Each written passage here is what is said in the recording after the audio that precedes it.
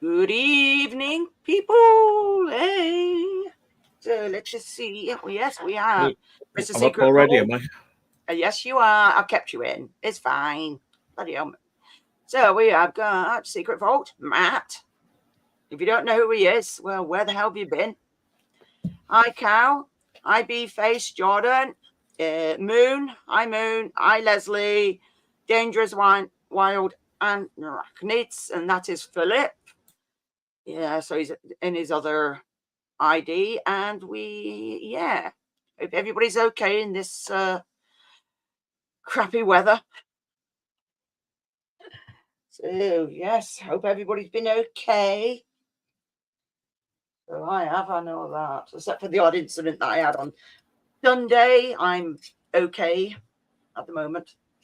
I've actually looked, I've only got a small bruise on my leg, and usually I'm like a flipping, what the hell, an apple bruise really easy. But this time I think it's because I was that well padded up, because I got that thick black coat. Just, yeah, cushioned me. That's my excuse, and I'm sticking to it. I thought I'd edited a load of videos, and it looks like I've only edited half of them. So, like, whoops. Seem to remember doing them, but maybe not.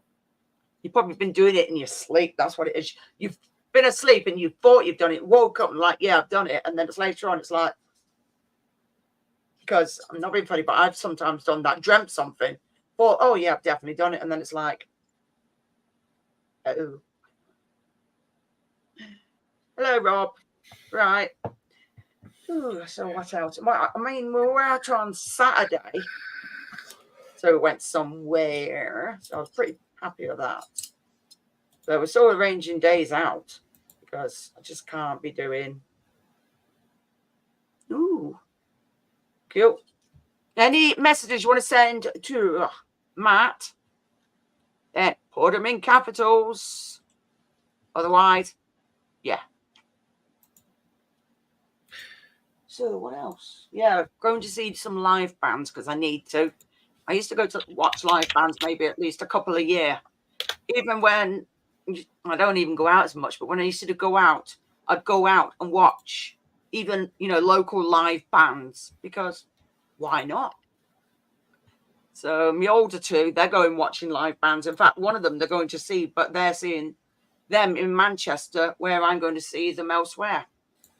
And then I've got one of my sons, he's going to his first festival, but I've been to a few big festivals before, but yeah. So I'll laugh if they get bloody it'd be a washout. That would be funny. I think my first, it was my second one. It was an absolute total washout. I was absolutely soaked.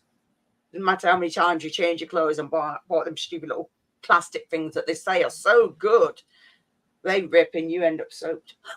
I suppose it's all fun of going to a festival, though, isn't it?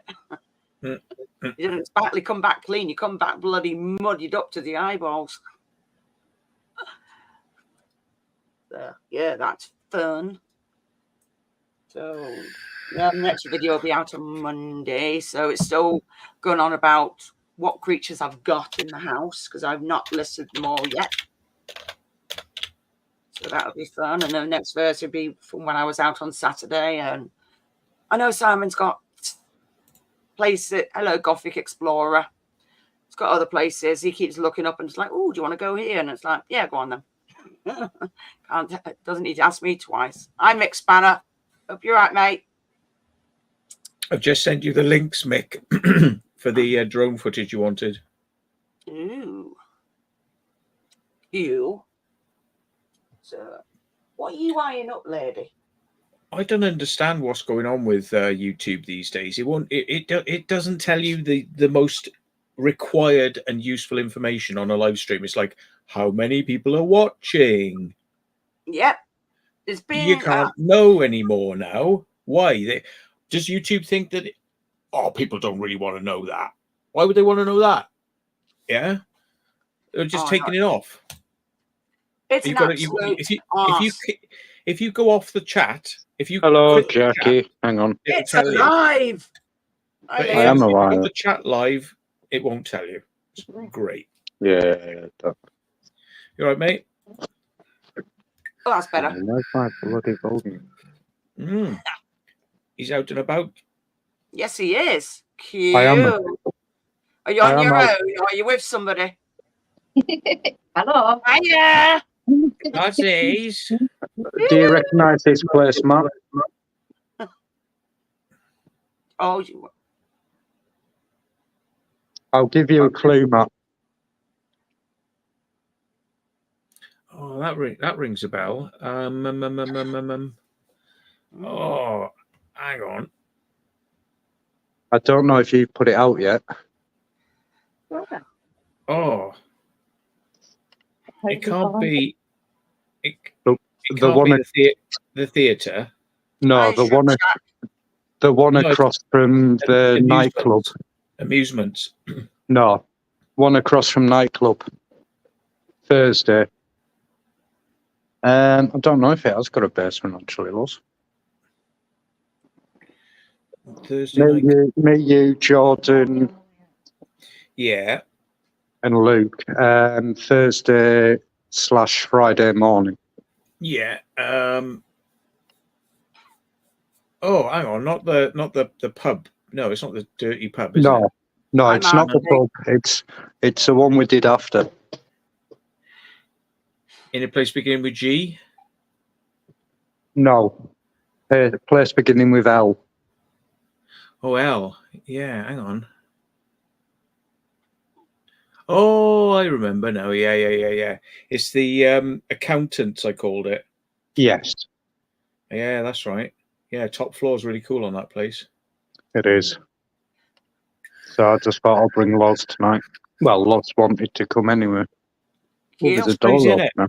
It's crazy, isn't it? Like, doors open. So, It's huge. Oh, them stairs are a bit spongy as well, a bit, Loz. Oh, God. That's no good. you'll have to hold your torch out in front because you've got a massive shadow of yourself going it all in front of where you're walking. Oh, that's Loz. No, but it's got a zip on it. Mm.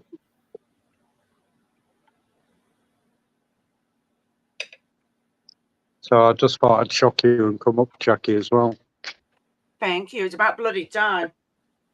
Well, I have to be in the right mood. Oh, is that Actually, what it is? that is another one I haven't edited. There's yeah. Good grief. What I are you haven't doing? edited that one either. Oh, that went down the wrong way, this monster. Whoops. Hi, Sam. And stop choking down your monster. You're meant to drink it, not gulp it like that. What's outside was the door's on the back. Round there.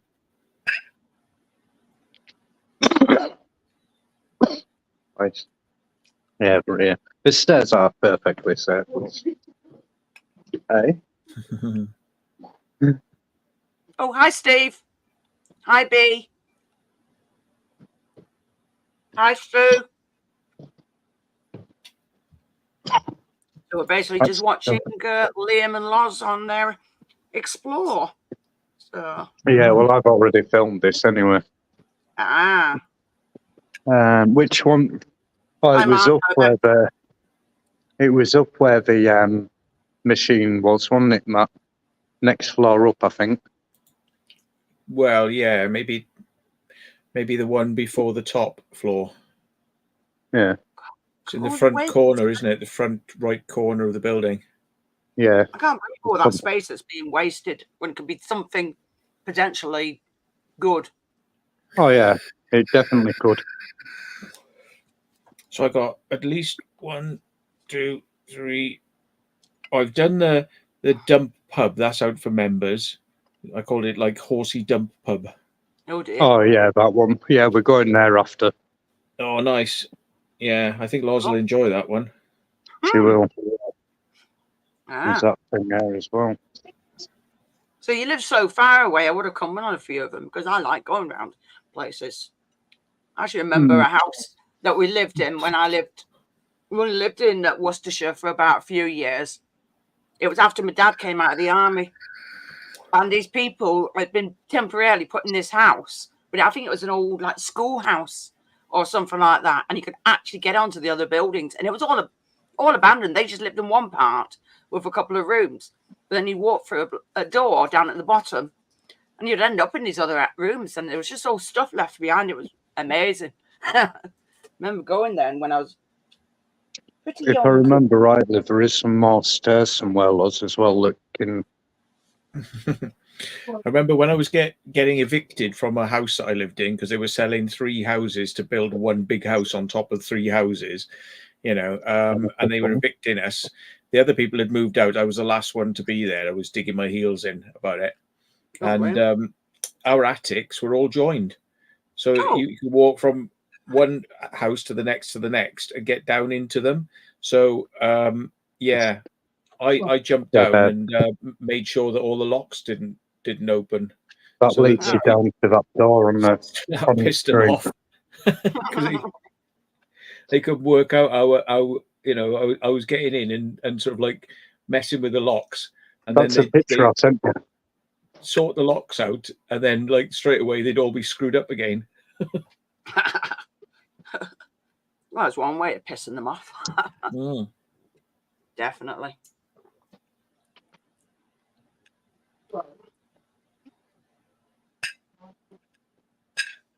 Loz has got the date on that newspaper and that down there, 1986.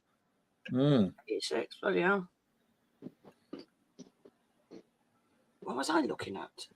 Some papers from the 1800s, I think. That was at the weekend. I was like, oh, cool. These stairs are all right, yeah. The other ones are as well. Hello, Nocturnal. Mark Hello, Steve.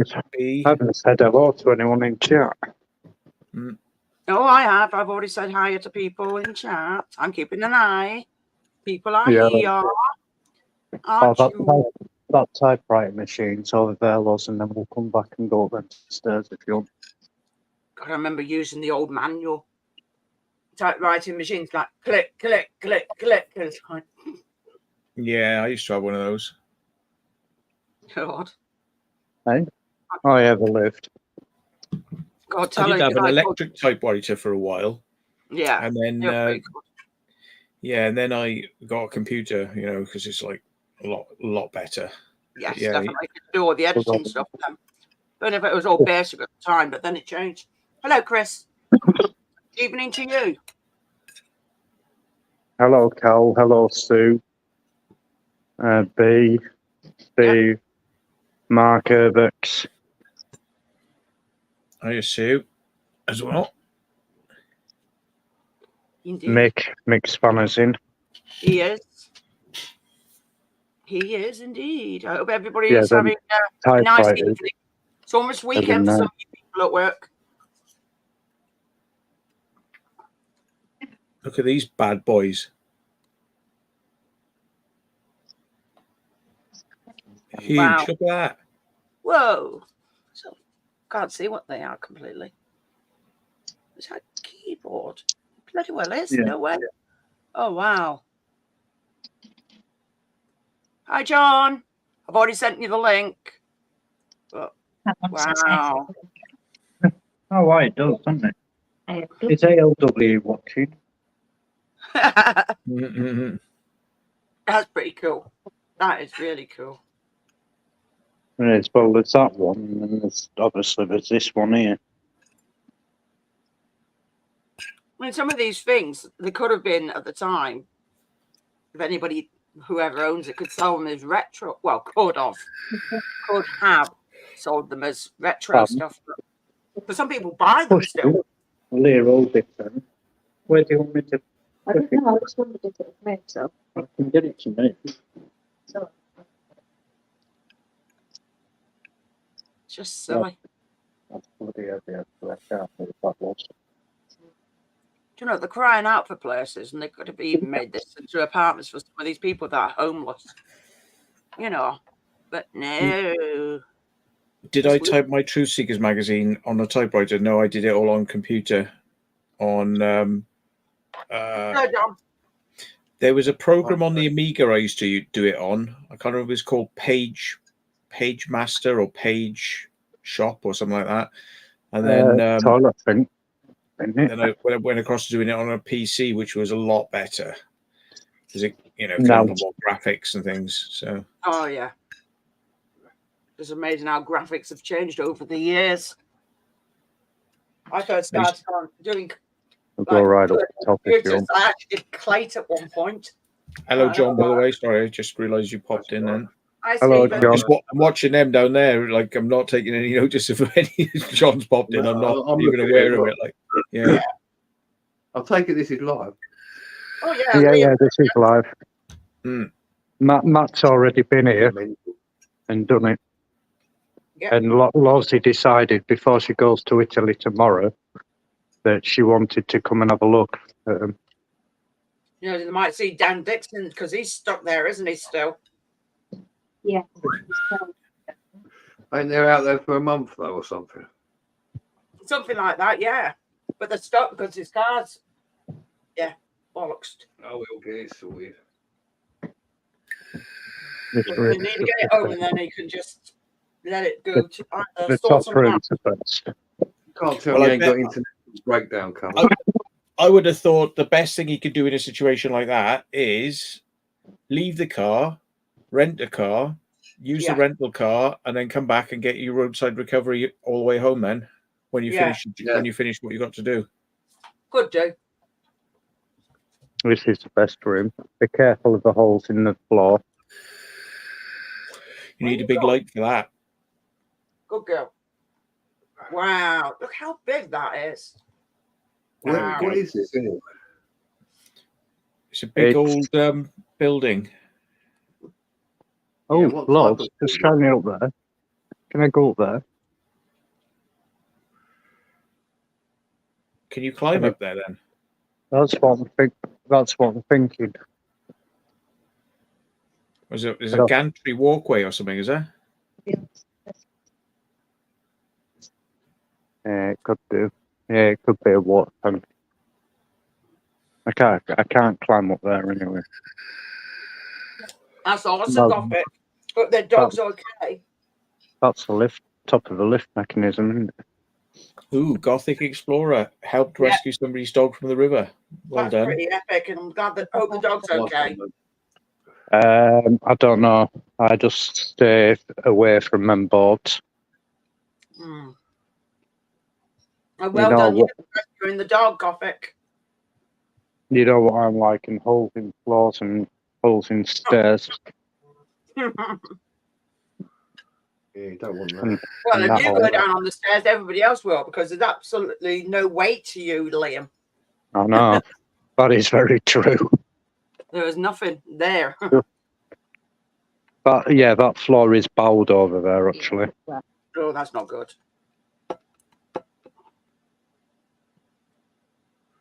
I don't think even Jordan dared walk on that bit. Yeah. No, not a good idea. Well, Jordan didn't walk on it. It's definitely unsafe. Oh, Never go down them, or there's some there. That's the ones who came. She's eating a meal while she's on a live stream. Nice one. I don't care. think we walked down those ones. Yeah, I'll eat my tea. I'm just glad the dog's fine. Yeah, these are safe anyway, lots. Solid. Yeah, solid. Ish. You don't remember when you said that to me in the food courthouse and then the whole staircase fell out? Yes. That was Nottingham, wasn't it? Considering it's not been vandalised as well. Yeah, it hasn't. It's in very good condition, is this one? It is. It really is. I'm quite amazed. Oh, shit. Oh, yeah, I did pick my keys up. I've not taken drone footage of that on purpose because then it won't reveal the location because, Yeah, you don't want to get ruined by I'm just going to do like, here we are going in the door. That's it. Mhm. Careful, well, love. Hi, Neil. There's some hole there. There's holes there, Loz. Holes everywhere. And I'm bloody walking towards it. Yeah, you're a numpty. Well, look, there is tape on this bit. How are you eating? What are you eating? Did you just find a bug or something that's escaped? Oh, found it. It's in her mouth now. She did. She's very good at clearing up after, After after you. me. To me, as I fall through. No. No, I don't blame you, because the dog could have, ended up with hypothermia and not good. I couldn't leave an animal in that. I can't swim though. I'd probably end up bloody sinking. Mm. It's all right. I'll just walk through the water. Put an outdoor motor on your wheelchair. Shut up, you. As Gothic Explorer, is this the Yeah, one a speedboat. he's come up once on a live stream, didn't he? I think they may have. I think he did. Yeah. It must have come up very soon. I think he's got a beard, doesn't he? Yeah, did. If I remember correctly. No, I think you're thinking of Bearded Explorer and not as No, in no. Dan. No, Gothic Explorer, not got a beard. I can't remember. Have you got a beard, Gothic Yeah. Explorer? Talk to us, please. I'm just trying to remember now. Faces. Sometimes it's not easy to talk. Hello, de-evolved. No, I'm a lady. There you go. So either she's a bearded lady or Oh, definitely clean shaven. It's a lady. Oh, No, that's no, a safe call as well. That's a what? I Safe. remember who it was then who came up. Yeah, that's a safe. No, it won't open, I don't think. Go through the blue door. Nice behind. I don't know.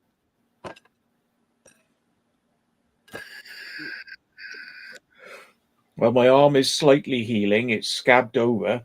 Oh, yeah, Well, from the dog. Yeah. Hey? Yeah. Yeah, But Will's dog attacked him. Smells bad. And Yeah. it's, if I've been gently squeezing it, pus is coming out of it. So it's like, yeah. You did not get jabbed in. It's I not don't got infected. Because you may end up having to have some bloody antibiotics.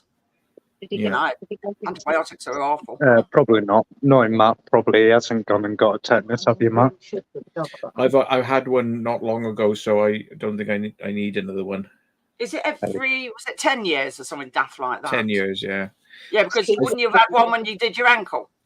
I think when you've had 2 or 3, which I have over the years, I think you're then covered for life anyway. I could be wrong, Yeah. but I No, don't you're Yeah. right. Apparently, if you have, was it two? I think it's two. Yeah, you need to get a drink. I hope the beer's frozen. Sometimes Gothic Explorer. that's stuff that's like silver, the antibiotic. That's usually. I had that on there. Have you?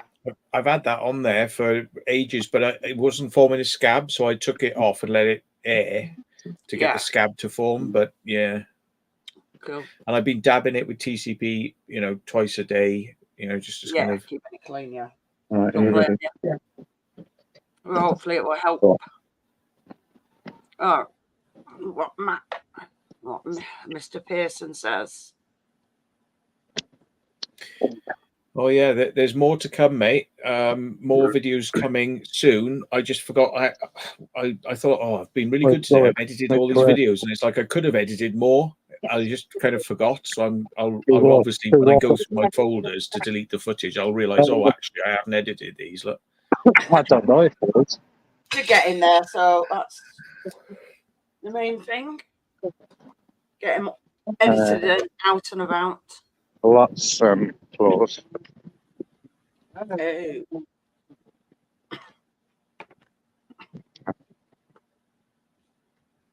Did so many explores, I ran out of space on my bloody hard drive. So many we did. Bleeding heck. Bloody hell. Oh, PC Plug's just gone past as well. Mhm. We're checking to see if our building's open or closed. I'm sure that's abandoned as well. Yeah. That big one. Yeah, well, Beaton Interpreting Exchange. yeah, no. Half of it's unused. Oh, that's what it is. Half of it's unused. Open them on the big screen. Yeah. Well, you're not in anywhere interesting, so I will do after. I'll be going somewhere Right, pretty yeah, epic. Oh, Oh, anyway, do you want a challenge? a challenge Yeah. like. Hang on. Let me put the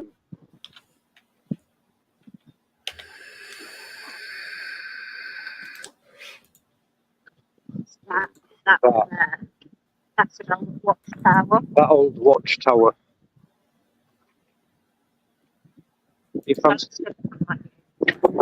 Well, Jackie, put it on Yeah. full screen a minute.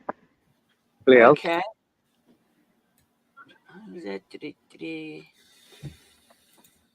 Okay. Not that one, but that one there in the distance. That's a watchtower. All right. You'll have to get up there one night, Matt. To get in it. That looks pretty cool. Mm. The only problem is it's attached to a bank. Yeah, oh yeah. Oh yes. Yeah, it is attached to a bank as well, Matt. Mm. Be sectioned off, unless it's not going to be used by the bank as well. I don't know. The bank has got boarding round it.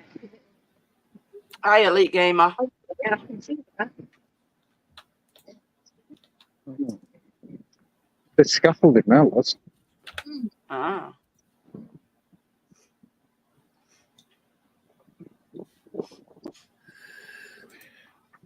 Anyway, I just cleaned up a bit. I got 137 gigs back now. Just cleaned up a few bits and bobs. Bloody hell. Jeez. Few. Yeah, but yeah, he probably put an awful lot into his videos, editing and everything. It takes up an awful lot of memory, doesn't it? I'd got one on Saturday. Obviously, it was a paid for one, but yeah, I did do something.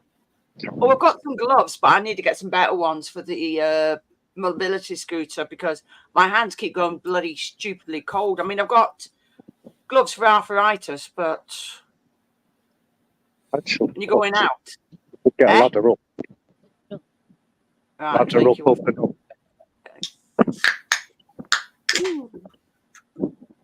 Same. So we have got some places we want to go to, so it's fun. All right. Let's have lots of Lewis's- ball ring. What are you watching? Neil Pearson is asking you, Jackie, if you've got any Yeah. more explores planned. Well, I did that. I already answered, but I did say that we went somewhere on Saturday, and we've got other places, so we're not stopping in. Look at that. If it's It going to used rain, to be a it's going to rain. part of Lewis's shopping centre, his Elite Gamers said. Yeah, because Elite Gamers from Leicester. Is it? Yeah. Ah, fair enough. There you are. Sorted. I will look into looking for some sort of driving gloves because, yeah. Elite Gamer will know the building we've just been in. Then. Possibly, yeah. Yeah, I know, I can't.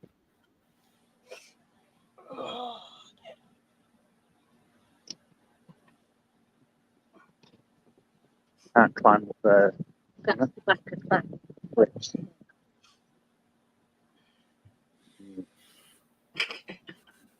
This is the only downside now. We're staying light later. Like, Yeah, nearly 9 and it's still bright as.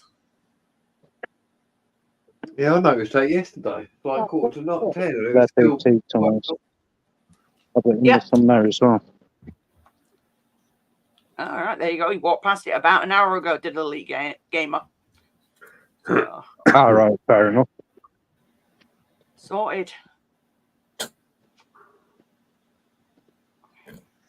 Get in there whilst they're still open. Don't blame you. That's Before they start Check like, it. doing the bloody shitty stuff. Lock it all down. I still can't think who that was.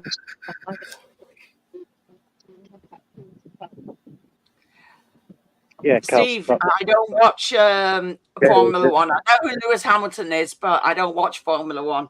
The biggest fan that I've got that likes all that is me 30-year-old son. Ever since he was young, he loved cars and he would sit and watch Formula One and all the rest of it. And I'm like, nah, I can't sit and watch this. This is shit. But I don't know who that is. I think we've done worse on that bit down here as well. I think. Or there were the other day. Yeah. The other week. Say that again. Oh no, I was just talking to Loz, Jackie. There's a You're not allowed. place down here. There's a place down here that's an old nightclub, and I was just saying, Oh, oh yeah, there's a tunnel under that clock tower as well. Ooh. Yeah, look, Bombay House. That's where it's going to be. So yeah, the bloody started. Oh no. I've not got the heating on, but I'm in this room. But when Hang in this on, room, I at need certain to, time, when I'm directly over, because my room's directly over, and obviously heat rises. So sometimes I'm really warm in that room, in my bedroom. So I'm like, no, I don't need it on. them old records up there. This was an old nightclub, Oh, and now they're making into what's it called? biryani, Bombay biryani. Yeah, that. takeaway. Yeah, In other words, we need more takeaways. Not. yeah. Well, yeah. That's all that's to see. So compromises of his takeaways and tax shops. But you can't get over it. Oh. Oh yeah, you can. Around the back. That's a question for you, John.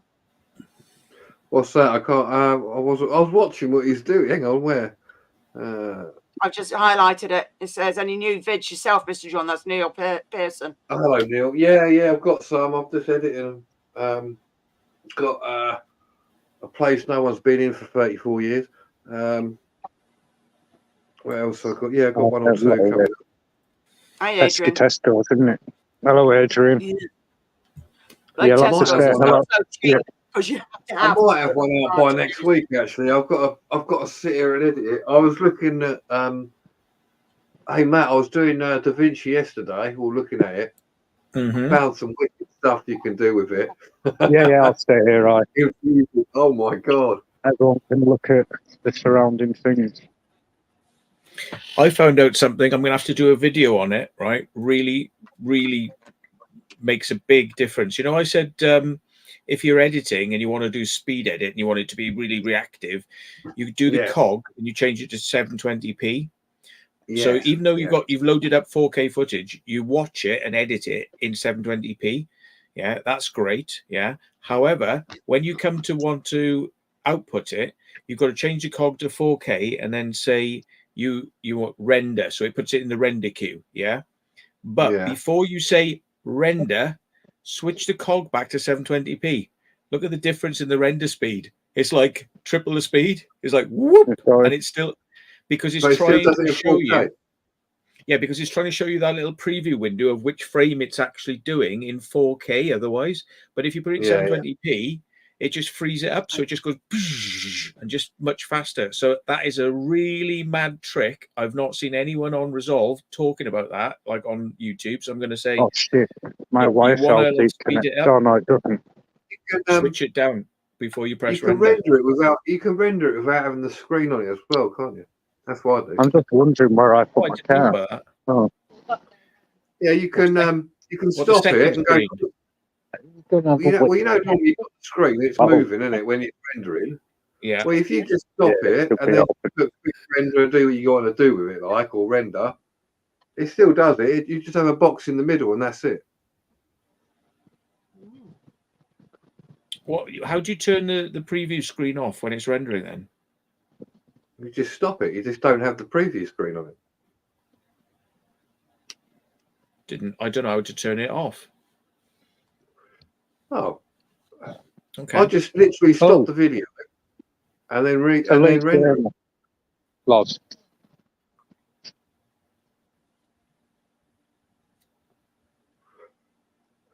interesting. When I do it next, Matt, I'll find out for you.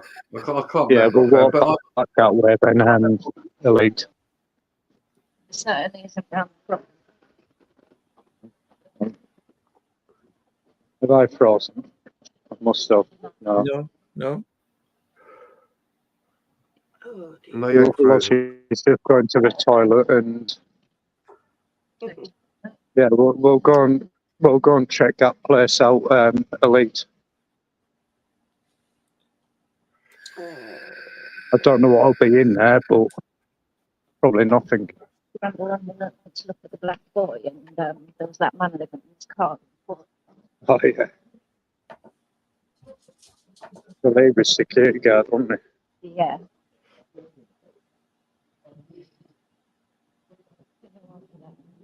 Aye. What the fuck she got on? Phew. I'll sit on here. Yeah. Fuck's sake.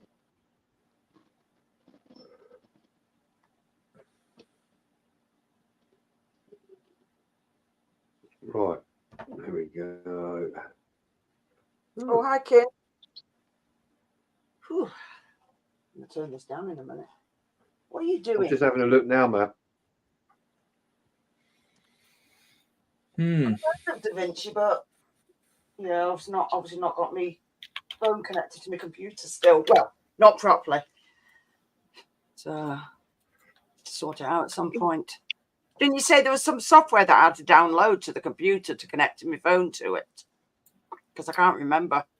Yeah, if you need to download the drivers for your phone, so that when you connect your phone, it will see it as a drive, and then you can go into it and look through its folders of the phone. Then, Yeah, I'm gonna have to remember to do that. I don't want to do it. It's just I don't know. My memory's been a bit pants recently, which is denying, but it happens. At least the weather there doesn't look as shit as it is here. Oh, it has been raining now, Jackie. I don't think we call it raining. I'll call it bloody absolutely throwing it down. Like with the buggering out. This is some summer. Oh, yeah, mention that. Ross that's said what I it's meant. bloody cold. Ross did say it was cold when she got in the car before. Jeez, yeah, it proves that how bad it is. It's stupid. Call it bleeding summer. Let's have a look. No, I can't find it, Matt. I don't know what setting I've got. Ouch. I'll probably do one tomorrow anyway, so I'll have a look when I do it. yeah. I'll just check. Hold on. Yeah, because when I first used it, it goes across the screen and it does it, frame by frame, doesn't it? But for some reason, when I now make sure it's stopped or not on the screen, and it just does it. But it might just be in quick edit. So Yeah. it's the same as when you render it through the other way. It's still the same, isn't it? So. Do you know what? That accountant's place. Yeah. I've got going in, and then second floor, and then I'm just looking now, and then I don't honestly think. I can't don't remember. know whether I can't remember. actually, Sent me. No. Maybe I have got enough, but it's only about like an 8-minute video. It's not that long. We're in there longer than 8 minutes. Well, I don't know. Yeah, Oh dear. So you've lost footage, have you? maybe a bit of a gap in my footage, and then we go to the top floor at 8 minutes, and then I come down the stairs after 8 minutes, and Well, I just sat down and looked like I fucking shite myself.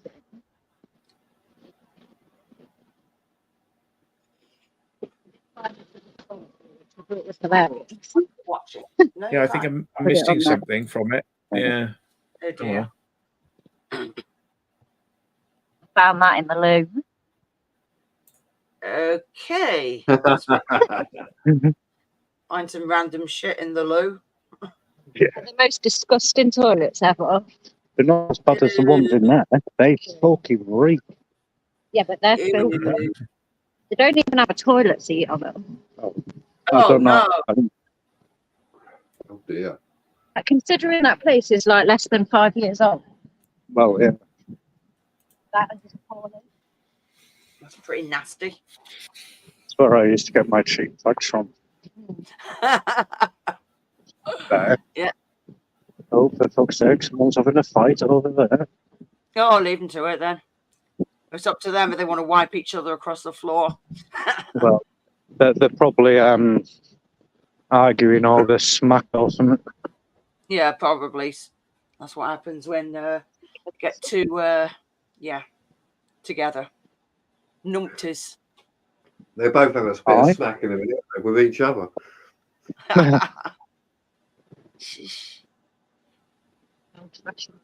See, these late evenings Oh, or we were live looking on, about bring all the Sainsbury's. idiots out. It's definitely happening.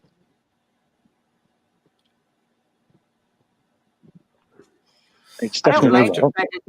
I don't like the heating on because it just makes the air dead dry. But we've got one of them dehumidifiers. I can't bloody say it. Yeah, that's the one. You know, Just some I need a bit.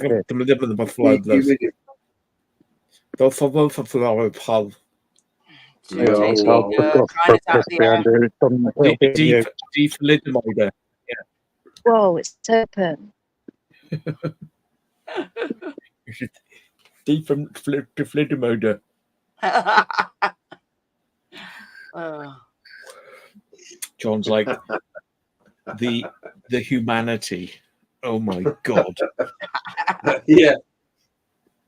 By day horror. I've got no humanity. In the evening I have to. Horror. The horror. Moisture. Well, That's hi, amazing. Tracy. Hello, Tracy.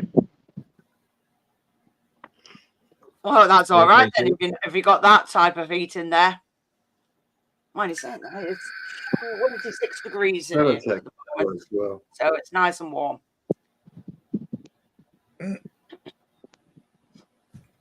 Because all the gaps I've got them covered up anyway, so keeps the heat in. That's the back of it. I mean, there's lights on it.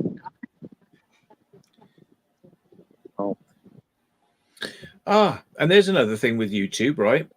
Yeah. I kept watching it, and it was 25 watching, and I'm like, okay, and then I refreshed it, and it's 90 watching. Yep. So it How's doesn't it doing it that? doesn't even give you a live view of how many people are on there unless you refresh it. I mean, come Yeah. on, YouTube, what are you doing? Yeah, you have to do that because sometimes people will say, "Oh, there's only so many watching," and it's like, no, refresh the page, and then you'll see the actual amount. It used to be live. It used to show it to you live. I mean, like, They're are YouTube electronic, actually trying to go backwards in what they had and go, we're going to make it shitter because it'll be better for you? Yep. you can't get in that way. Definitely not. Mhm. Possible. I find can't see YouTube that. sometimes change the layout and the font, and then they put it No, back that's, again. Have you ever- that's a car park, isn't it, Loz? No. Yeah, it's like Yeah, they yeah, realise, it's another like, oops, we fucked up. Right, let's put it back again. Yeah, they. Right. I've seen it. They put it up like different font, like a different font and stuff. Like it's like small or whatever. And then Yeah, like the screen where you watch is rounded, and then it's come back to normal. I'm like, what the fuck? The only Mine's other bit is if it, rounded at the moment. Yeah. It's so weird. Yes. They're meant to improve it, not bloody make it worse. Yeah, Mitch Seymour, keep hitting the big explores. Mitch Seymour says, Mick Spanner, keep hitting the big explores. Yeah, that's right. You keep hitting those big explores. You can send me the pins then. Yeah. No, Mick's pretty good actually. I met him the other day, and we wanted to get him into a really good explore, and he was like the best of the best, and he couldn't get in there. Oh shit. Oh, That's no that good. is that gentleman's club. Yeah. Hi, Steve Wills. Yeah. So he was gutted. He was really gutted. And I said, well, you can climb over the gate. And he was like, oh, I'm not good at climbing. And I'm like, oh, okay. I was trying the key code thing then. Hi, Mikey boy.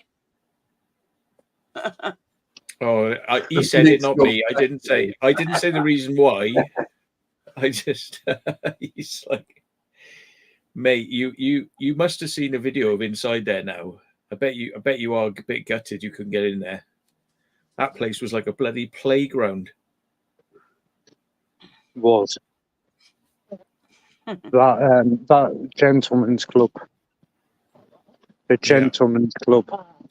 Yeah, you want to get Lozzie down there because, I mean, to be honest, you got so many places. You got the bingo place.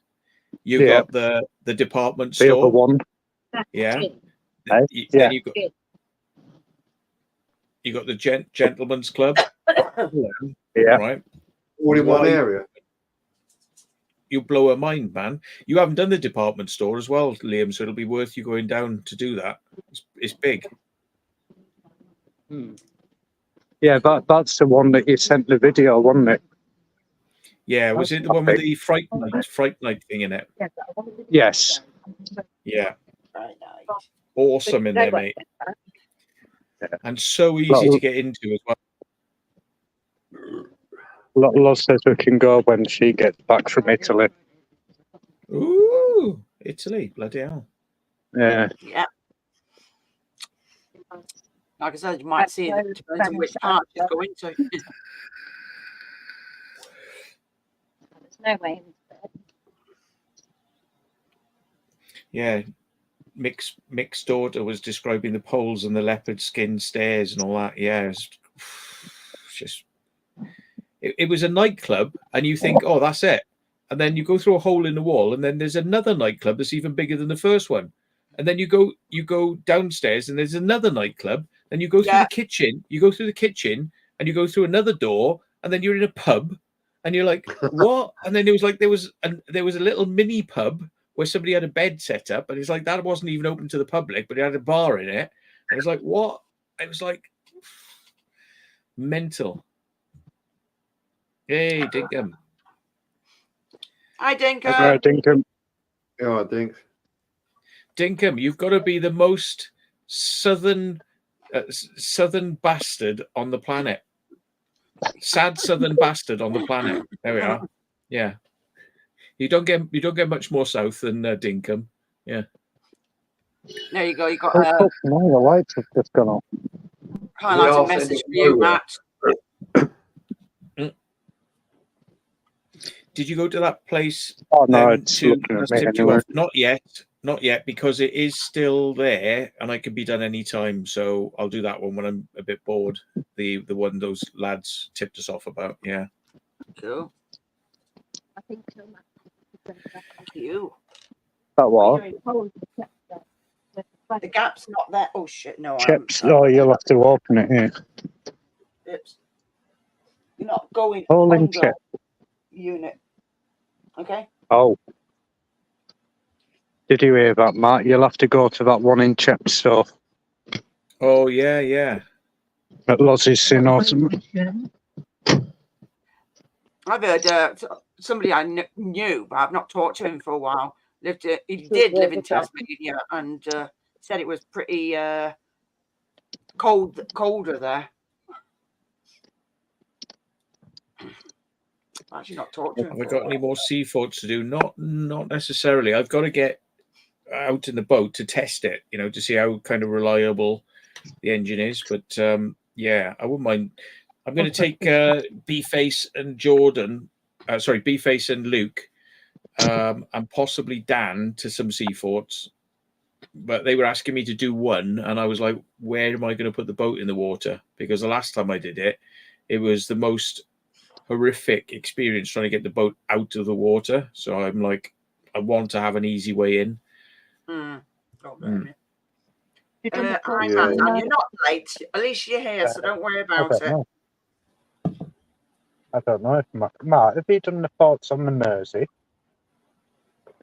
No. There you go. I'll send you a Thoughts on pin. the murder. I'll Mm. send you a pin. I had a look at it the other day.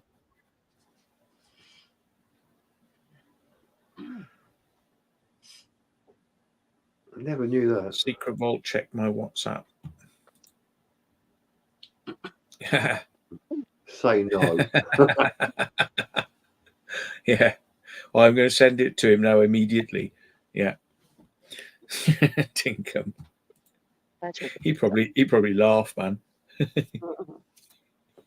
Yeah.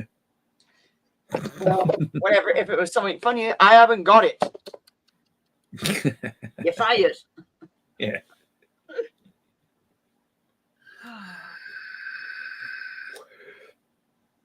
Yes, master.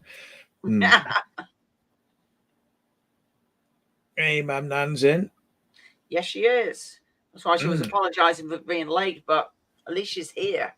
So Disgraceful. no apology needed. So yeah, everybody's here to. Oh, hi, Susan.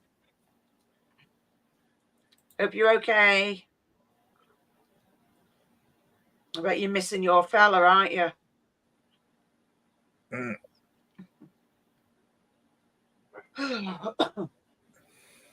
You reckon the joint lady? She's knocked a couple of things down. Little sod. Bloody hell, bearded dragon's wrecking the joint. No. I thought it was your cat playing you up then. I took some friends of mine who came down to visit us. They come down to sort of see Wiltshire and whatnot, and they're in their 70s. And I said, "Oh, I'll take you down to Swan Mine if you want, because it's quite easy." Anyway, just literally getting in the door of Swan Mine, just getting in, and one of them, the lady, she fell over. Literally fell boosh down onto a load of rocks, smacked her arm, like pulled a load of skin off her arm, like all right, smacked her head, big like lump on her head.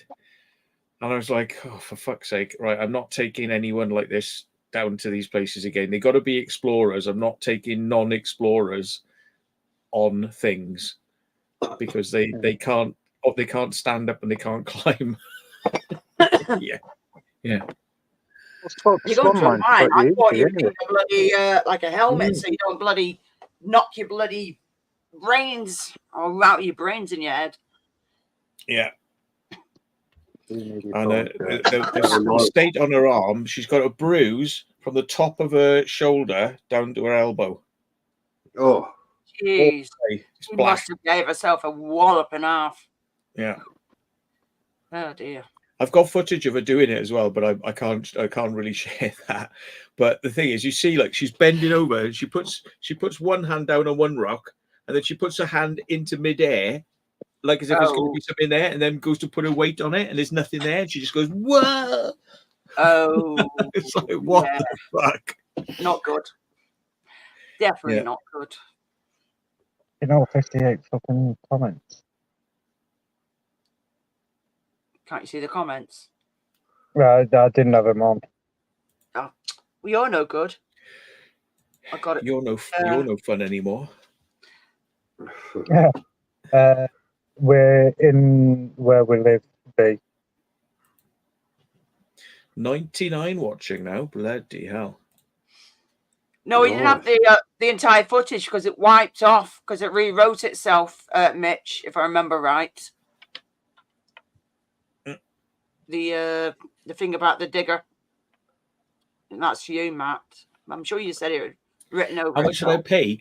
I paid about $2.5 grand for it. And I'm still paying it off my credit card. Oh, that's the one. Yeah. Well, I got PayPal credit and I got a credit card. And yeah. So it would be nice one day to get rid of the credit, but yeah, well, whatever. You gotta splash out sometimes, and you to kind of have fun. Yeah. Yeah, you do.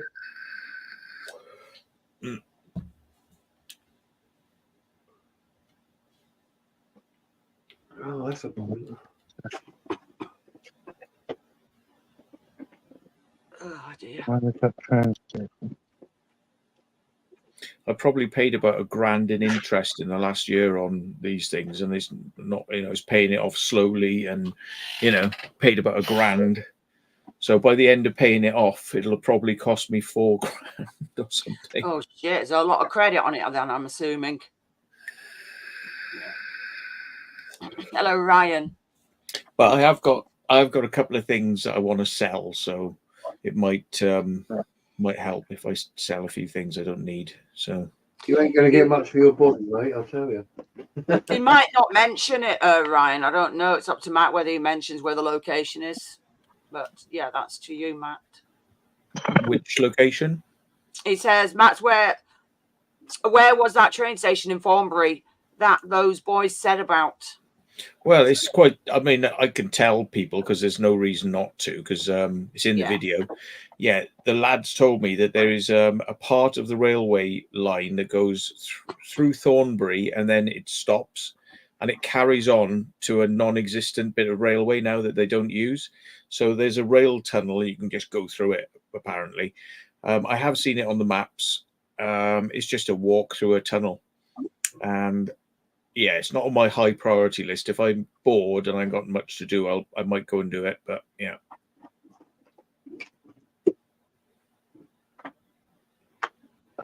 Yeah.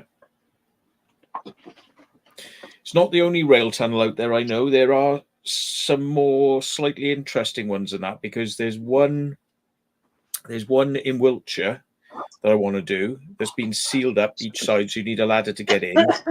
And there's also one in Wales that I want to do that's also probably sealed up, so it might need a bit of ladder work or something to get in there. But then we're not sure if the other end is sealed. So what we're going to do is we're going to send somebody, and it's a long one. It's like 1.5 miles, 2 miles long or something like that. It's quite long. So we're going to send somebody to the other end, and if we can get out, then what we're going to do is we're going to have 2 cars. That's right. We're going to have 2 cars.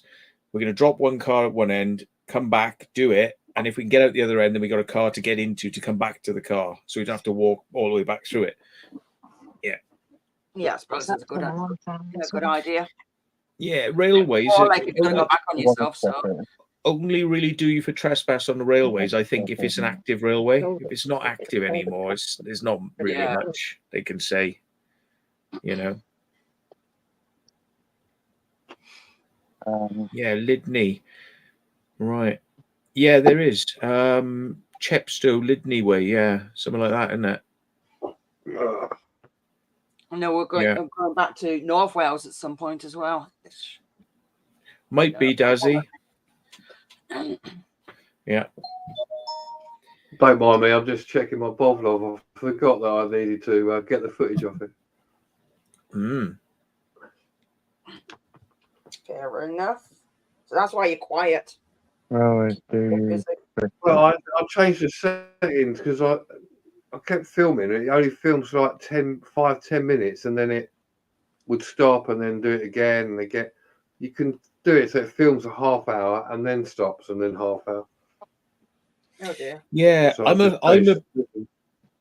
I'm a fan of doing it in 5-minute chunks, because the way I figure is if it fucks up one of those chunks, you're not going to lose too much, because I don't know quite how reliable it is. Like I've always done it in 5-minute chunks and stuck them all together. That's just me though, because that's why when I'm filming with my Mavic, not my Mavic, the Pocket 3, if I'm getting about half an hour's worth of footage, I'll just stop it and restart it, because I wanted to create a new file, because I want that file baked. I don't want anything to happen to it, So, yeah.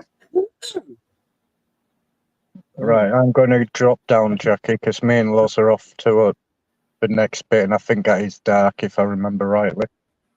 Okay. Well, thanks for popping in anyway. So at least we know you're alive.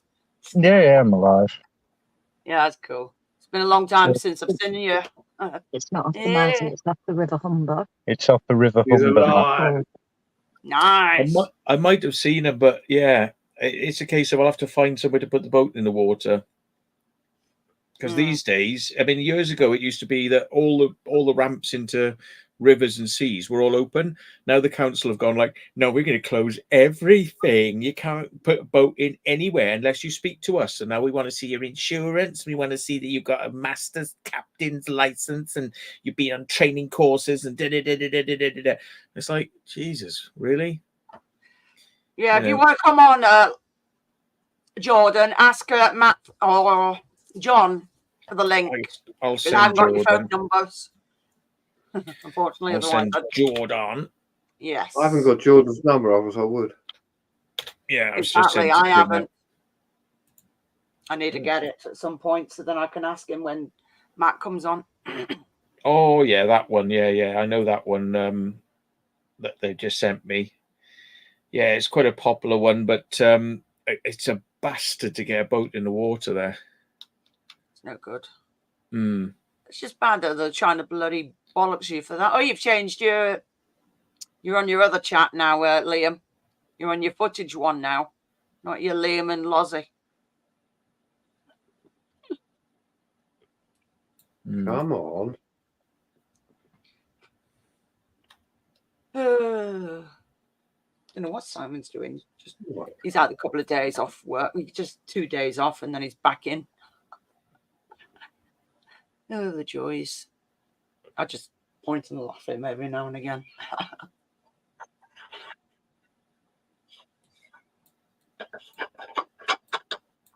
Oh, hang on. Right. Shut that up. It's Oh. Yemen in passports in Glasgow. Is it Yemen in Germany or something? No, Yemen is Lebanon and down Oh, that way. Oh, Isn't it? Yeah. there you go. See, completely well off. Matt was khaki greens. I'm a khaki. Thanks. Hi, Gaza. Stop calling me khaki. Somebody called me jacket earlier. It's like, what the fudge? Yeah. Yemen is south of Saudi Jacket. Arabia.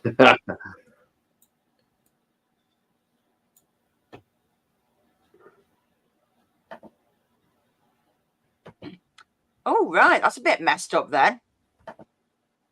If they just arrived and you didn't even order them, that is really messed up. Yeah.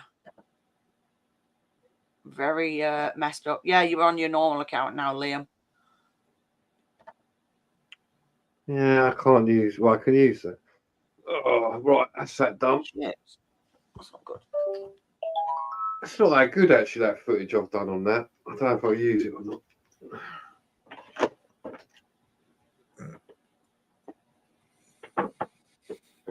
It's handy to use, but I don't always find that I get decent. For some reason, I just don't get decent footage all the time. Not as in quality, but just when I want to edit or put it into something. Oh well, it'll be all right.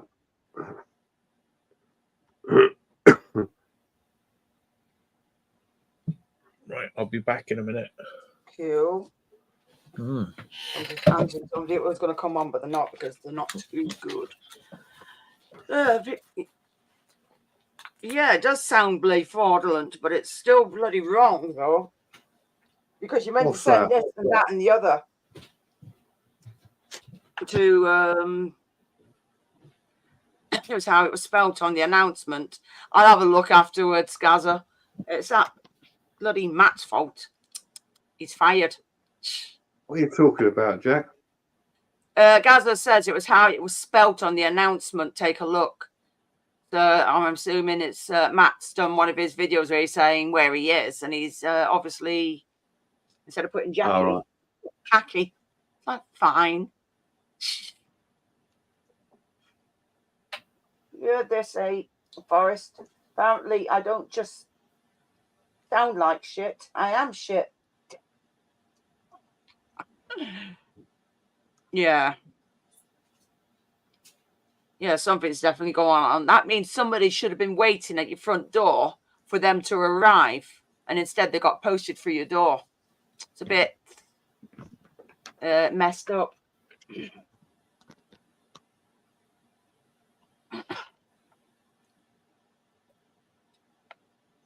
Hello. Hi. Hello. Hello. Hello. Right. Oh. Who have you got with you, Jordan? Who are you? Who am I? It's Milo. Samantha. Milo. Right. Hello. Well, it's no good. Yeah. God, bloody hell. Have I got plans? Oh shit! I had YouTube playing, so I heard you ask me the question, and then I heard it asked again in a delay. So I'm like, oh, YouTube's still playing in the background. You numpty. Yeah, I think How's he's gone. everyone doing? Yeah, All right, doing you? okay. Been up to much? Not particularly. No, it's working, mate. Where's the sheep shagger? Jack, can I send a link to Sue? Who's that? No, because it means I've got to. Who's that? Who's the sheep shagger? I'll try and do it myself because I'm not adding more mods at the moment. Who is there? Who is it? I don't fucking know. I don't been I've dragged just in. got one video. Is it the there. Milo? Uh-huh. I don't know. Probably. I think Is it's it the Venus? Milo. Venus de Milo? Maybe. Yeah. You look bigger than him. He does, doesn't he? Yeah. Yeah, he's got a bubby belly. And show me bubby belly. He's not open to showing his bubby belly. He can really go. I think you are bigger than me, Matt, though. You are definitely bigger than me, Matt. Yes, I've noticed. bigger than got you. one video, Dave. What the hell are you doing, woman? Oh, right. Okay. No, it looks substantially bigger than you, Jordan. He does. Yeah, he is. Look at the size of his hand. Fucking I hell. keep telling him to lose some Fucking kilograms. Incredible Hulk. Has he had some gamma irradiation or something recently? Fucking Yeah, probably listen to you. gamma irradiated Incredible Hulk. Mm. Where is my vape? Let's have a there. Tell you what, if you stop your vaping, then I'll probably lose my weight. Lose some kilograms. I bet Luke will be Why watching. is your vaping? Luke will be watching. He'll be going, "Why is Jordan with Milo and not with me?" Oh no! No, he knows that. We knows that we when I left, I went up to go see Milo. Not yet, Dave. I'm not exactly going to sit and watch the You'd be video sitting while at I'm home now, doing the like live stream, mate. It's a bit rude. So it's something I can come back to later. He what one who received my car. Do you know what they've said? They've said, thank you very much for your complaint. It'll take us 8 weeks to come to a conclusion. 8 weeks. While you still want to use that electric thing that you call a car, the other one, the courtesy shit. Yeah. Are they Well, I giving got it it to you for towed. longer? You what? Are they giving it to you for longer because they've screwed your tire up and you've got to get that sorted now? No, I've got to give it back tomorrow. What do they do to your tyre? I didn't know that. The basically I had a problem with my car, so I had to get it towed from Voltzers. Yeah, I know because that one of bit. the drive shafts had gone, and during the towing process, I had a brand new tire on. I had a Pirelli, what were £143 tire, and it was a brand new tire. It literally been put on like a few days prior. When it got delivered to Luke's house, because I told it the RAC to deliver the car to Luke's house because we're going to Amsterdam. The tire, the sidewall of the tire was torn of the brand new tire. So obviously that's happened while the RAC's had it or whatever contractors have been, towing it from. So I wrote a complaint basically saying that I've received my car and unfortunately there's more damage to my car. took some pictures of the car, and then when I sent it to them, they went, "Oh, thank you very much. Could you please tell us why you think this is our fault and explain to us why this is how this has happened and what damages?" So basically, everything that I you know what included in my happened? initial email. It's happening in their care, bloody idiots. Yeah. So basically, everything that I said in my initial complaint email, they've made me re-say it. And I showed you the email, didn't I?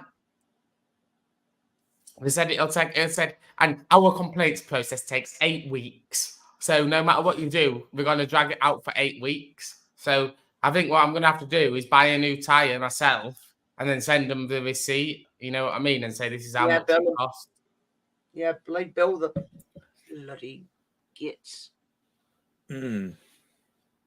Well, hopefully they'll get back to you sooner than that. But yeah. Mitch is asking, what am I going to use for a camera whilst my mine is with the police after being arrested the other day? I'll probably use my mobile phone on a camera stabilizer. Oh yeah, on a gimbal or something. Mm. It's shit, really, but there's nothing much you can do until they get off the butt.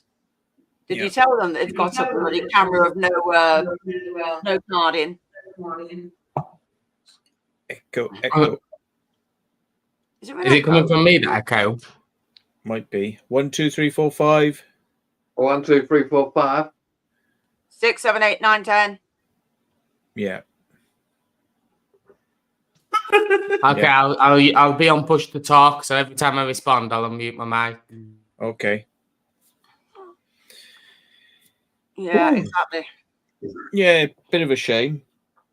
Good videos that's going to be, though. It will be. Yeah.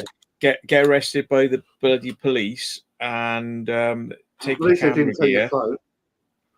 Yeah, they did take my phone. And it was an Epic Explorer. I'm not going to say what it was, but it was an absolute Epic Explorer. It'll be a one-of-a-kind Explorer when it gets released. Yeah. Yeah. There will be some jealous urbexers out there. We weren't the first in, apparently, to this place, but yeah. There will be some jealous urbexers out there, and I'm sure it's going to get done a lot. But God knows, you know, what the situation was there. I'm not going to comment about it because, yeah, there's going to be a bit of a thing with that one. So, yeah. Dave, Simon had the fun of doing that thumbnail because he's like, "Can I do the thumbnail for you?" I'm like, "Yeah, go on then, have fun."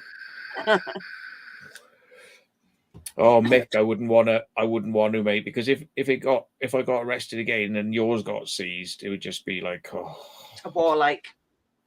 You know what I mean? And I wouldn't want to damage it and stuff, mate. No, I'll survive with a mobile, mate. The big thing is about using mobiles. I mean, it's bigger than the Pocket 3, but it's great, you know. As long as you got a big torch, which I have, the footage should be just as good, really. It's just it won't go super low light like the Pocket 3 will. But I'll get by.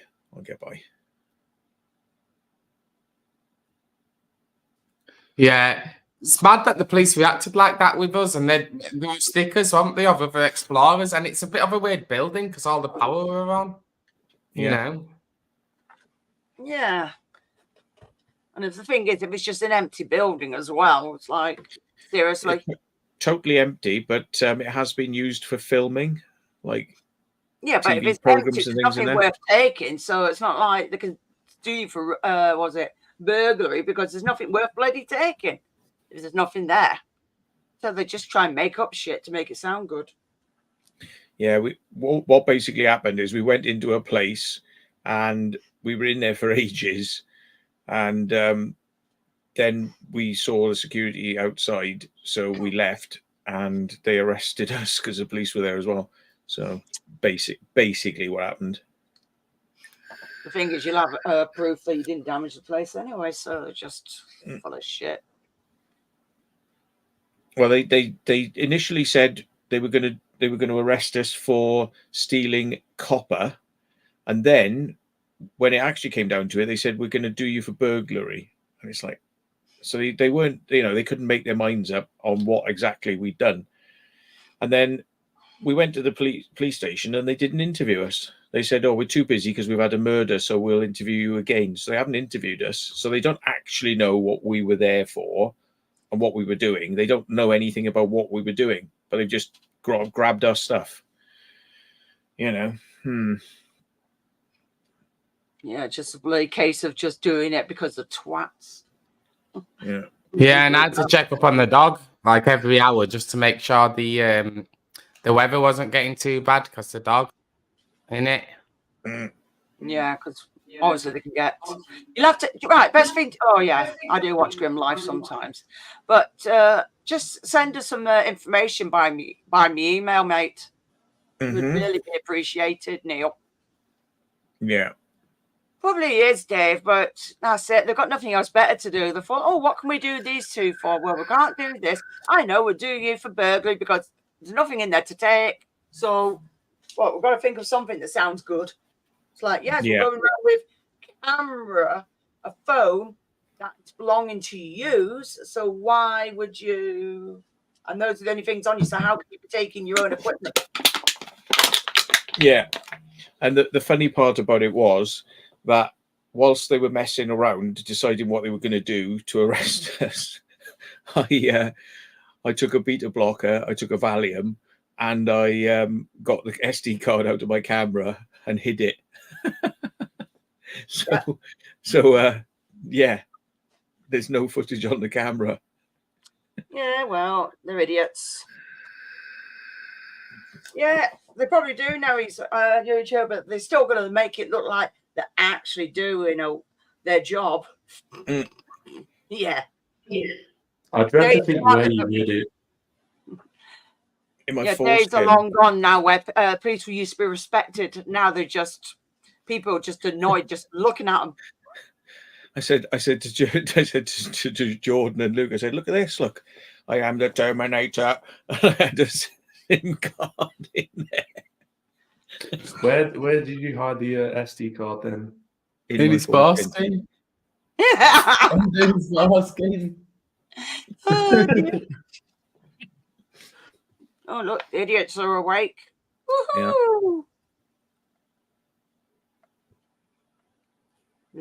Oh, look, go on, wanker, you're awake. Wow.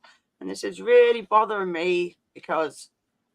Yeah, there is a bit more to that story, but I'll tell you all later on because when you're ready, they've not got any statement from us or anything from us. So it's like, yeah, you know, wait until you've said something first before. Yeah. Don't blame you. Yeah, because they might start taking shit out of context, and it's like, fuck off. Seriously, no, I don't want to.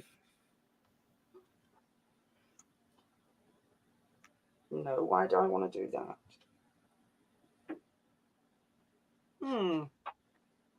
Never seen that before come up.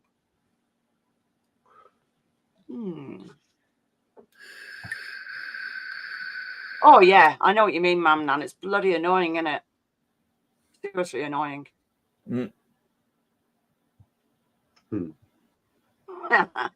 well, it's lucky Matt's not been circumcised then, isn't it? I hid it in my mouth initially, and then when I got back to the station and they put us in the cells, I put it in there then instead. You shouldn't really say that because chances are they'll ask you to do shit like that, and you're like, Why can't see where you hid it? Did it hurt? Nah, not at all. But I could pay for things then. It's like if you hide a card off of your credit card, you could pay for things by slapping your dick on the card reader. Can you imagine it? Well, if he's hid it there, man, now obviously he's not been circumcised because they end up cutting some of that off. Yeah. Yeah. That's how I know. I got a new phone the next day, second-hand one, and just stuck a new SIM in it, so that deactivates the old phone, and they ain't going to be getting anything off that. So good luck. Oh, well. And there's nothing on it anyway, you know. It's just photos and silly. But what photos. though, the next day trying to password reset his Google account, though. Weren't they? Or like password reset. Yeah. So I had to deactivate the phone and tell it no longer had access. Oh dear.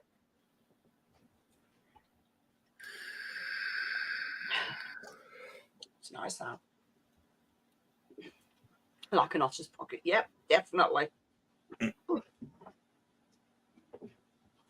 Yeah, I don't want to know about how much room there is. It's got nothing to do with me.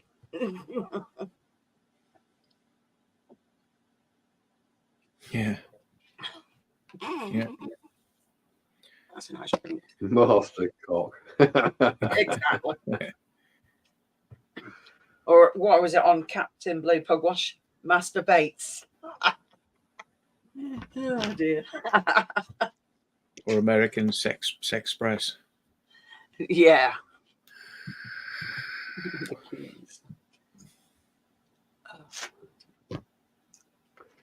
I don't know. Trying to think of All any these films innuendos, you're interrupting me. Yeah, or Halifax. Holy fucks. We got any Barclays films? Wank. Twat West. No, it's no vodka. This is fruit tea. Barclays Wank. I think I've said Having before, a Dave, that I'm mostly drinking, I've cut back on coffee. I'm drinking these fruit teas. This one's like, I think it's raspberry or blackberry and something. So it's nice. Why have you cut back on coffee? Just we're drinking far too much of it. A lot of Fair it. enough. Just We cut on back. Vocation at the minute. Vocation IPA. Let me have a No, look. I'm in Captain Pugwash with Master. It's Vocation Life and Death IPA. 6.5%. Oh. Nice. I don't want to know about your backside, Dave. That's far too much information, dude. You have an arse like a what? It's got a pocket in it. He doesn't have an alcohol tolerance. You give him one and he's like fucking. Oh. He's got a face like a wizard's cleave. Enough said. Was one that Simon's used, the bloody one like a Got a mouth like a hippo's yaw. squashed orange. It must do, Dazzy. I can have that whistled in ages. I'll fill your beers up for you. And just don't smash the kitchen up. Oh my god! You want to know what Luke did the other day? We were at Matt's house and we were trying to watch a film, and they were going blah, blah, blah, blah, blah, blah, blah, blah, blah. And it's like one of these films where you've got to watch because they've got little subliminal messages and shit in it. So you're watching, and he's like, right, I'm really sorry, guys. I'm going to try my best now to be quiet.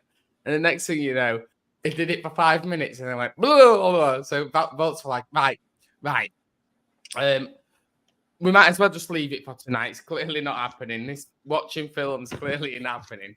So we go downstairs, and I lay down. Are you sure it was a film, not an orgy? It were a film. Anyway, we go downstairs, and I'm laid in the bed on the sofa bed, and all of a sudden he's got like do you know a bit like those racks you get, but they're not like shelves, they're like racks what you get like in like warehouses. He's got like a miniature version of that with all various bits and bats on it. He's that pissed he grabs hold of the rack to support himself and falls over and pulls the rack down with him. So I'm stood there, I'm laid there, and he's stood there with all of the fucking shit off the rack falling on my head, going dish, dish, dish, dish. I'm like, fucking hell, look, you fucking asshole.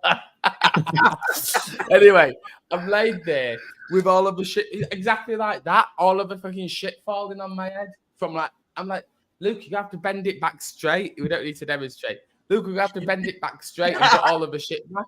So in the morning, I'm like, Volts, by the way, your shelves might not be straight anymore. Just come in here and have a look at them. And he's like, oh, it's all right. As long as it works, I'm not bothered. But yeah, Luke, we're in the right state. And I were there going, just come out to his house and start bending his shelves. I'm smelling my arm. It's not no there. Oh, You're going to be really, you're off, you're just sorry. going to notice it more than anybody else, Matt, because you just do, you'll be like, smells funky, this does not smell nice. Hi, Craig. Lovely Clean it out, mate. Yeah, you might need it flushing out. Like with a bit of saline or... We tried to do an urbex yesterday, me and Milo, and it was our Palisade fence, and it had like, you know, two of the Palisade straps out of it. And I went through the Palisade, and I was saying to Milo, just breathe out, get all the air out of you as you can. And he's like, I can't get through. And I'm like, just squeeze your belly in. And he's going, I'm squeezing it in. I can't get it fucking squeezed in anymore. So I'm like, well, do you want to try and climb over the Palisade? You couldn't climb over the Palisade. I'm like, yeah, this isn't happening. You know? You probably needed a good fart. He would have squeezed right through. It was an abandoned power station that we were looking at. Roof's Haunted Adventures. Yes, Dave is gay. He is. If you hadn't noticed, he is. How do you think he'd be able to squeeze his belly in? More? He can fart. He just fart. He lets all the excess air out. Because do you think there's something stopping him from squeezing his belly more in? Probably needed a good shit then. If you had too much, you can go to bed. Yeah. What? Do you want to go to bed then? All right, see ya. Bit early, but yeah, see ya.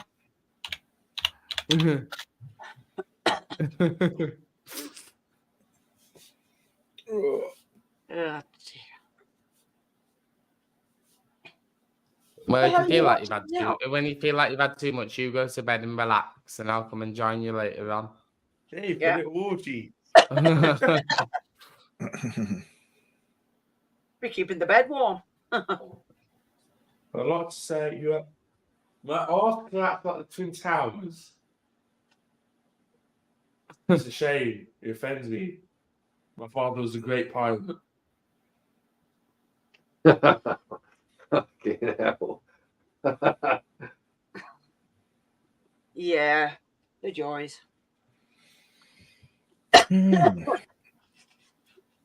Yeah, so I got a weekend helping somebody with a conference. I was helping them film it this weekend, so I'm going to be busy Saturday and Sunday doing that all day. But that's all I got coming up. Is it a good conference though? Well, I don't know. I'm always skeptical, really, but like sometimes there's good lectures, so there might be one or two there that I'm interested in. Yeah. Builder's ass. I want to see crack.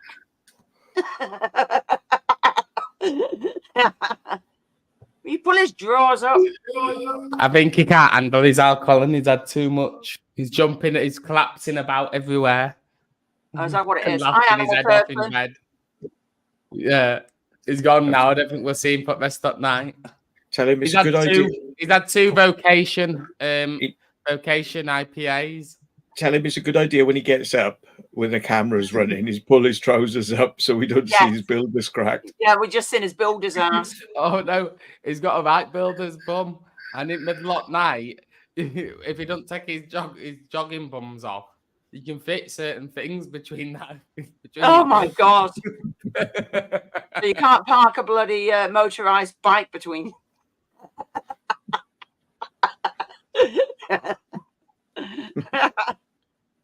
Oh dear. Oh dear. Pull wheelies with an electric scooter and take the skids off and replace them with different skids. Yeah, definitely. Skid polisher. And that is like that after 2 pints. I don't drink for ages and ages, and that would be absolutely nothing to me. He definitely is a lightweight. Having two, if you got like 6.5s and you that's 13, so that's like having 3 cans of normal, isn't it? If you have 2 cans of that, it's like having 3 cans of normal. So he's actually had more like 3 average cans. But Jordan's going to get his headphones on now. He is. Hopefully. Yeah, here's a plumber's cleavage, Dinkum.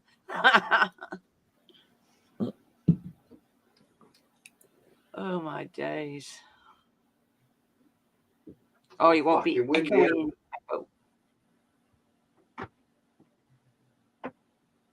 echoing. You're still on mute if you've not set. If you've sorted it. Well, it's all fucking windy out there. What's going on, man? Jesus. That's what I mean. Some weird shit going on out there. But Simon sent us something about audibly. I'll send it later. It's up to you whether you watch it or not. Because when he said, oh, it's an hour long, I'm like, how many people do you think is going to fucking sit through watching that? So I'll send it to you because Simon sent it to me. Like, send it to Matt. I'm like, right, okay. But if you don't watch it, I don't blame him because I wouldn't. There we go. What is it? It's about all Reference. I the can have my reference on now. chemtrails and everything and what it's doing to the atmosphere and how people's breathing's getting messed up with it and everything. And how, obviously, we've got a drop in bees and everything. Somebody has been going a bit more, talking a bit more, about it and how it's damaging crops. And they reckon it's something to do, it's doing something to the weather and all the rest of it, as well as it talks about. Cloud seeding. Sorry? Cloud seeding is what you're talking about, isn't it? Yeah, something like that. He said there's a lot of was it aluminium in it. So it's like He's not a big alcohol drinker, Enough to bless make a him. fucking drink. So yeah, the chemtrails. Yeah, I when know he about has the alcohol, chemtrails. he's like fucked, isn't he? Oh yeah, I know about the chemtrails. Known for years, but said this guy Speaking went some into a bit more beauty now. depth, and it's like, Oh, I said it's up to him. If you don't watch it, I don't blame him. It's a bit long. Oh. So, yeah, I hate it with 5 fog. Other days I'd be great for memory, and other days I'd be like, what? I won't know. Is what it normal for people that don't drink alcohol to just get that drunk that quick? Yeah. No, I don't drink for long, and I bloody hell.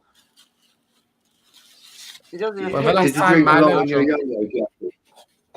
the last time Milo drunk alcohol was when he not last Christmas, the Christmas before.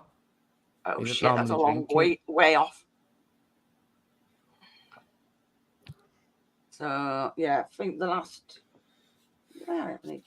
Oh no, we had. But how could like some in 3 the public cans week. worth? The alcohol he's had is like 3 cans worth. How could that make him so drunk?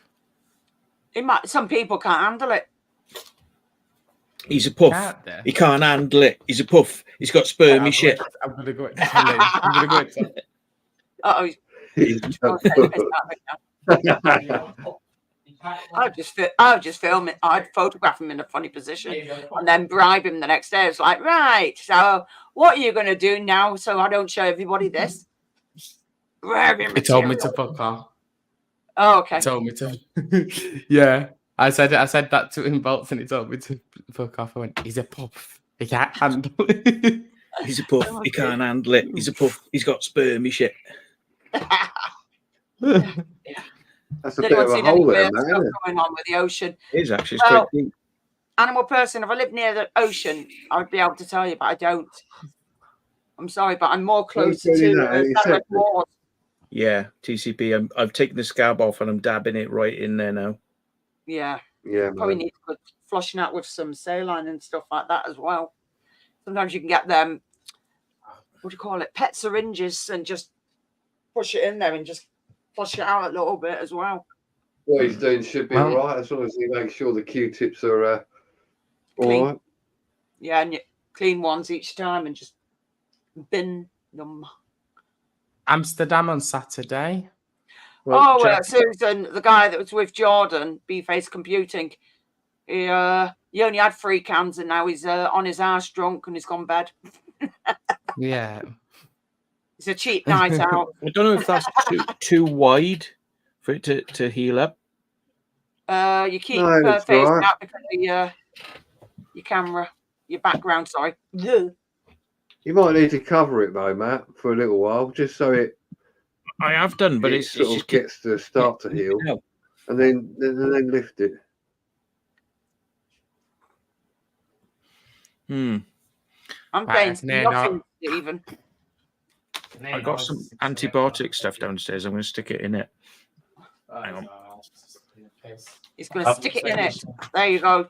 I was gonna stick I it was in just it. making sure the room's not being vandalised. No, he's definitely not like Luke. Luke's the vandal. Luke can't help it. He gets into these ADHD outbursts where he's just like, Yeah, like I said, I would have got him one of them bloody gags and put it in his mouth, tie it round, cuffed his hands, and I'm like, right, now you will sit there and watch.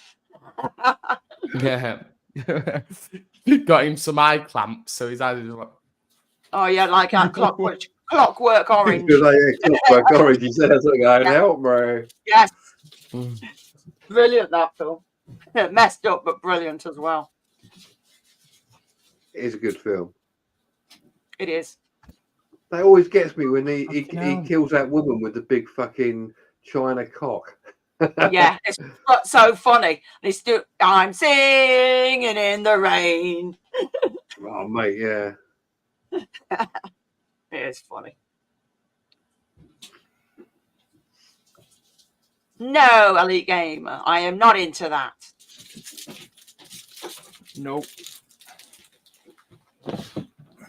It might do, but I think he needs to flush out if there's any, bits of bacteria from the dog bite. You just don't know. Like cats, they all carry bacteria at the end of the day. So you still need to clean the wound out. Matt's cleaning it every day. So. I've just cleaned it all out. Took the get away from there. Took the scab off, and then I just had to go and tell Milo off. So yeah. I've basically taken the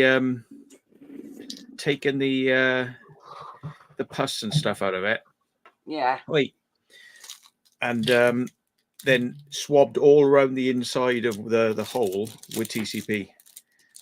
So that should Have you swabbed around the outside as well? Yeah, but I've been doing that all the time. I'll do it around the outside again now, just before I do this.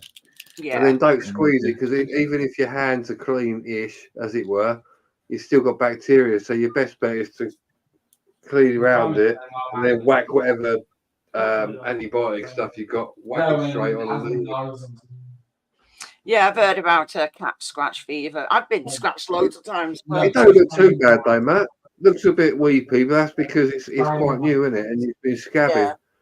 It's not really that swollen, and it's a little bit where it's healing. I'd just put some whatever you're going to put on it, and then leave it.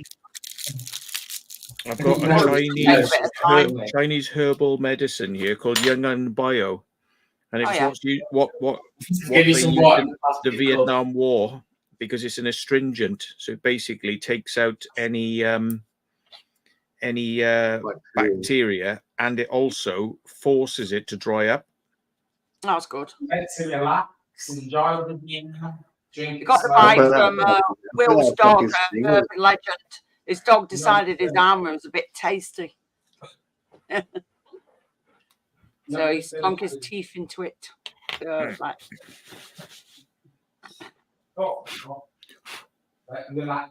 Before come out into the sea and get dressed. No, he doesn't need to be amputated. I think he could still use the arm, and it's not that bloody extreme. I don't see any arm going like. Does that sting, Matt? No. Oh, that's cool. Just going to pack it all in there. Cool. Sometimes they do that anyway. They put like he's being naughty. An open wound. You what? He's being naughty. He's banging. Well, he needs to stop bloody having relations with certain items then. I said to him, I went into the other room, I went, no more banging. No, if there's any more banging, then there's going to be problems. Just relax, Alex. chill. I think that's up to Matt to say. He did actually mention it on Tuesday when he was on Will's Live about what happened, but that's up to Matt to say why. I don't think there was any. I think he's just a territorial dog, and it takes him some time getting used to people, because obviously, isn't he a rescue dog? Yeah, I think it is. Yeah. Yeah. So I think based on Yeah, I think based on past trauma and stuff, it's probably more. It probably takes it longer to, be more trusting of people, doesn't it? Yeah, Lenny's the same. He's all right with people, but like he sometimes it just spooks him. Like my neighbour, he's seen him loads of times, and he's always all right with him. But the other week he went for him, bit him actually, nothing bad, but he sort of leant over him to sort of stroke him, and the dog just went fucking like, oh, what you doing? What you doing? Like, yeah, well, it's his own territory, so he's coming to violate it. He's protecting it. It's like, well, you're meant to be over there. I'm here. Yeah. You're not part of my, my family, so I'm looking after him. So the dog's doing what he's meant to do, protecting his. It was getting dusk as well. It was getting dusk as well. So obviously dogs don't always see very well when it's getting dusk. So something coming over him to give him a stroke, which would normally be fine. He's like, fucking hell, like that, you know what I mean? I'm sorry, but a lot of people are not that intelligent. I mean, I wouldn't even go stroke somebody else's dog without asking if it's okay, even in the street. But then I've heard people that take service dogs with the actual thing on, I am working, do not touch. And yet, you always hear somebody, because I've been out alone, oh, can we touch your dog? And it's like, why would you ask that person that when you can see in writing, do not touch, I am working, like you dumb idiots. I mean, Lenny's soppy as shit, but like, if he gets spooked, he don't like it, and he's a rescue dog, so like, he's like, it's got its trauma there. Yeah. I know. My daughter, she has one of her dogs. I'll be sitting down sometimes, and he'll see my foot move, and like dogs do like to play. But I'll sit, and you can see when he's spooked, his eyes go wide, and you're like, oh, all right, okay. Oh, poor dog. And for no reason, he'll just go for me foot off, and I'm like, what are you doing? He might have been kicked by somebody. Then that's what it sounds like. Oh, if somebody used their feet on that dog. No, that's definitely happened.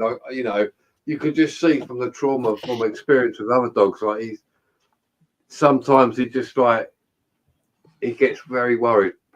And it's like there's nothing to worry about, but it's there. It's in his head. So you just got to be so careful, Yeah, my daughter has it from one of her dogs. She'd rescued it as well, and she says she's all right at times. My daughter says, but other times she's not. She just wets herself, and there's no medical reason that she does it. She's been to the vets. They've done all the tests and everything.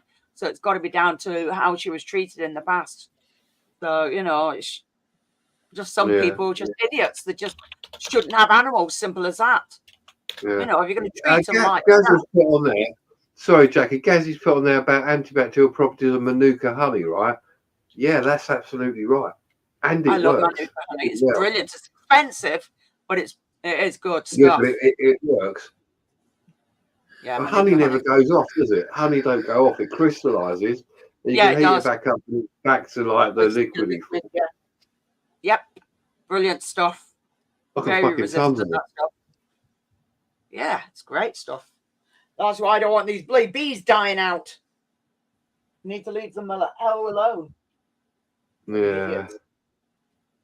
Yeah, it does work. That Manuka honey does work. It's strange because you put it on, because I know people that they put it on and you think, what the fuck are you putting honey on? You know what I mean? It's like, sticky, right?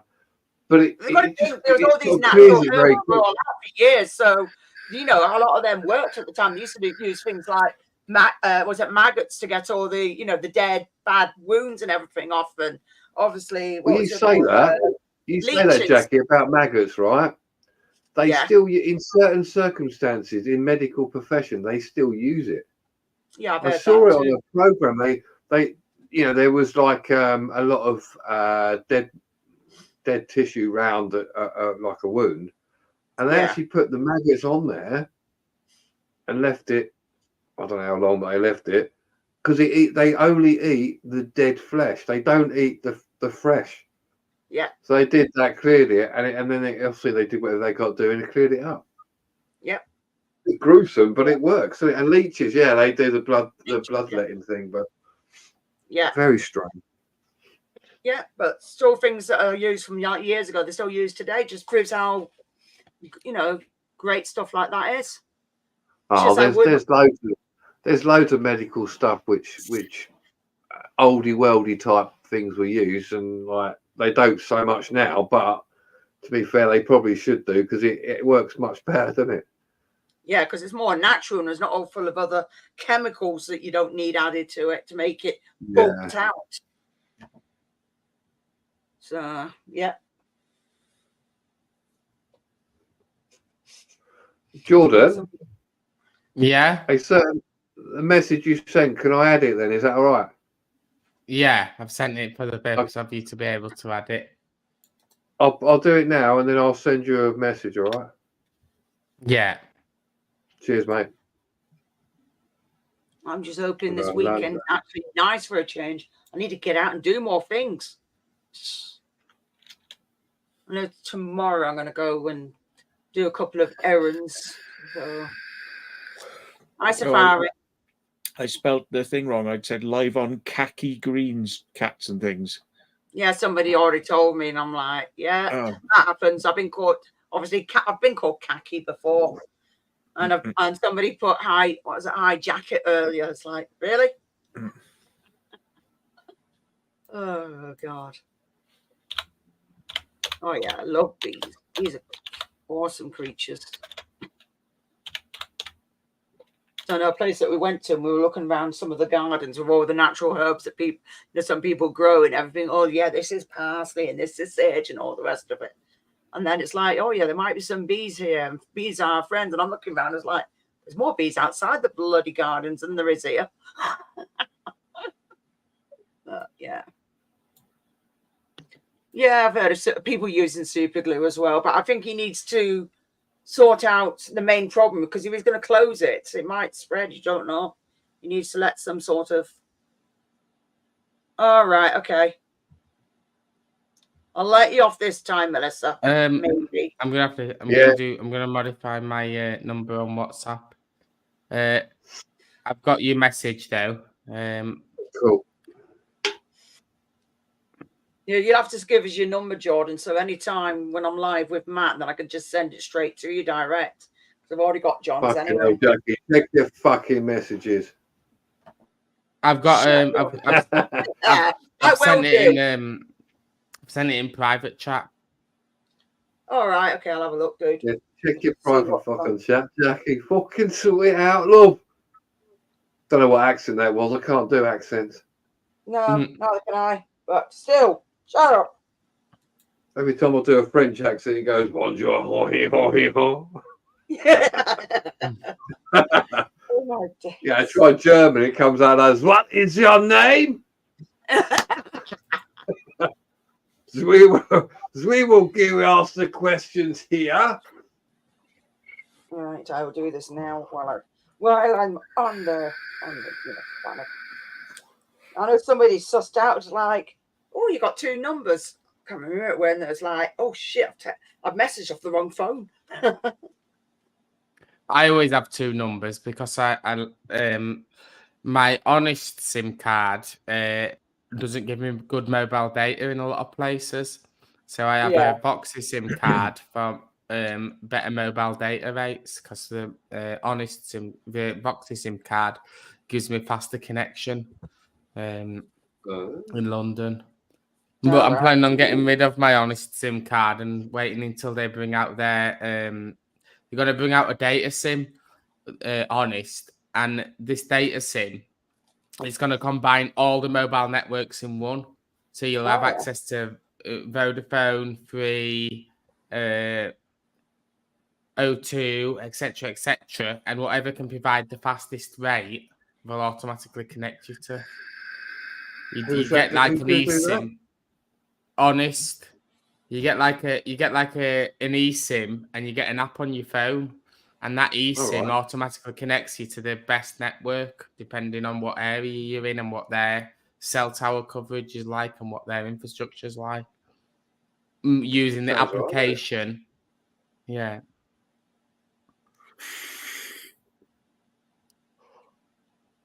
So it'd be like a phone app that takes all of this stuff into account. I mean, it uses like the choose a manual network feature in your phone and takes over that element as a device admin. All right. to choose the network it connects to based on that. But they're trying to partner up with all the mobile operators to be able to utilize their networks, because by default, these mobile operators can't utilize each other's infrastructure unless there's a contract or partnership in place. I don't know what that'll do about pricing, though. It might be really expensive. So in practice, it might be so expensive that it's not worth doing it, you know. But we'll see. I just stick with 3. I've always had, I used to have O2 years ago, and that was all right, to be fair, but then 3 did me better. I've never had any problems since. Vodafone's been the best for me, because Vodafone's always been really fast for me. In the past, it used to be really slow because they used to have dated infrastructure. So in the past, Free and all these other operators used to be better than Vodafone because they were still using 3G infrastructure when 4G came out. But now that they've updated all their infrastructure, Vodafone seems to provide a fast, reliable connection. And I know that based on my Voxy SIM, and in my car, I've got a Voxy SIM, which is basically Vodafone's pay-as-you-go service. They've rebranded their pay-as-you-go service as Voxy. So for my car stereo, I've got a data SIM, so I can use navigation, do Spotify, whatever. Then at home, I've got a mobile broadband Wi-Fi router. And what it is it's like a normal router, but you put a SIM card in it. And it's an unlocked router, and I can put any SIM card in it. It's a 5G router, and it just gives me the speed. And all I do is I just put it in. And the good thing about it is sometimes I might be at my parents' house for 1 or 2 months. So like with like a normal contract, with like Talk or whatever, you might be paying 30 quid a month, but you might not necessarily use that month because you might not be at home to use the internet. With the Voxy SIM router, if I'm at my parents for a month, I just don't pay that month's contract. I just don't pay that £30 because it's a rolling thing. So if after 30 days is up, I just go, here's the money. I want 30 days. And then they give me 30 days of unlimited data. But then when that 30 days runs out, they'll go, your 30 days runs out in 2 days. And then you just go, here's the 20 quid again. You give me another 30 days. But if I'm not there, you just don't give them the 20 quid and you give them the 20 quid when you're back. You know? I should update my WhatsApp number to my Voxy number. In due course. Well, I only pay about 24 quid a month, I think it is, and I get unlimited data, unlimited calls. All Well, I actually get really fast internet on for probably £20 a month. If I do a speed test, to say it's mobile network, I'm getting like 50 megabits down and about 10 megabits up. So not too bad to say it's a mobile operator. To say it's a SIM card and it's not a hardwired line, you know, and the flexibility it gives. Yeah, I'm going to sort mine out soon. Way too much. The thing with me though is when I upload a YouTube video or whatever, I just move the YouTube video on. So if I've edited it on my computer, I can just move the file onto my phone. And if I've edited on my phone, I can just upload it on my phone when I'm at a fast internet connection. So let's say I'm at Luke's house. He's got 1 gigabit down and 200 megabits upload. So I can just upload on his 200 megabits and it takes no time whatsoever. So I never upload from my house. I'm either at my parents' house uploading or I'm at Luke's house uploading, you know. Yeah, this says you're not on WhatsApp according to this. The phone's been stupid and you need to go through the window again. No, it's because I haven't. It's because I've got 2 SIM cards, but I'm planning on. I'm gonna ditch my honest SIM card because of the internet data. So I'll have to update my number. So I'll just update my number and then. So my old phone number. Hi, Kevin. Yeah. Because it went to through my messages, you know, on your mobile, rather than so it's my number. It should come up.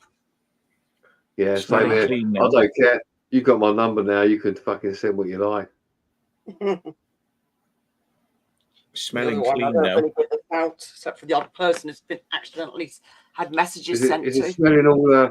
Is it all smelling all fucking surgical now, Matt? Yeah.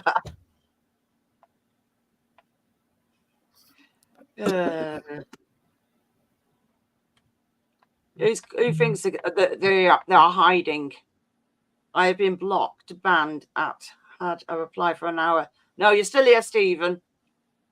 It's just I was sorting some shit out on my phone. And yeah, they were talking about different networks. Steve, it's a normal fact, mate. I don't smoke anything else. Everyone says they all think I'm fucking smoking a puff, an nice joint. No, I can't be doing that. No. I've gone past that many years, moons ago. Like, each to their own, I suppose, but no, he's not. We're going now. No, it's I have no just problem with basically anybody rolling. wants to have a smoke. I just don't partake anymore. That's just a rolling. That's all it is. Because I know a few people that do them. You're on 1P mobile EE.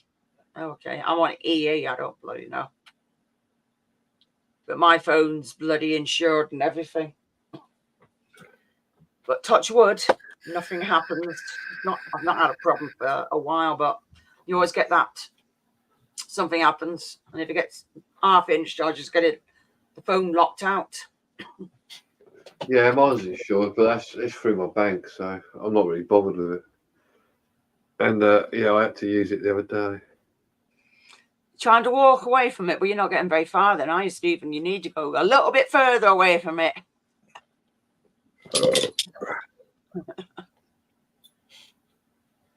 Tell you that bloody that slave of mine is getting fired.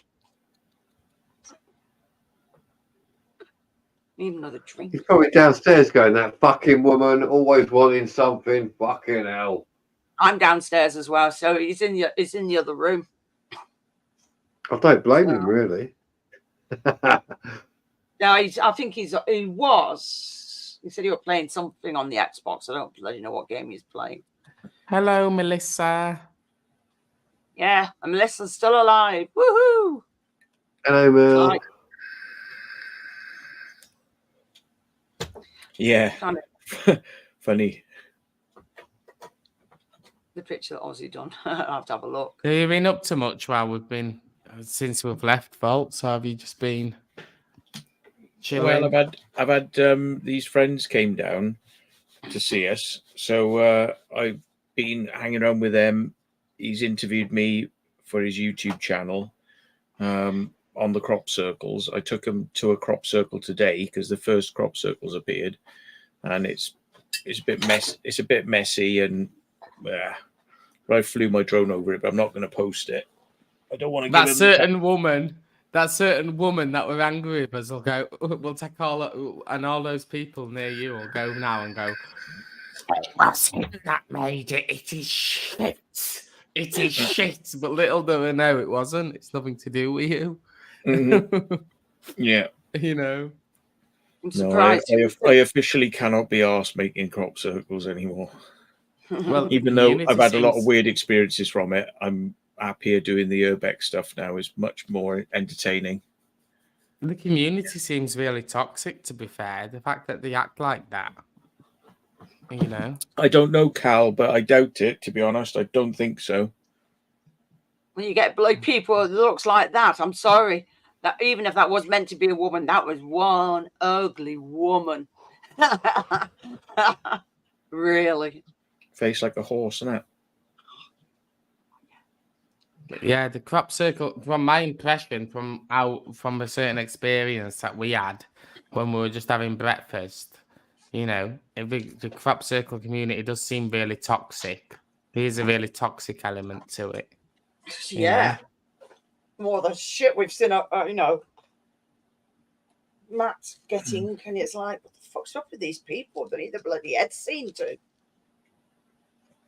Hey, Craig, are you on about the Dulles Rock Hotel? That one. Yeah, it's completely, you know, trashed and the floors are all dangerous as hell. Yeah, that's no good. Yeah. Sometimes these places, if they not maintain them and they're falling apart, you'd think they'd actually take them down instead of Well, other people. some people compromise them on purpose, though. We were in Yeah. a pristine cinema the other day, and it even had like a safety curtain thing. And this safety curtain thing, well, like we're all in pristine condition. You go up into the crawl space between where the actual plaster ceiling is and the slates for the roof, and they've removed slates. Someone's actually gone up there and removed slates off the roof to purposely create areas where, in heavy downpour, water can get in and deteriorate the cinema. You know, I don't know. Do people still weigh them in? I'm assuming What, because slate? yeah. No, the thing is, it's systematic. They punched a hole there, then they punched a hole there, and they punched a hole there. You know what I mean? It's like they do it on purpose to destroy the building because then they're like, and oh, then we can get to knock it down because they won't let us knock it down otherwise. And it's all like strategically placed. So there's a hole right over the plasterboard ceiling, and then there'll be another hole right over the plasterboard ceiling, and then there'll be a hole punched where the interior wall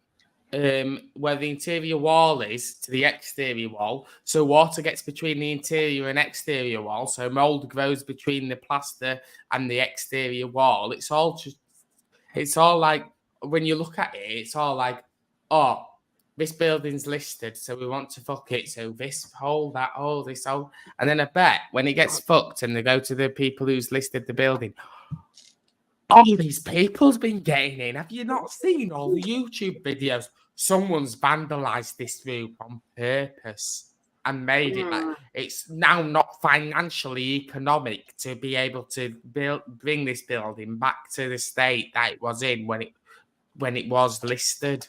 It's no longer fine. We might as well knock it down, to be honest. Might as well knock it down, and then when they knock it down, they've got this land with nothing on it that's easier to sell because nothing's on it. Because when there's an old cinema with listing on it, it's harder to sell because it's a building that's built for a specific purpose, which is very difficult to adapt because of the listing. But once you've got rid of that listing status, you knock it down and the land just flies off like butter, doesn't it? You know? Yeah. Because some developer comes along and goes, oh, we can build some flats, we can build some houses. Don't you have to let land settle before they can build anything, though?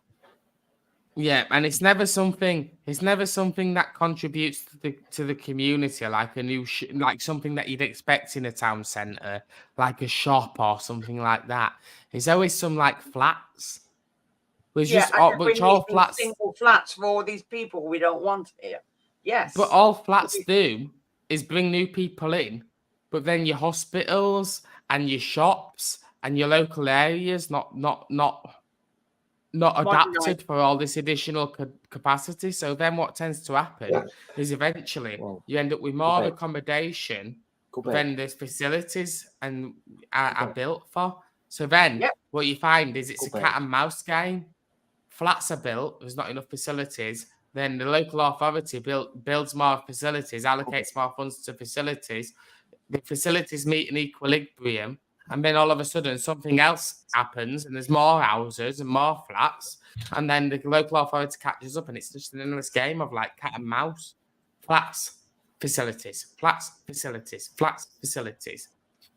And things like the NHS and stuff in that area, for example, the NHS might not have the funding available because the funding for the NHS comes from the local government, from the government.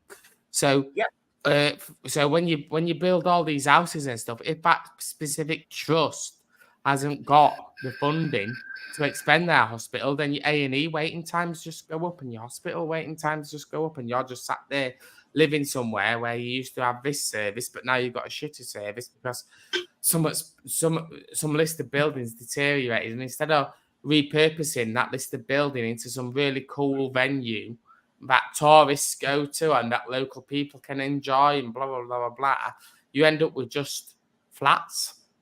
And that's why crime is high as well, because They Yeah. say that, well, there's nothing else for people to source an interest out, so obviously they go around and cause trouble instead. So you can't bloody win. It ends up coming a right ghetto. Yeah. Yeah, they say it comes from smokers' tax, but aren't they saying they're meant to be trying to ban it? It's like, well, that's not going to work because it's not supporting tax. A lot of tax on cigarettes. They won't ban smoking. They just keep raising it, and then people will buy it from abroad, which is happening anyway because it's cheaper. Yep. So yeah. That electric car that the RAC gave me when I logged my breakdown, that's fucking shit. You drive around looking for chargers. Most of the chargers on the street are being used by someone else. And then when you finally find a charger, it charges at 12 miles per hour. So every hour it's charging, 12 miles per hour. Because all the chargers are really slow chargers. And I think you get charged like something like 61 pence per kilowatt. Per kilowatt hour, you're getting charged 61 pence. I put a tenner on a charger in the street, and I only got 45 miles from a tenner. So could you imagine a tenner on a diesel? How much miles you get from a tenner at a petrol station from a diesel? It's pretty extortionate. Probably what, double that? And electric cars are meant to be cheap. What do you think to that, Bolt? No, it's not though, because you notice when the big flurry of electric cars came, what do? They said, "Oh, we've got to double the amount it costs for electric now because of reasons." Yeah. Overnight. Remember they doubled all the charges for electric and gas and everything overnight. It was just like, woof, because what are people going to do? You've got to have it, so you're going to pay. And the government were like, "Oh yeah, we've got to let them do that. Yeah, we've got to." And it's all. Do you know how clunky it actually is? It's all really clunky because you go out, you drive to a charger, and you have to scan a QR code and download that specific charger's app. So you have to have an app for every specific charger. There's not just one app what you have. There's so many different charging companies out there that there's so many different apps you have to download. You then download the app and it tells you what ports it supports. So there's like a type 1 port, a type 2 port, there's this port, there's that port. So then you've got to make sure that port works with your vehicle. But then the majority of chargers are slow chargers on the street. So then you go on the app and it's literally 65p a kilowatt on a supercharger. I found a supercharger at Lidl. It was 65p a kilowatt.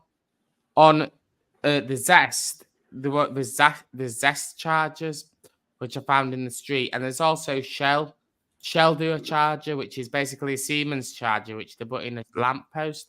Now, to fit a charger in a lamppost, it's going to be a really slow charger. You already know it's going to be a really slow charger because in order to fit it in a lamppost, obviously it's going to be slow. The thing is, to get that vehicle up to any sort of like drivable, usable sort of thing, it's going to have to be there all day. So it's going to take up that charger for the whole day. Just stupid. It's not economical at all. Yep, 65p per kilowatt hour, and it charges at 12 miles per hour. So it'd be 25 hours to get like a 300-mile range. That's stupid. You'd be parked there for 25 hours to get a 25-mile range. And a fast charger, you're doing your battery in. So let's say you've invested in this electric vehicle and spent 26 grand on a fast charger. On an electric vehicle, and you take it to a fast charger. You're just going to fuck your battery because you're charging it up at such a high speed. So in 5 to 10 years' time, you're going to be there with a car and the manufacturer's going to go, "Oh, it's £10,000 for a new battery." Just money people haven't got. People are just getting screwed left, right, and centre. And then the range isn't fixed. So the computer in the car calculates the range based on what speed your average journeys have been at. So say, for example, you've got a 250-mile range on a full battery, the manufacturer will say at a speed of 40 miles per hour, this vehicle can produce 250 miles. But if you're doing 70, then you might only be able to produce 180 miles max. You know what I mean? And not everyone's got the money to be able to afford a Tesla. So if you're not buying a Tesla with a big battery, and then the reliability reports, Teslas have been found to be very unreliable with faults. So let's say you buy these electric vehicles. I just don't see it. I just can't see it being a thing for people. I can't see people accepting it. Apparently, Labour have just come out with a manifesto, and the manifesto says something along the lines of there won't be any diesel or petrol cars on the road by 2030. So basically, that's it. You won't be allowed to have them. It's not a case of you won't be allowed to buy them. You won't be allowed to have them. So that's only 6 years' time. So in 6 years' time, all these cars are going to disappear. And do you think they're going to be replaced with electric cars that people can't afford? No. It won't So it's going to be empty roads. So if people want to vote for Labour, go for it. They're going to reduce the age of voting for children. So they reckon children are now going to be able to vote. 16 and 17, they said, didn't they? Yeah. How many of them at that age? Yeah, but think of that. They'll just vote for anybody just for the hell of it, or if they can be asked. But you can't physically. But let's say even if everyone had an electric car, what are Labour going to do? Build nuclear power stations every like 2 miles. Every 2 miles, you're going to have a nuclear power station. In 5 years, they're going to be able to build nuclear power stations every 2 miles to be able to provide The capacity infrastructure's for all not these there. electric. And then there's not enough electricians to physically install the chargers that quickly. There's a shortage of electricians who specialise in electric vehicle charging points to install them. Well, apparently today it was revealed that Reform are now ahead of the Conservatives in the polls. So, you know, you can't physically just go. They get in, but I doubt it. They haven't got enough to get in, have they? Really? Bloody need to get them to bloody lots out. Piss off. We need to accept. What everyone needs to do is you need to turn around and go, we haven't got the technology right now to make electric feasible. We'll come up with a storage medium some point in the future that can accept a charge at a fast rate, fast enough to make it feasible. But right now, we haven't got the technology to be able to store the energy at a fast enough rate and provide a good enough service for it. To me, electric seems like it's a gimmick at the minute. One of these gimmicks where everyone's on the hype train purchasing it, and then eventually what's going to happen is all these manufacturers and everyone's going to backtrack. 2030 is going to come along and the government's going to go, shit, we can't get road tax anymore. We can't get this, we can't get that now because no one can afford to own a car. No one can be asked with owning a car because it takes them 25 hours to get, you know. It won't happen. It's not enough infrastructure. They won't be able to do it in 5 years. They said that before. I can still hear you, but I'm going to go to the toilet. Okay, you have fun with that. Oh, man. Have a nice one. Yeah, I think that, you know, I mean, Conservatives already said they're going to push it back to 2035 for the sale of diesel and petrol vehicles. And now Labour said, no, we're going to double down in the other direction and we're going to get rid of them, you know. So it's like, well, what are they going to do then? You know, people are going to be driving down the road in a diesel vehicle and the police will be arresting them. Just people can't afford it. Yeah, I mean, they cut those. Everything's got to be electric because it's good for the environment. No, it fucking isn't. What are they going to do with all the lithium batteries? Exactly. In a fucking landfill.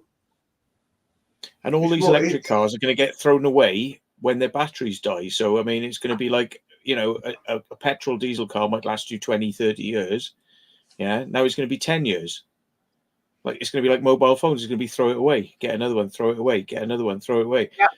Instead of making them last, you know, it's not going to happen feasibly. It won't.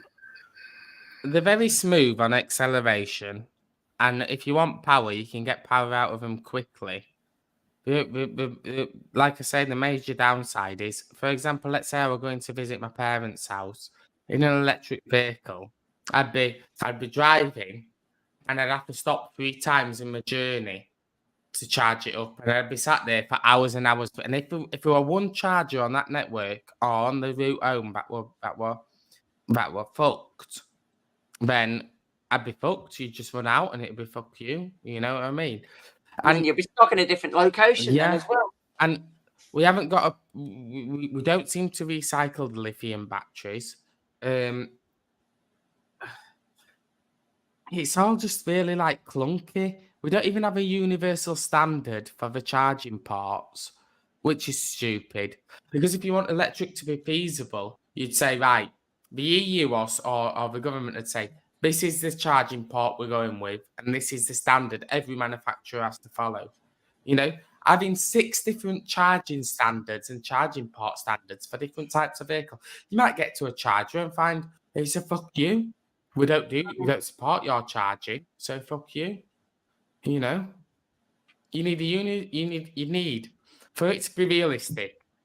One, you need one charging port that does every vehicle that supports all the standards. You need to over-engineer this charging port to have enough pins for future expansion of technology and blah, blah, blah, blah, blah. So as technology adapts, you go, well, we've got loads of spare pins. So if any manufacturer wants to utilize them and we can adapt the standard as it goes on, you know, these pins can be used. You need the storage to be really high. You need high density cells, higher than we can get now to get the mileage. And you need a fast charging medium where it should take you less than 5 minutes to charge. If it takes you more than 5 minutes to charge, then it's not feasible. And additionally, in this electric vehicle I've got, it'll go, right, you've got 100 miles of range. And then, like I say, you'll go on the motorway or something, and it'll change its mind then. It'll go, oh, now actually you've only got half of that. You've only got 50 miles of range now. You know? Can't bloody live like that at all. You can't. It's shit. You can't get rid of combustion engines until you've perfected the technology. I'm sorry, but you can't. And the government, and even if Labour getting realistically, they're going to have to backtrack on it, because all of a sudden they're going to lose lots of revenue from road tax, from fuel excess duty, because what people will end up doing is they'll just go, it's unfeasible for us to own it. It's more hassle for us to have a car than it is to just catch a bus or catch a train. And people will just catch a bus or catch a train, because they'll go, this is ridiculous. This is ridiculous. I can catch a bus or I can catch a train, and I can sit on a train, relax. I get there, have a cup of tea, no focusing on road users, no extortionate insurance, no extortionate road tax, because even though the tax is really cheap now for electric vehicles, eventually when all the petrol and diesel cars are gone, they'll have lost the massive revenue stream, so they will have to start taxing. So eventually they will just turn around and go, we've lost too much, we're going to have to extend it now. We'll have no electric vehicles by 2040. We'll have no combustion engines by 2040. And then 2040 will come along. And if we still don't have the infrastructure and we still don't have the knowledge to be able to build a storage medium that can fit around that criteria, we'll then go 2045, 2050, 2055, 2060. But in the meantime, what you're not forgetting is the people who really are wanting a car and don't do long journeys will purchase an electric car, and the people who can't afford electric cars will scrap it, because they'll be like, they'll scrap their combustion engines because in the UK we're very weak, and they'll be like, we can't afford a car. We can't have a car anyway, so we might as well scrap this before 2030 comes along. Loads of cars will be scrapped, which then puts the price up for combustion engine cars, which equally detriments the country in its own right, because then what happens is there's less combustion engine cars available on the used market, which means there's more new combustion engine cars available. But people, not everyone can afford new combustion engine cars because the price of a new vehicle is so astronomical that most people can't afford it. So what will end up happening is it just puts you in another crisis where you've lost revenue, your country's more fucked, your economy's more fucked. You know, it has an impact. It has a cascading impact on everything. Knock on So effect. it's all. Yeah. This whole thing about electric vehicles is stupid. Yeah, it should have been just What- kept as a choice, not where it's been forced on people. What are you going to do? Turn around to people in the houses and go, right, between 11 o'clock and 6 o'clock in the morning, we've got to turn all your electric off in your houses because these electric cars need to charge and we haven't got the infrastructure for your house to have electric. So you just sit in the pitch black for a few hours. You know, it's ridiculous. Don't they do that in Africa or something like they turn the electric off? Just they don't tell them to turn it off for no reason. So I've heard of that before. Well, when I turn it saw off. it on that, when I sat in the car and saw it on the dashboard, 12 miles an hour, I thought, no, this is stupid. Even if it doesn't matter if a supercharger's about, it doesn't matter how many places you can go to with superchargers. It's not accessible to a consumer. A consumer's not going to. You've got to sit and charge it for that amount of time as well. You're just wasting all your time. As a consumer, you're not going to go to Lidl and charge your car. I'm sorry, but you're not. You either want to charge it fast at home or you can't do it. You want fast chargers at home or it's not feasible for a long distance commuter. I'm sorry, but it's not feasible. Well, a lot of these fast chargers will only work on specific cars that can take a fast charge. Most of these cars that are rolling off the production line can't take fast charging. They can take like medium or slow, but they can't take fast. So you know, like to fill up a car, you know, you're going to be sat for 2 to 3 hours probably waiting for that car to charge at a fast charger, but it's only working at half fast charge. Well, remember, a slow charger is 12 miles per hour. A medium charger on that Vauxhall Corsa, based on the specifications, is 28 miles per hour. Wow, like pathetic. 28 miles per hour. What if you're going to Scotland? What if you are a car dealer and you've got a little runabout to go to various places, or you're a manager? Let's say you're a regional manager of a business, and your job is to drive about different places and check that all these businesses, like an inspector role, check that all these businesses are following your procedures and blah blah blah blah blah.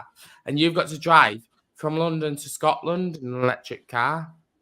That would affect like when they're taking just imagine different places, just to certain places.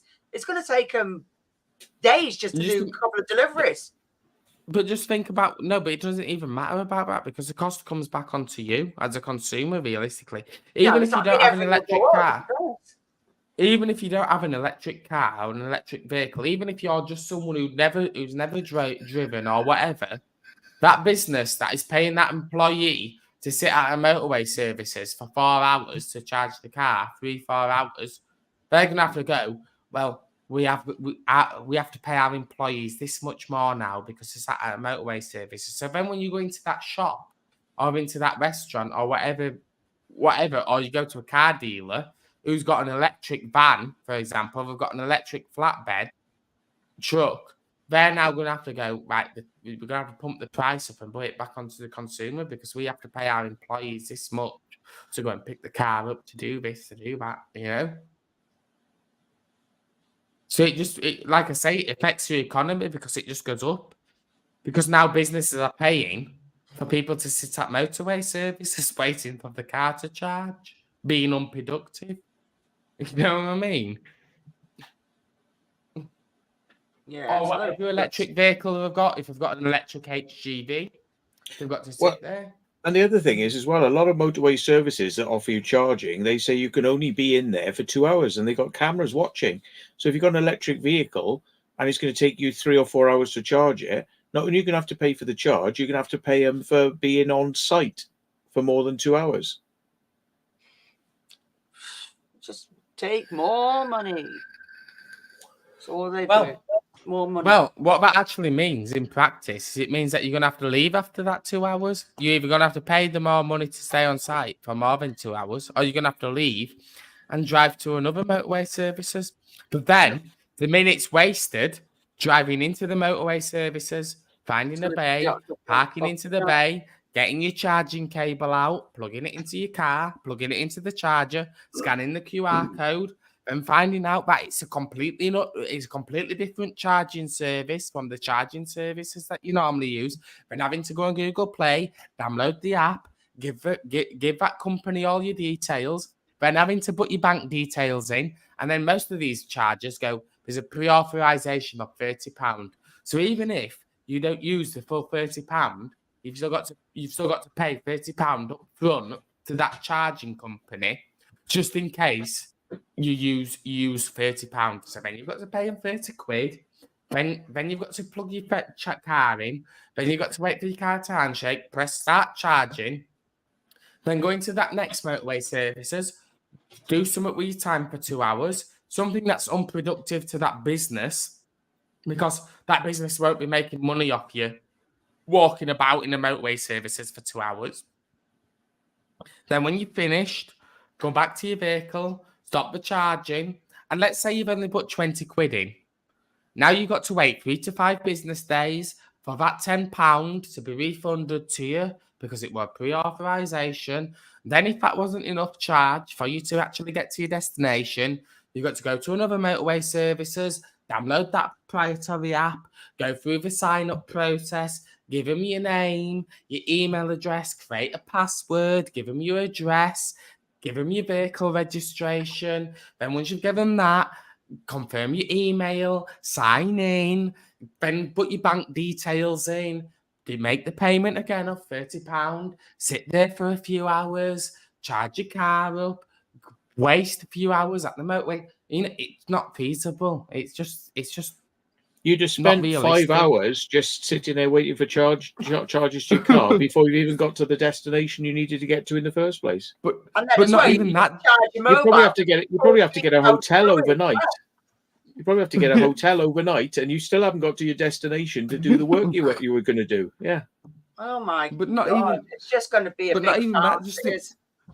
Just imagine the time that you've wasted, excluding charging, finding a charger what accepts the socket that's on your car, and signing up to that service, downloading the app.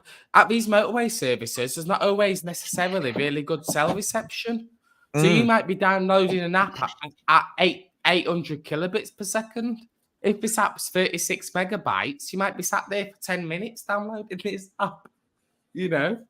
Oh my God. You might be sat there for 10 minutes. People are not going to go for it. It's all going to it will fall apart. Some motorway services are so remote that the connection's so shit. You know, I were down the road in the street downloading an app and it was going 1%, 2%, 3%, and then when you download it, it goes name, email address, where you live, your vehicle's registration. Then it signs up and it goes, put your bank card details in. Now open your internet banking app and confirm the payment of £30. Now you've paid the £30. And then after that, it goes, right, plug it in. Then you got to press start charging. And then you go to another charger and it goes, right, this charger is this company. This charger, oh no, it doesn't have my support on it. Mine ports a type 2 port. It doesn't support type 2. Right, drive down the road, find another one. Oh, now I found one what supports type 2. Oh, now I've got to put my name in, my email address, my house address, my car registration, sign up, open my emails, click on the link to confirm that email's valid, put my banking details in, open my banking app, confirm the pre-authorization of £30, then click start charging. That must be 5 minutes already wasted just signing up to the app. And the rest. You know, and you might have wasted.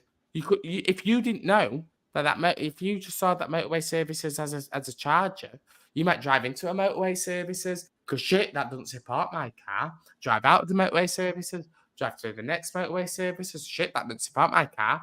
Drive out of the motorway services, drive to the next motorway services. Oh yeah, this one supports my car. Plug it in, sign up. You know. It's too clunky. It's too clunky, you know. It's too much fucking about, more like. Just people haven't got all that time in the world to keep doing that. That would just be unrealistic. Really would. Yeah. Well, this is it. Until they get a better system, it's not going to happen. Unless you can pull into a garage, plug it in, and it charges in 5 minutes. Right. Until that happens, No. forget it. People are not going to live their life in a bloody expensive motorway services or sat out the back of a bloody Lidl's at 3 a.m. in the morning for 3 hours with bugger all else they can do because, you know, it's just that's how long it takes. Exactly. You know, it's just not worth if you got a Porsche Taycan or whatever, they got about 250 mile range, but that's optimum. That's if you're driving at 45, 50 mile an hour. Yeah.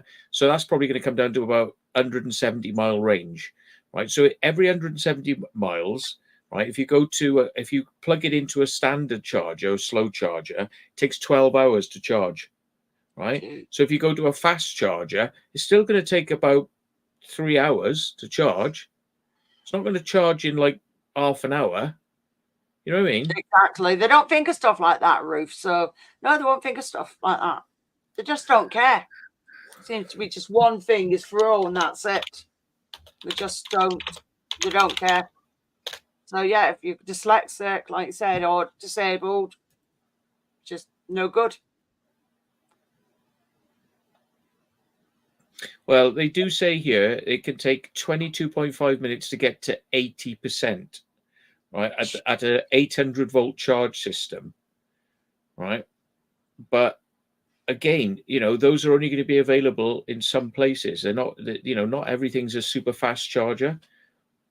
A lot that, like I said, Gordon says, a lot of these places are occupied as well. Yeah. Yeah. If you've got a 50 kilowatt charger, it takes 60 minutes. If you've got a 150 kilowatt charger, it takes 20 minutes. But that's from 20% to 80%. So that's not 0 to 80%. That's only giving you, when you look at it, 60%. Yeah. So that's a 60% charge is going to take 60 minutes. Yeah. So it's going to take 120 minutes at the best of the best chargers. Yeah. It's going to take about 120 minutes to charge it fully. So that's 2 hours. You've got to sit there, right? Every 170 miles, which is like from mine to London sort of thing. Yeah. So from mine to London, I got to sit in London for 2 hours. And then when I've got to drive it back and I got to sit 2 hours before I go home. Yeah. That's 4 hours just sitting there doing nothing. Oh, Bead of on life. Do you know what the RAC do and the AA do if you've got an electric vehicle and it runs out of charge? They drive up to you. They get a diesel or petrol generator out. Start the generator. Plug a lead into the generator, so it's spewing out more. It's spewing out more pollutants than a car would. Because normally these little generators don't have any catalytic converters or DPFs. They just spit out shit. And then they're plugging it into your car and going, right, we'll charge you up enough to get you. We'll keep it plugged in, slow charging for long enough to get you to a motorway services or whatever, so you can charge at high speed or at medium speed or at slow speed or whatever that motorway services offers, you know? Yeah, Gaza says, you know, that if you fast charge, you know, you damage your cells, so they got less life. So the thing is, you need to fast charge if you're running up and down the motorway as a businessman. You need to fast charge. So you're going to wreck that battery really quickly. And then they're going to be going, that'll be 20 grand, please, for a new battery. Yeah. Yeah, it's just putting everybody back to the old days where everything just takes ages and ages. So Well, that's the thing with technology. It seems to go backwards. It actually seems to go backwards. Someone releases something, an invention that's really good, and then we seem, for some reason, we seem to take it backwards. Like, for example, Google. Google took theirs backwards. They've integrated their artificial intelligence ChatGPT equivalent into Google search in the United States. So when you Google something, it automatically gives you a Gemini response, but it's not ready. It's talking fucking shit and it's not ready. Why integrate it when it's not ready? That's moving technology backwards. You're taking it backwards because now instead of getting a proper response and being able to research effectively, what you're getting is bullshit spewed out at you. You know, bullshit. Spotify released a car thing, and what basically what? It were like a cigarette lighter thing that you plug in, and you can play your Spotify through it automatically. It connect to your phone, play your Spotify, and you just leave that in your car and plug it into your aux input. Spotify turn around, they release it. It's a good product. They release it, and they turn around and go, "We're discontinuing it by the end of this year, and it'll be a brick. So thank you very much for paying us £189 for this product, but fuck you. It's no longer supported, and it won't work after this year. It'll just be a piece of junk." Okay, then. So we're an environmentally friendly company, and we're all green, and we're all this, but now we've got this e-waste that has to produce more CO2. It's all fucking bollocks. It's one of these things that's in your face. It seems good on paper, and in your face it seems good. But no, everyone's doing the counter opposite to what they're saying. It's a bit like catching a flight. It's like catching a flight. Do you know when you catch a flight and they go, "Oh, so much money's gone towards making your flight greener." Okay, what have you done? In the rainforest, we've planted this generic tree, and this tree is so generic, and it's like, okay, but all the trees that you've cut down were of really diverse species, different trees, different this, different that. No, we've just planted this generic palm tree, and the rainforest is going to become a generic palm tree rainforest. It's like, okay, so that justifies the jet engine, the fucking emissions from your jet engine. Like, just admit that we haven't got the technology, and that realistically, if we want to catch a flight, it's going to pollute, and we haven't got the technology to make it feasible to be able to catch a flight at that price and in this day and age without, polluting. Don't try and make everything plasticky. They're making everything plasticky and like, oh yeah, everything it's good, it's green, it's this, it's all just plasticky. It's like Chinese plastic, where the Chinese tell you that everything's fine. It's plasticky. It's bullshit. Yeah. It's just, Yeah, there's apparently some bloke was looking into airports, and he says that I think it was at Birmingham and possibly Manchester. He was looking into it. He says he's found out that if you look on their arrivals, there are arrivals of planes that don't arrive. Yeah, and if you look on flight radar, they're not in the air. They're like ghost flights that appear on the boards, but they're not actually flying the planes. It's like they're saying it's coming in and it's arrived, but there's no plane. Yeah, so it's like some of these companies are trying to sort of make out, oh look, we've got lots of flights at lots of times. But what they do is, if you book a flight on an aircraft and there's not enough business, what they'll do is they'll just cancel your flight. Yeah. And they just say, "Oh, sorry, we can't put you on this flight now," and they just cancel your flight. And then those flights come up as ghost flights, and they pretend like they've been doing flights, so it shows up in statistics, but they're not actually there. And I think what they're eventually wanting to do is get people off the roads and stop people having holidays abroad, so they won't be using it. And if you want to use a flight, you'll have to show proof that you're a business, or that you've got a genuine reason to go somewhere, not just a holiday, because a holiday will not be an acceptable excuse to go on an aircraft. Basically, they want to moderate every fart. That's basically what they want to do. They want to make you a slave, not a free man. who can do things we want to make you a slave where everything has to be justified. It's like, what it's a bit like? It'll be a bit like communism masked as capitalism. That's what it'll be a bit like. Want to know every fart, facial recognition cameras all over the streets. Every service you sign up to, the know. Every search you make, the know.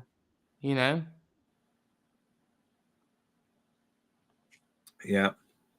Technology is good. going mad completely. They're just, everything. But they're not making it better. They're making it shitter.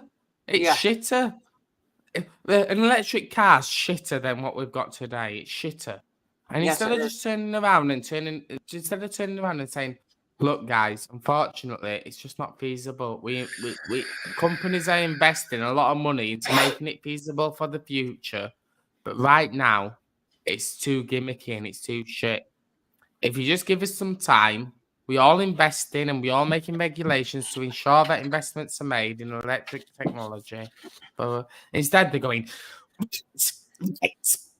now, if you purchase a new car, it'll be at least a 1.4. At max a 1.4 or 1.6. So you'll have the shit engine. And what we've done is we've pumped the maximum amount of horsepower out of it as possible to the point where you'll only have this car for the next 10 years, and then the engine will be knackered because it's only 1.4, but we're pumping 200 horsepower through it. But it's only 1.4, but it's been tuned and this and that. What they're doing is doing that, and they're going electric this, electric that, and then the government will go, right, you're only allowed a 1.2 now, and then you'll only end up with 1.2s. So what you find is the people with little 1 litres running about, not realising what's wrong with it, what's wrong with pumping that much horsepower through it, because the governments are just taxing. All the governments are doing is they're taxing the car manufacturers lots of money for if their mean and average car is of a high capacity engine, they're taxing them a lot of money. So it makes it ridiculous. So for example, the Ford Cougar ST now is only available in a 1.6 engine max, which they're pushing so much horsepower through it that engine's not going to last. It's going to be fucked. Well, this is the thing that a lot of people don't realize. The difference between petrol and diesel is like diesels have got, the same sort of motorway performance and general performance as a petrol car. But a petrol car revs 5,000-6,000 revs to do those miles and to do those speeds. Yeah. It's revving really high. Yeah. Whereas a diesel is revving really low. So guess what? When you run something really hard, it dies quickly.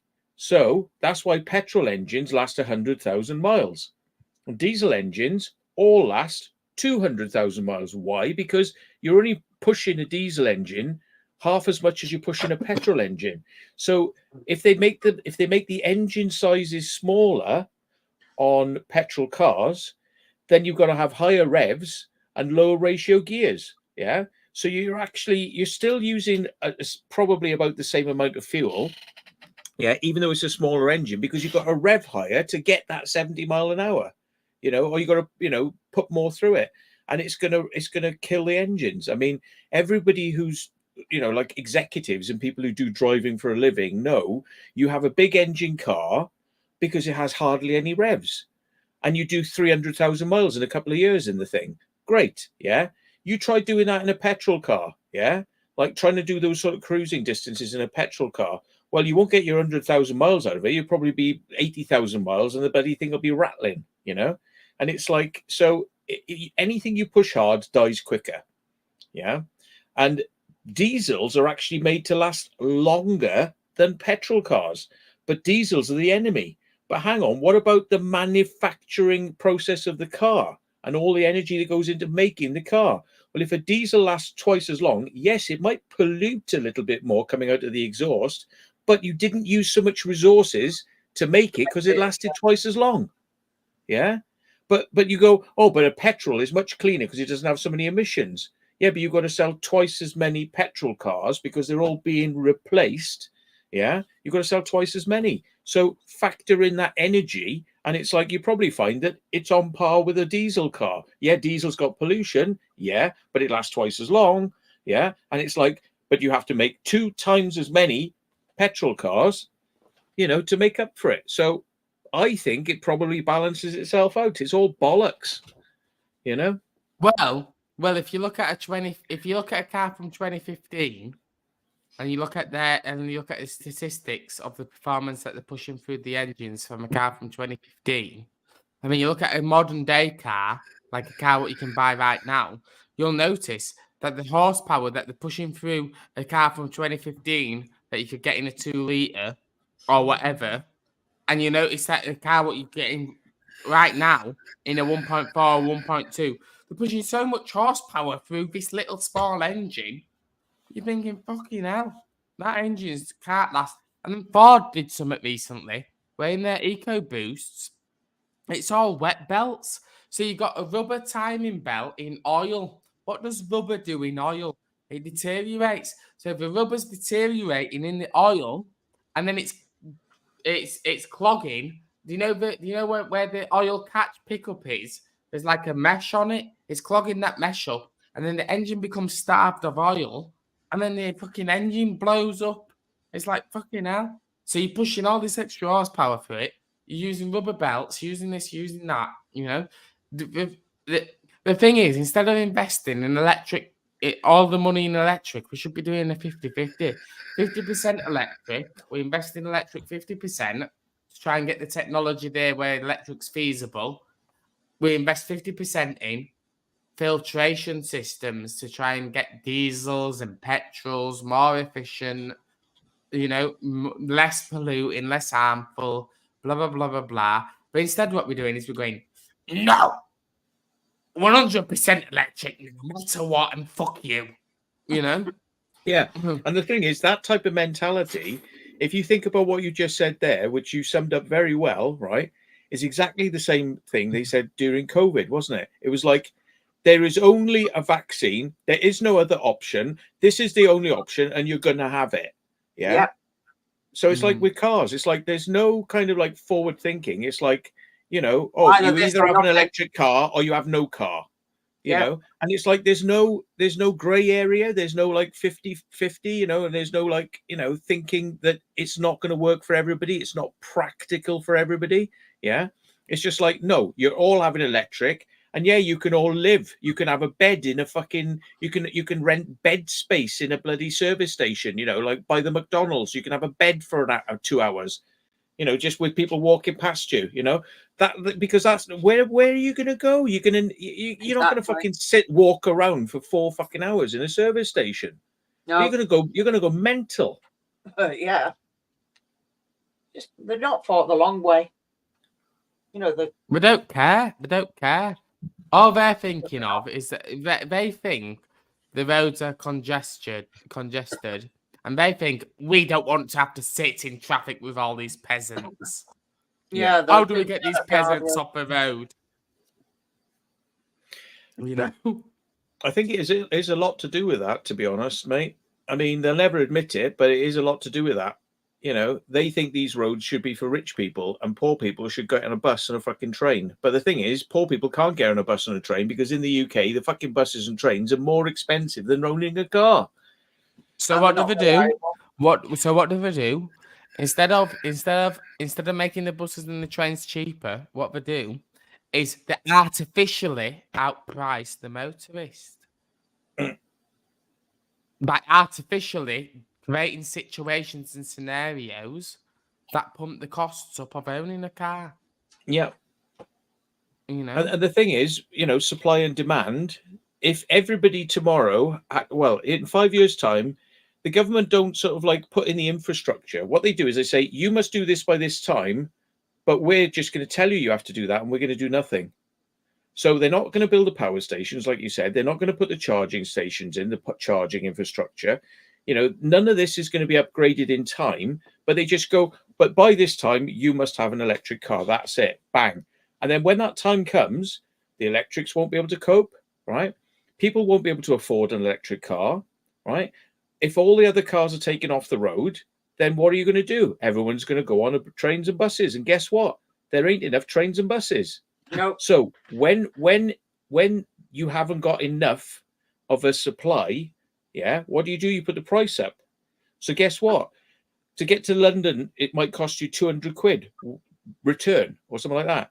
But when this crunch happens, it's going to cost £500-600 return. Right? So somebody who's working in London 5 days a week is going to cost them like 2-3 grand. You know what I mean? And this is going to become a reality because, like, some people are going to need to use the train. They're going to have to because there's no option because they can't have a car. They can't afford a car. So what's the option then? Well, use a train. All right, then. How much is that? Oh, that's going to become expensive now, sir, because everybody wants to use a train now, sir, and we haven't got no trains. Yeah? So it's going to be whoosh. So do you know what's going to happen? People are just going to say, well, I can't fucking work then. Yeah. I can't So work. that means there'll be more people on the bloody dole. No, you know what you need people to do? It. Do you know what you need people to do? Unfortunately, this country is a bit too weak, but I can imagine France doing it. You need people to just turn around and go, fuck you. I don't care if I ain't got road tax, and I don't care if this car's not legal, and I don't care if this, and I don't care if that. And you just need every single person to come out in their diesels and petrols and drive. And you just need them to constantly drive.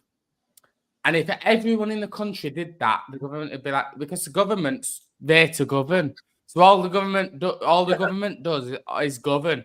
And how the govern is, you just sit there and say, this is what we want to happen, and this is what we've decided, and we're going to tell you what's happening. But if they're telling you and no one's listening, everyone's falling on deaf ears, and they're just going, okay then, well, my car's illegal now. I can't tax it. I can't insure it anymore because it's illegal, but we're driving it anyway. How are we going to enforce every single person just sitting in the car and driving anyway? No, they can't. And then when people get fined, all they need to do is, oh, sorry, we don't have a job. How are we going to pay your fine? You fined us, but we can't physically pay the fine because we don't have a job. Yeah, Because we're it costs us so much to go to work. It costs us so much to go to work. We can't afford to fine. So go on then, fine us, pull us over, crush the car, fine us. But what are you gonna? We can't get to work anymore. We don't have a car. We don't have a car. So what we got? I've lost my job now. So how are you gonna find me? You know what I mean? They'll start repossessing people's houses en masse because it's gonna come to that. That's what will start happening. It's be like everyone will be dropping out of work. Yeah, no, nobody can afford new houses. Nobody can afford rent. And you know what we'll do? You can't afford to get to work, and you can't afford to pay your fines. And you know what's so offensive? People can't afford to drive to do houses, to do work or building because they can't even afford to bloody drive to them. Do you know what's so offensive about it? Do you know what I think they'll do? If everyone did that, they'll go, come on, refugees, we've got you some houses now. Here you go. It's one way of getting We've just repossessed this house. Here's your house. No refugees. Come in, go and work on the farmers' fields. And the refugees will think, oh, this is great. And we'll all be sat there going. Yeah.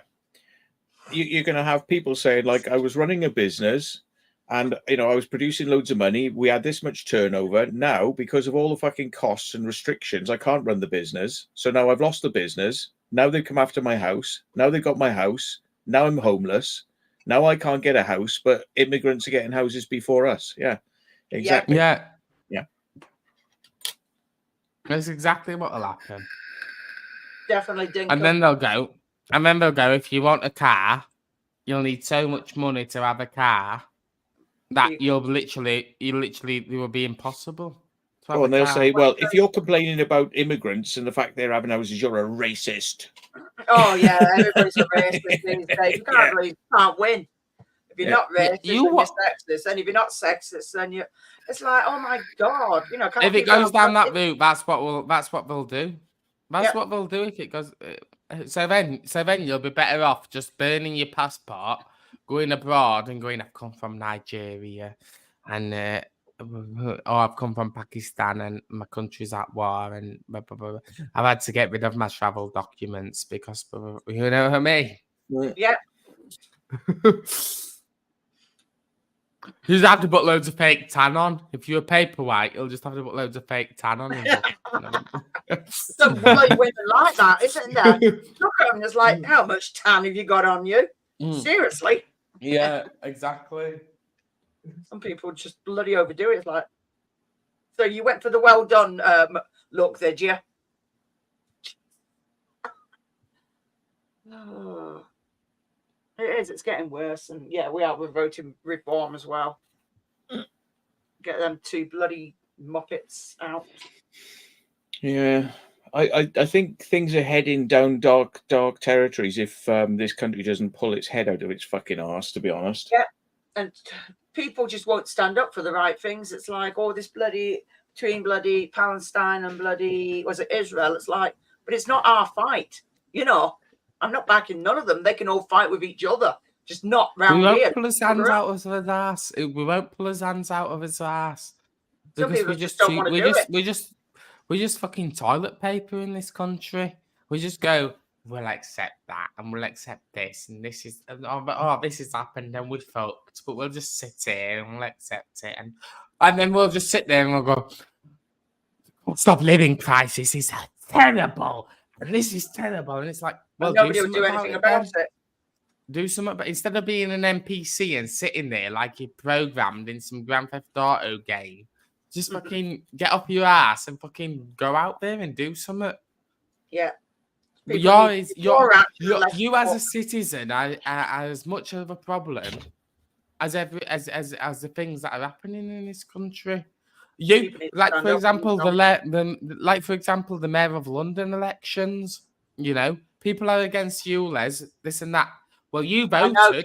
You went to that poll, and you put the X on Labour. You went there, and you physically went and put a cross on the Labour on Labour. If you didn't like it, why would you put a cross on Labour? So therefore, that's your own doing. You've done it by putting a cross on Labour. So shut up and accept it and live in your fucking shithole. You know what I mean? Yeah. If you want to put an X there, you shut up and live in your shithole. Well, at the end of the day, the way I see it is that Labour want to have this like universal credit society where everybody's like on the dole, like in Russia, because it's a socialist concept, isn't it? And they're like, oh yeah, those that are working, we'll tax them through the roof. That's Labour's idea. We'll tax them through the roof so they can pay for all the unemployed people. It's like, well, there's going to be a fucking lot of unemployed people if they keep.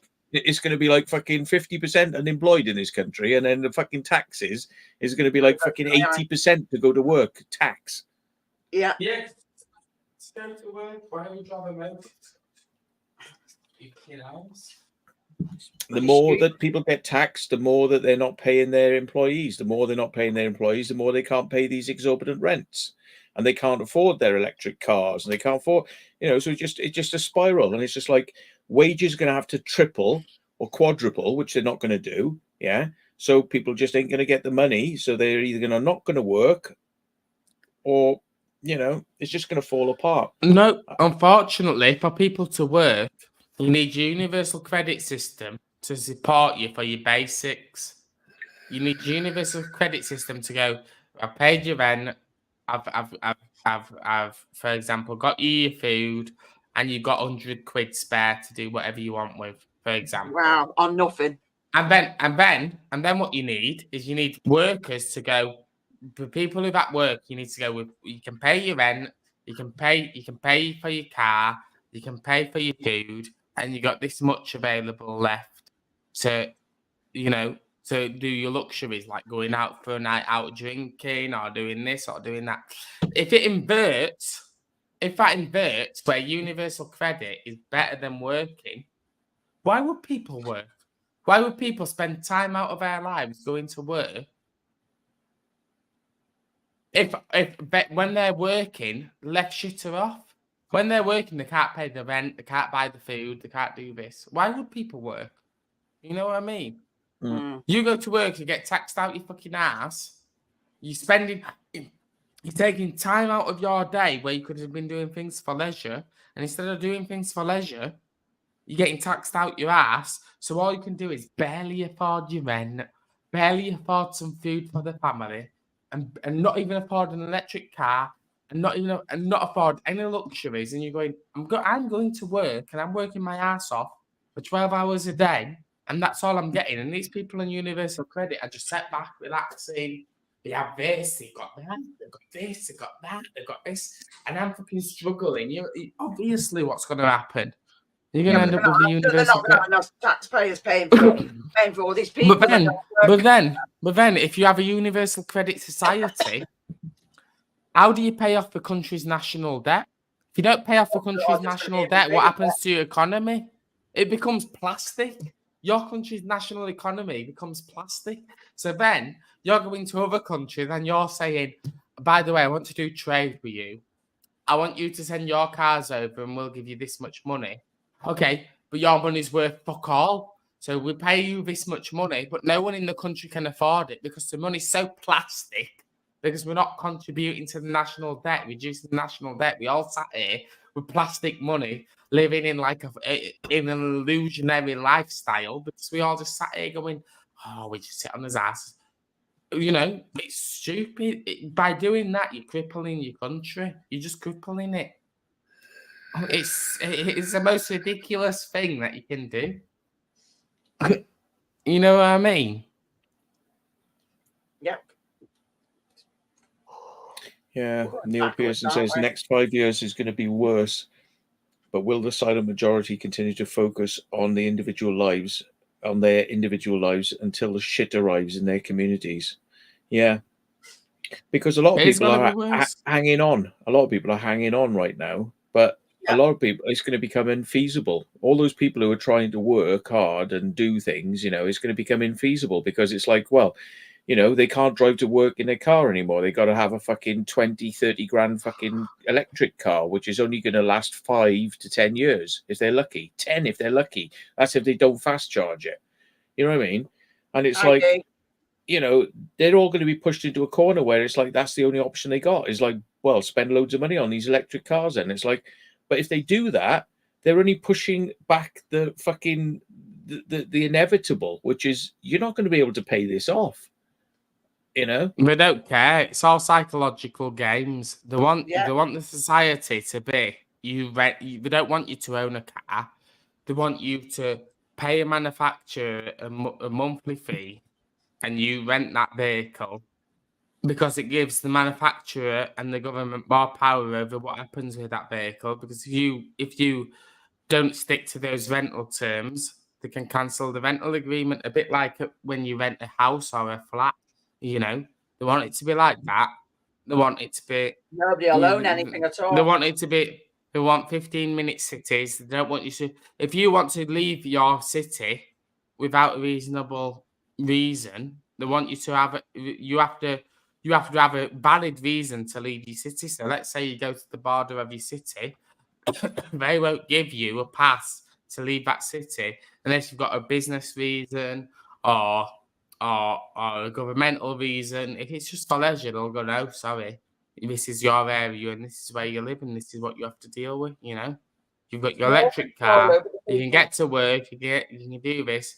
And these psychological games are just, what we'll do is we'll tell everyone to social distance, to isolate at home and blah, blah, blah, blah, blah.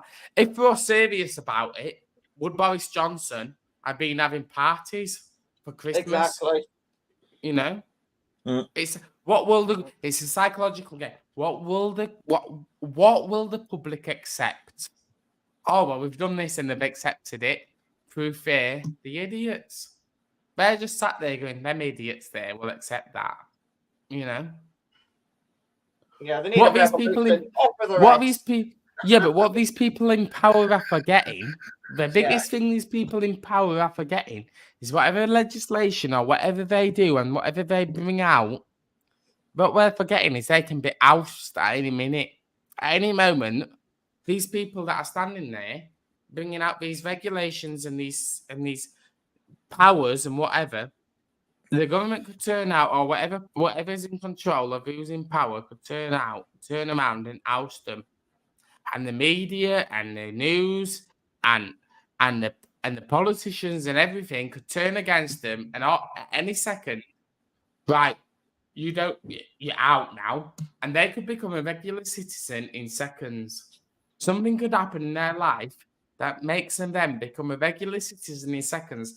And I can guarantee you, if they become a regular citizen, a regular person like all of us lot, after they brought out those regulations, they go, actually, this is fucking shit. We shouldn't have done this. But by then, they'll be powerless.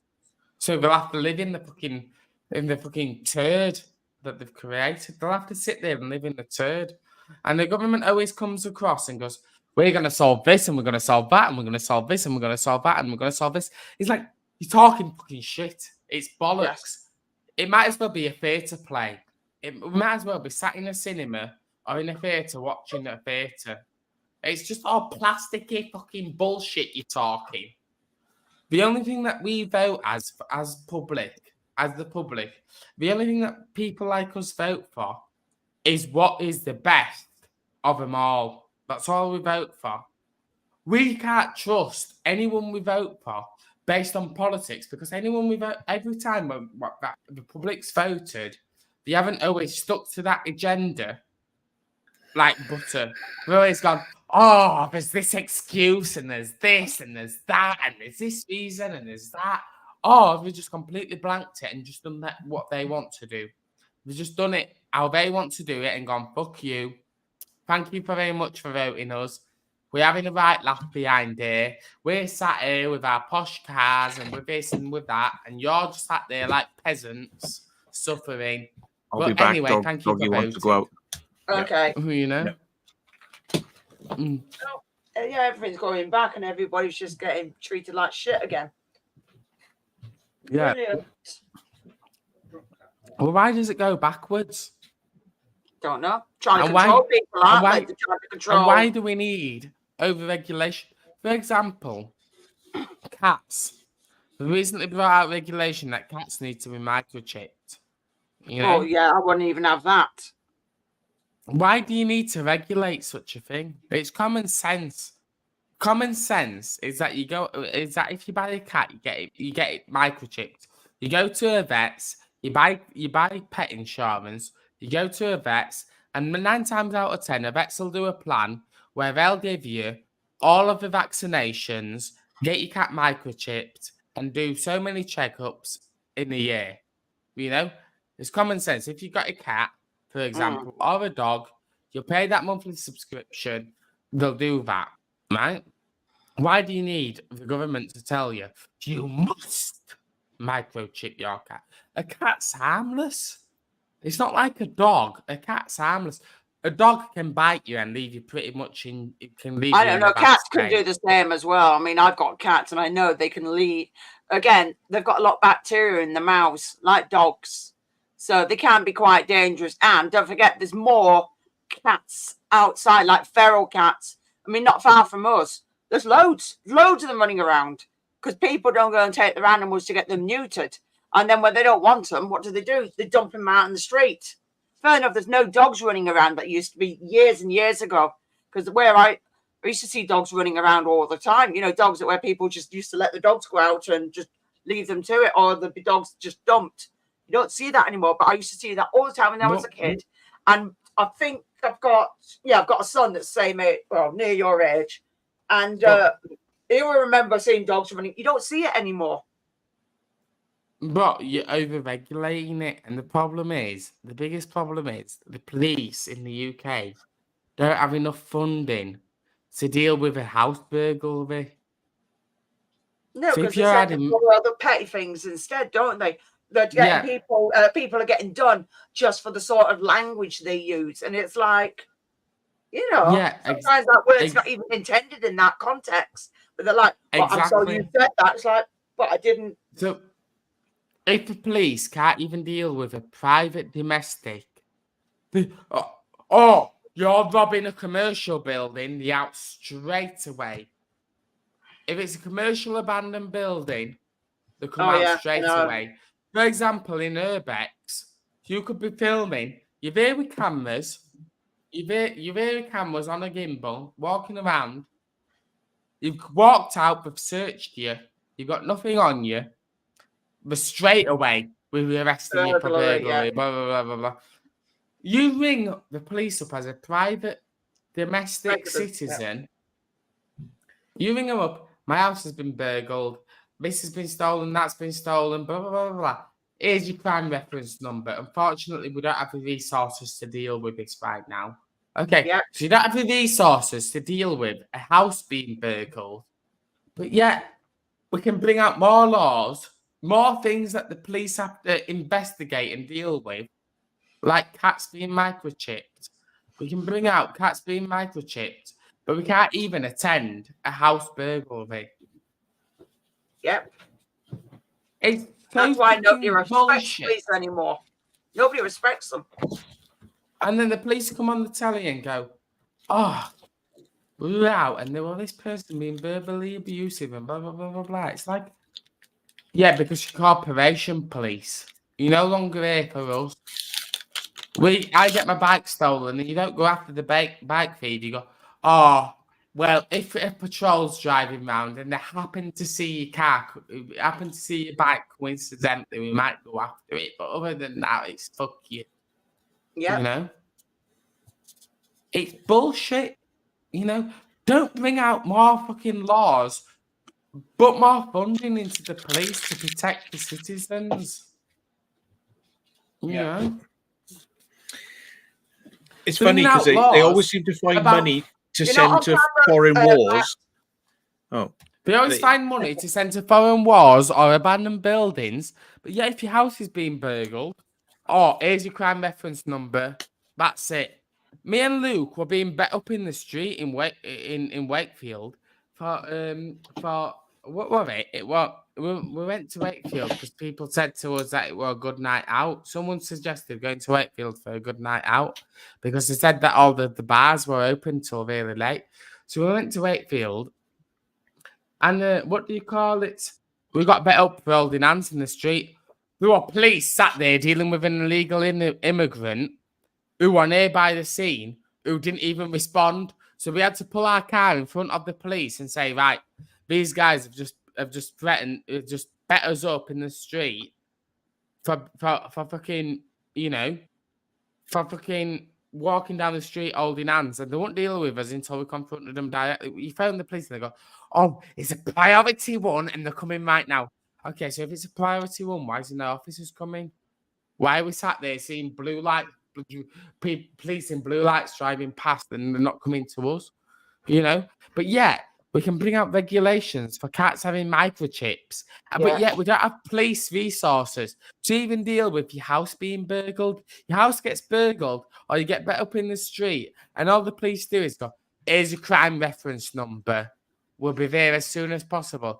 By the time they're fucking there, the criminals have gone.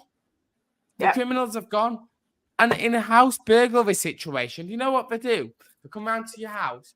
They don't put any forensics on it or out. They come round to your house and go, right in it, they literally look with the eyes, and all they do is right in the report, "I attended blah blah blah's house.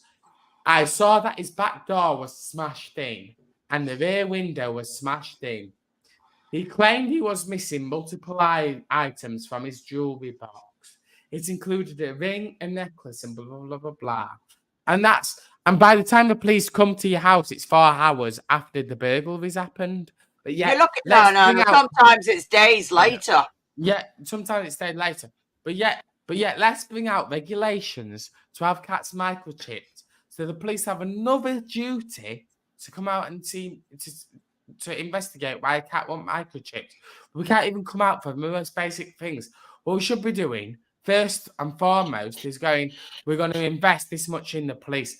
You know what Labour said in London? They said, right, if you vote me as mayor, we're going to bring out 1,000 more police officers. Okay, so London's a very big area, and you're going to bring out 1,000 more police officers after laying off over 1,000 police officers. Laid off over 1,000 police officers, but now we're only going to bring out 1,000 police officers if you vote us. And we're gonna make sure the ULEZ extension is successful. And fuck you, fuck you. We're gonna bring out more affordable housing. Okay, so when they say affordable housing, what's affordable housing? Okay, £1,900 rent. Okay, that's not affordable. No, it That isn't. sounds like fuck you housing to me. That's fuck you housing. I'm sorry, but that's fuck you housing. London is a big fuck you brother, and the fact that people go out there and taking this shit and they put an X on Labour, and then after they put that X on Labour, they go out and they protest and go, "This ULEZ is shit. I'm a worker and I'm this," and you're just like, Why did you no, vote mate. for them? Just shut Yeah, up. exactly. Shut your fucking gob. You put that X there. At the end of the day, you already knew what Labour were like because Labour were in and they brought out the ULEZ. You put that X there. By putting the X there, you're accepting all policies, current policies that they brought out, and policies that they intend to bring out in the future. So fuck you. I've got no sympathy for you. Yeah, you make a good point can- because do you know what? If people vote for Labour this time round, you know what they're going to have? ULEZ in every fucking town and every city up and down the fucking UK. They're going to have pay per mile on the fucking motorways, right? They'll have the works. And they'll be going, we're doing this to help you, and we're all about the environment. And actually, they don't give a fuck if the country collapses because they're socialists. They want it fucking collapsed. It's plastic. Yeah, it's plastic. It's plastic. They actually want the country collapsed and everyone on fucking universal credit, and they don't want any jobs. Yeah. In your face, in your face, it's bang. But behind the scenes, it's plastic. This is our agenda. It's plastic. It's narcissistic. It's like having someone who's a narcissist and they say in your face, we want this, and this is beautiful. And it's all dandelions. It's all dandelions, wheat, and some flowers. But behind the scenes, like, make it fucking crash and make it do this and make it do, you know what I mean? Mm. And it's like, well, you put the X on. When you went to that polling station, you got your pencil or your pen or your online vote, and you went Labour. We want Labour. So if you want that, fair enough. You do that. If you want to not have a car in 5 years' time, and you want to be sitting on a train or a bus and paying fucking 3 times as much as it costs now, you know, if you want to be paying a couple £100 one way fucking travel to London, you know, go Labour. If you want 15-minute cities, then vote Labour. If you want every fart and every, you know, it might as well be a state where I farted. Okay, nhs.gov.uk. My NHS number is blah, blah, blah, blah, blah. At 6:20 p.m, I farted.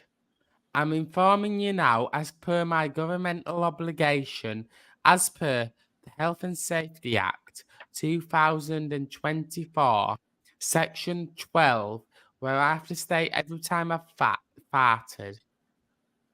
I understand this fart costs me 45p in taxes, as I have contributed the approximate CO2 gases to the air as running a gas hob for 10 seconds. You know?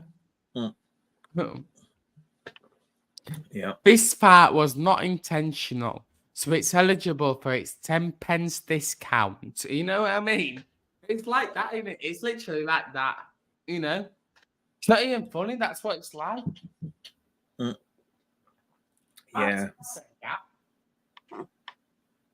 Yeah. Yeah. We need somebody to fucking roll back the fucking clock on all this bollocks that's going on before everything falls apart. Yeah.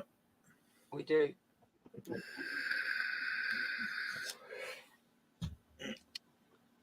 Oh, dear. Yeah. Well, there we go. Indeed. The biggest enemy to all of this is the schooling system, because Oh, they God, can don't bring bring out that these. No, because they can bring out all these laws, and all they've got to do with your children For example, let's say they're getting power. All they've got to do with your children is your children go to school, but tell the children what they want you to hear if Labour gets in, and all what happens then is your children follow exactly the agenda because they shape it in a way where your children are brainwashed into thinking a bit like China. It doesn't matter about this generation. The next generation might accept it. You know what I mean? A bit like Google. If I went to my dad and I said to my dad, what do you think about having Google Homes in the house? What do you think to this? It's like, I don't like it. I don't like the fact that there's microphones that can listen to us in his house. You know what I mean? Whereas me, I'll go, oh, well, microphones are all right. Are they only listening to you when you say the wake word? How do I know that they're only listening to me when I say the wake word? You know what I mean? Yeah, but they'll listen to, they'll try and take an indication from, you'll say something, then they'll come out and say, oh, no, you can't say that. And it's like, hang on, I didn't mean it in that context. No, you did.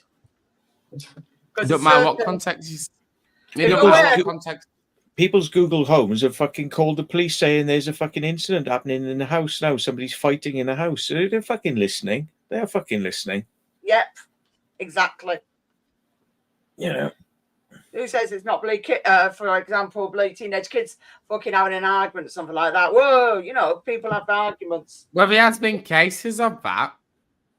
Someone were on a flight and they messaged the mate going, oh, the message on the mates going, I think they said something like, we said, we were joking and it were in a context where it was sarcastic and it were like, oh, just imagine if we were a bomb on this plane, like in 9/11 or something, and they said that, but they said it as in a context where it was obvious it was a joke, right?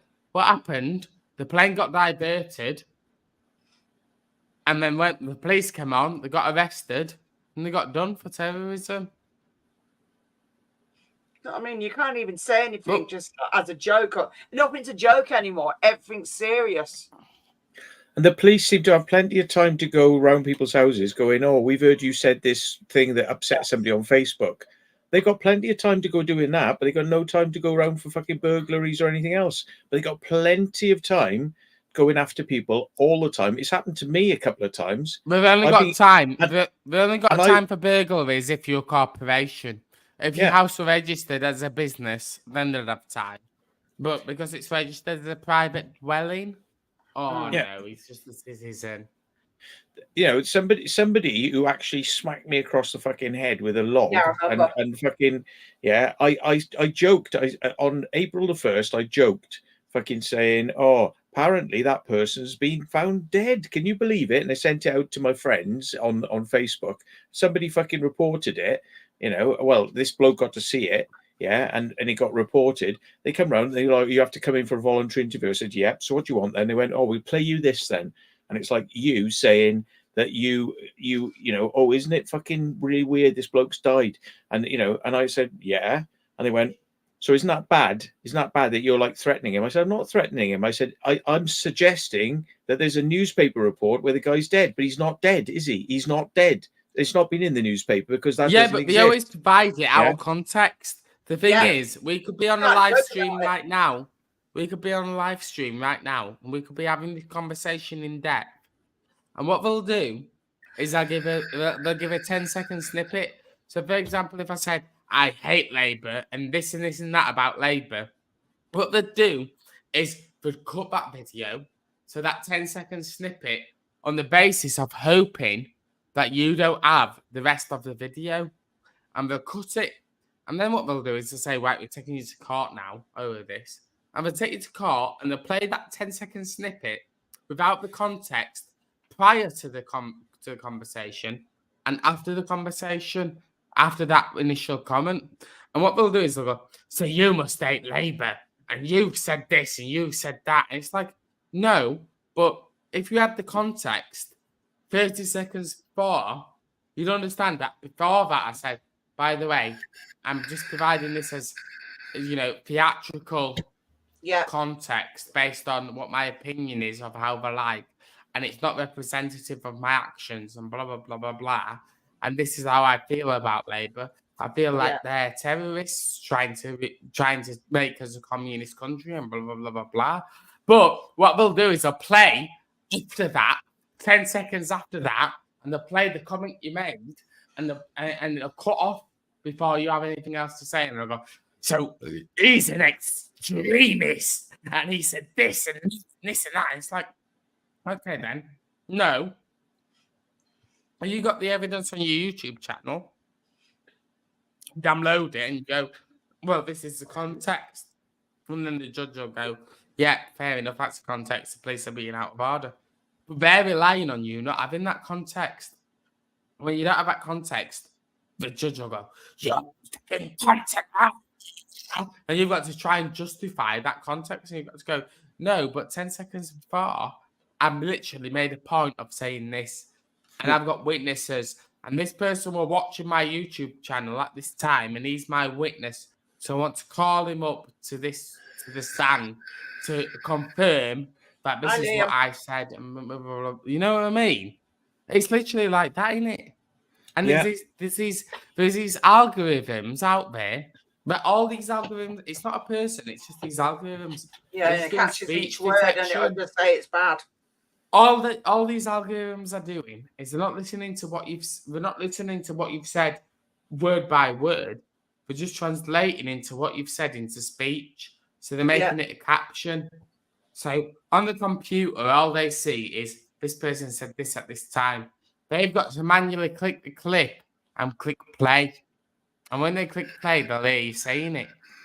But it's only that clip. They don't get the context behind why you've said it or what you've done or why you're saying that. They just get, it's a dystopian world. It's a dystopian reality. They just get the click play and all the air is what it translated based on that. So it play 10 seconds of you going, blah, blah, blah, blah. And then the police will go, right, you're prosecuted. And it's like, hang on a second. Why are you doing that? You know, my house has been burgled. My back door's smashed in. My jewelry's been robbed. This has been robbed. That's been robbed. Or we'll come in 4 days. This is your crime reference number. Claim on your house insurance. But if it's a business that's been robbed, they can't be asked. But if it's a business, if the business's back door had been smashed in and all of their shit had been stolen, I'll be there in 10 minutes. You know what I mean? But they're even bloody protected by insurance anyway. And it don't matter if the back door's been smashed in. They could literally ring up and go, we've had a detection on our PIR camera sensors. There's people walking about inside the building, and the police will just come out in 10 minutes.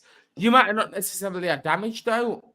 You might have found a fire door ajar in an abandoned building, walked in, not realised there's a PIR camera sensor around the corner, but the last airbags that's been in, or let's say security's gone through that fire door and it hadn't shut properly behind them or whatever. Oh no, you're instantly a criminal now. Yeah. Because you've activated that camera sensor. You know, but as a domestic resident, if you're a British person and you rape a child, of course you'll get fucking the book thrown at you. But if you're an immigrant who rapes a child, apparently, if you say, "Well, I didn't know that was illegal because in my country it's not," and they go, "All right, then, yeah, you're fine then, mate." So one rule for one rule for another, and it's like that with the classes as well. It's like, you know, upper class people, they won't get fucking, the police won't hassle them. Lower class people, they will, because they know lower class people can't defend themselves because they won't be able to get the fucking money to get representation. Yep.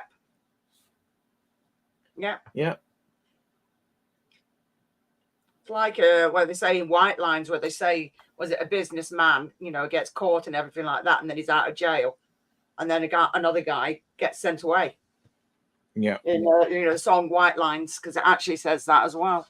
It's going to be very interesting to see what happens with Hunter Biden now that he's been found guilty on all fucking counts. And of course, Daddy's the president. Well, the thing is, Daddy must have known what his son was up to because Daddy was allowing him to fucking make contact with all these governments abroad and stuff. But so Daddy must have been involved somewhat as well. But it's like, okay, so how is President Trump gonna get fucking sentenced, and how is Biden gonna get sentenced? And people have been saying today, I've been watching the news media on it like that, and they're all making excuses for Biden's son. They're going, oh yeah, well maybe Biden will give him a pass. Maybe they'll let him off. Maybe he'll commute his sentence, and all this. Hang on a minute. Hang on a minute. If you commute fucking Biden's son's sentence, then you need to commute Trump's sentence. Yeah? Because if you turn around and say, oh well, he's my son, so I'm gonna fucking special rule it, yeah, then surely that applies to Trump as well. Because let's face it, who kicked this fucking ball in the air in the first place was Biden. Yeah. Going after Trump. Yeah. So now it's your own son and his neck's on the fucking line. Yeah. Yeah. Are you gonna want him to go to jail then, Mr. Biden? Or are you gonna fucking do some sort of deal? Yeah, or some shit behind the scenes. And if you do that, I tell you what, America is gonna fucking turn upside fucking down. Oh yeah, there's going to be a bloody civil war over there as well. Yeah, because there's loads of people that bloody want rid of him, especially the guy. Apparently, somebody said that he crapped himself on stage. It's like, nah. They're just putting blame morons. Yeah, puppets. So it's very interesting times. Because I mean, presidents attacking other fucking presidents and shit like that. I mean, come on, really? I mean, Jesus Christ, 90% of what they do is fucking against the public interest, with sort of like self-serving and fucking backhanders. Everybody fucking knows it. And then they're going, oh yeah, well, we're going to call someone out for doing what everyone in politics does. Right. Okay. So you're going after the guy who's going for president, but hang on, everyone's taking backhanders in politics because that's how American politics works. It's like literally an open secret. Yeah. You want something done, you fucking backhander the fucking this senator, that fucking politician, this councilman, yeah, bang, you get what you want. Yeah. Everybody knows that about the States. It's fucking 10 times worse than this country. It happens in this country, but it's kept a little bit more on the lowdown. In America, it's quite fucking open. Oh, you want that? Pay money to his fund. Yeah, it's fucking quite open, and then it's like, and then they go, oh look, we're going to expose backhander payments to people. It's like, really? Okay then, well, you've opened a Pandora's box now, haven't you?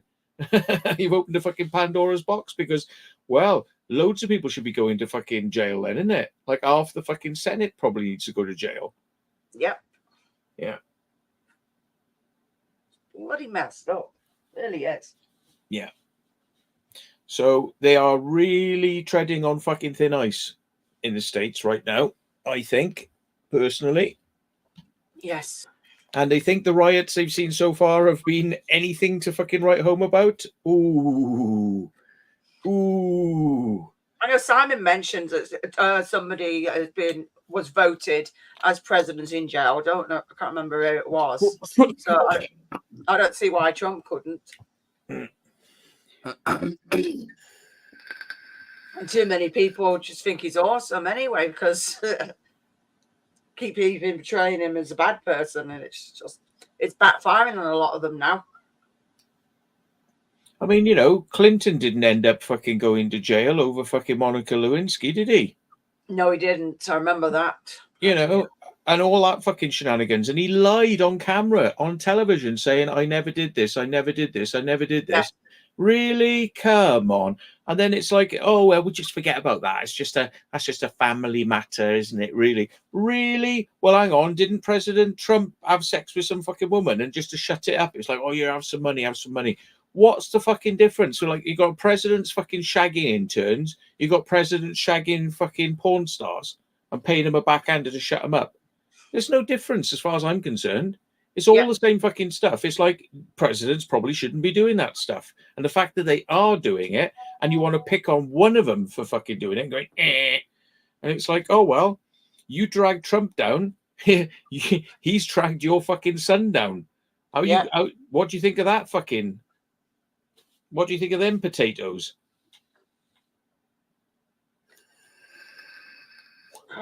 Big cock up the lot of it. Yeah. You know. Yeah, the Clintons killed the witnesses. Yeah. Fucking hell. It's like fucking House of Cards. For real.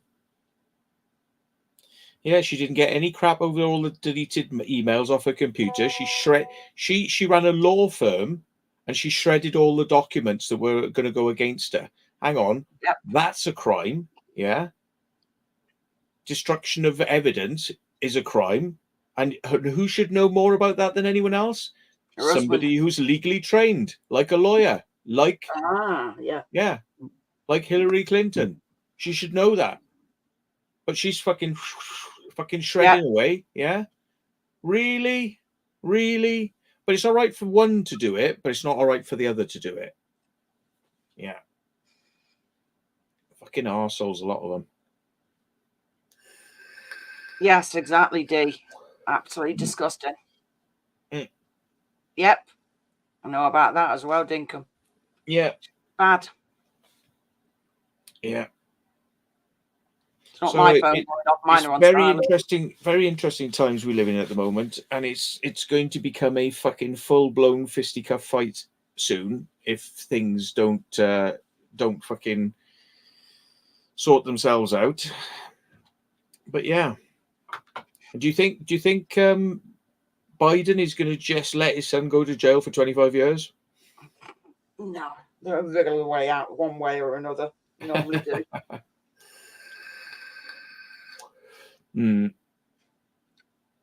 This is it. This is where all these bloody idiots get away with it all. Yeah.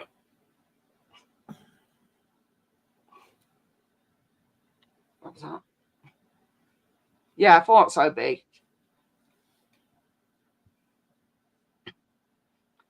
Because it's something. Because Simon likes to listen to a lot of politics, and he likes his history and there's a few other things. So yeah, I hear a lot about it. All the time. So yeah, I think it's probably got a lot to do with Biden's probably a Freemason, Trump's not. Yeah. And if you had to ask my opinion on it, I'd say secret society, fucking, I'll pat your pack, you pat mine, and fucking it's the haves and the have-nots, and Trump's made his way in the world as a businessman, and he became a president, and they don't like it because he's not with them. He's not one of them. They don't like it. No.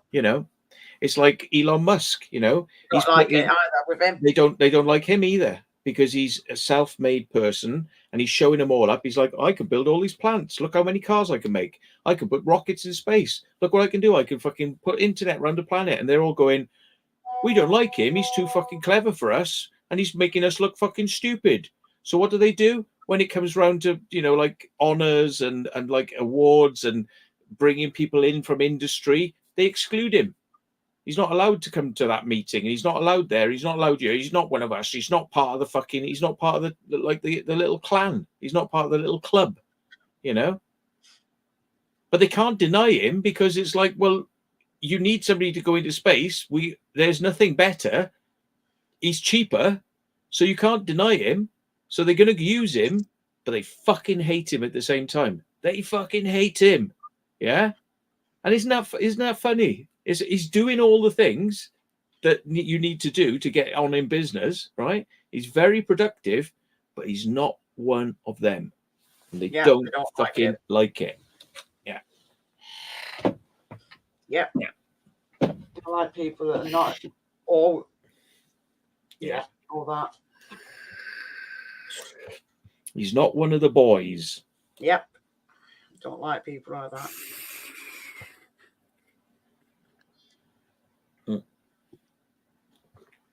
Yeah. So that's my conspiracy theory on it.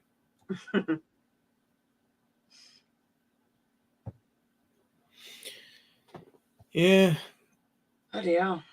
Here we are, Joe Biden, Philadelphia, St. James Lodge, 93948, Matthew. Really? Oh my god, there we go. Well, it might be fucking easy to find it. I haven't even Googled it, but I bet it's true. I don't think I have to fucking Google it. I know it's true. Yeah, I know what you mean, Susan. Just It's funny because when I Google that, nothing comes up on Google. where Funny, did you that, isn't find it, Dave?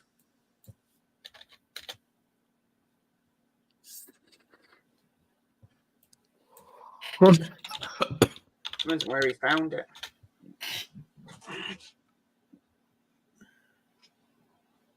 Biden is a grubby old git. Yeah, I know.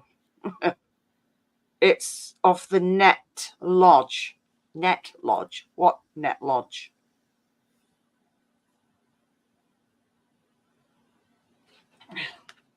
Get me other phone.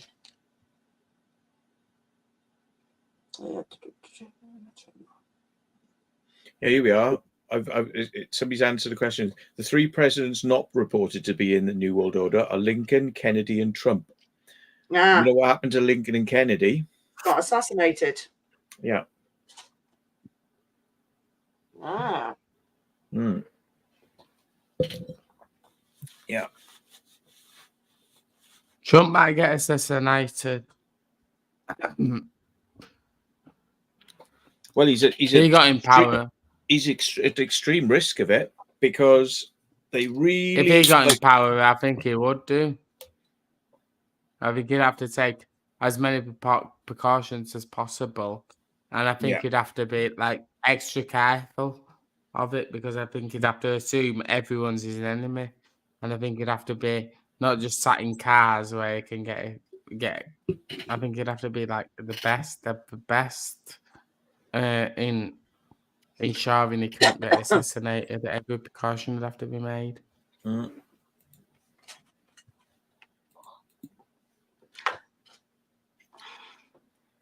Yeah. A lot of lodges are in temples unbeknown to people. Well, I know it's in a thingy house. It's not too far from here. I'm in a Sonic one that's got the bloody, was it the compass on? So it's like, that's not that far away because it's actually gone on the outside of the building. So it's not bloody, it's not like it's hidden. So went past, I remember the first time we went past it and Simon's like, just seeing what is on there. I'm like, oh, right, fair enough.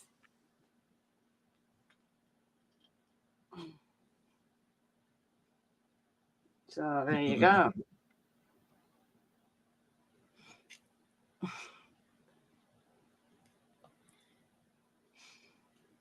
Yeah. Ooh, but yeah. But you know, they don't like to admit that they're Freemasons when they're at that position. But when they've come out of that position, then it comes out. You know. All right.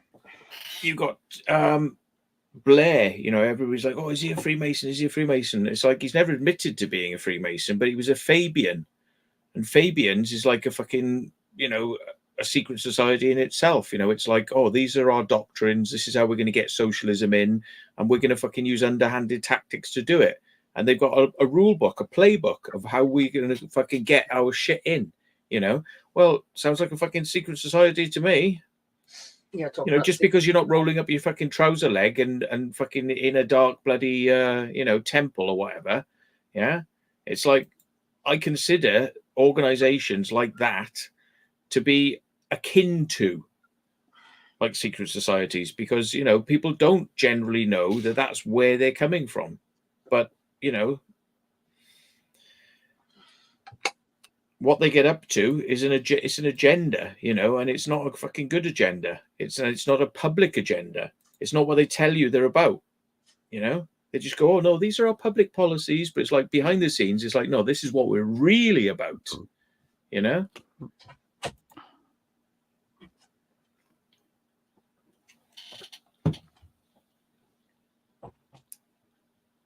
Bloody hell. Fair enough, Stephen.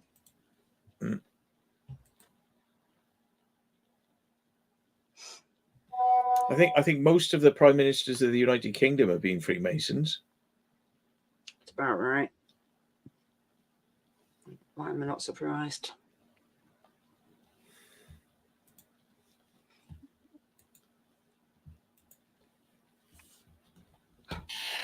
Ooh.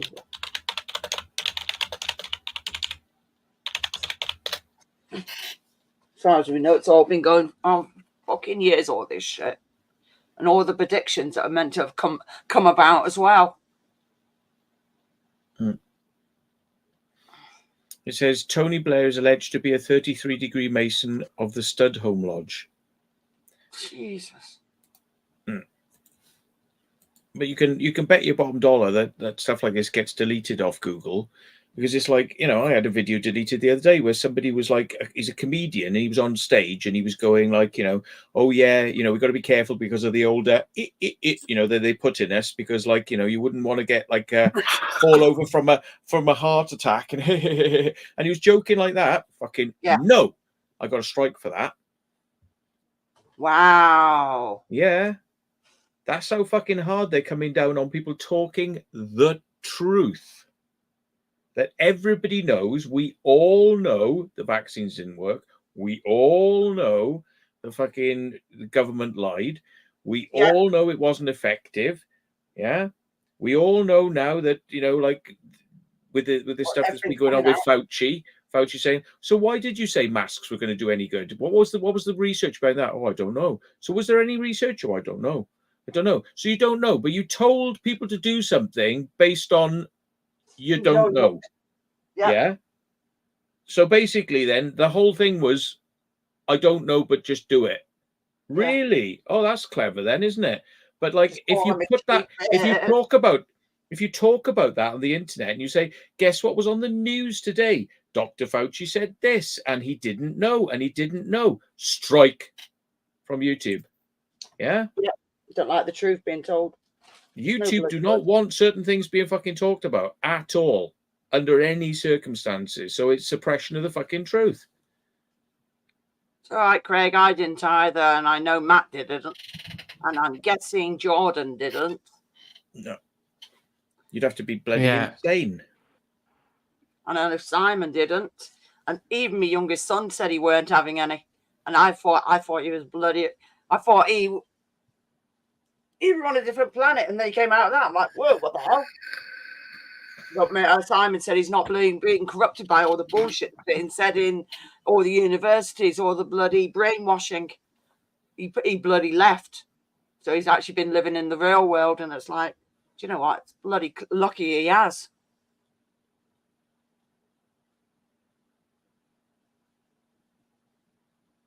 Yeah.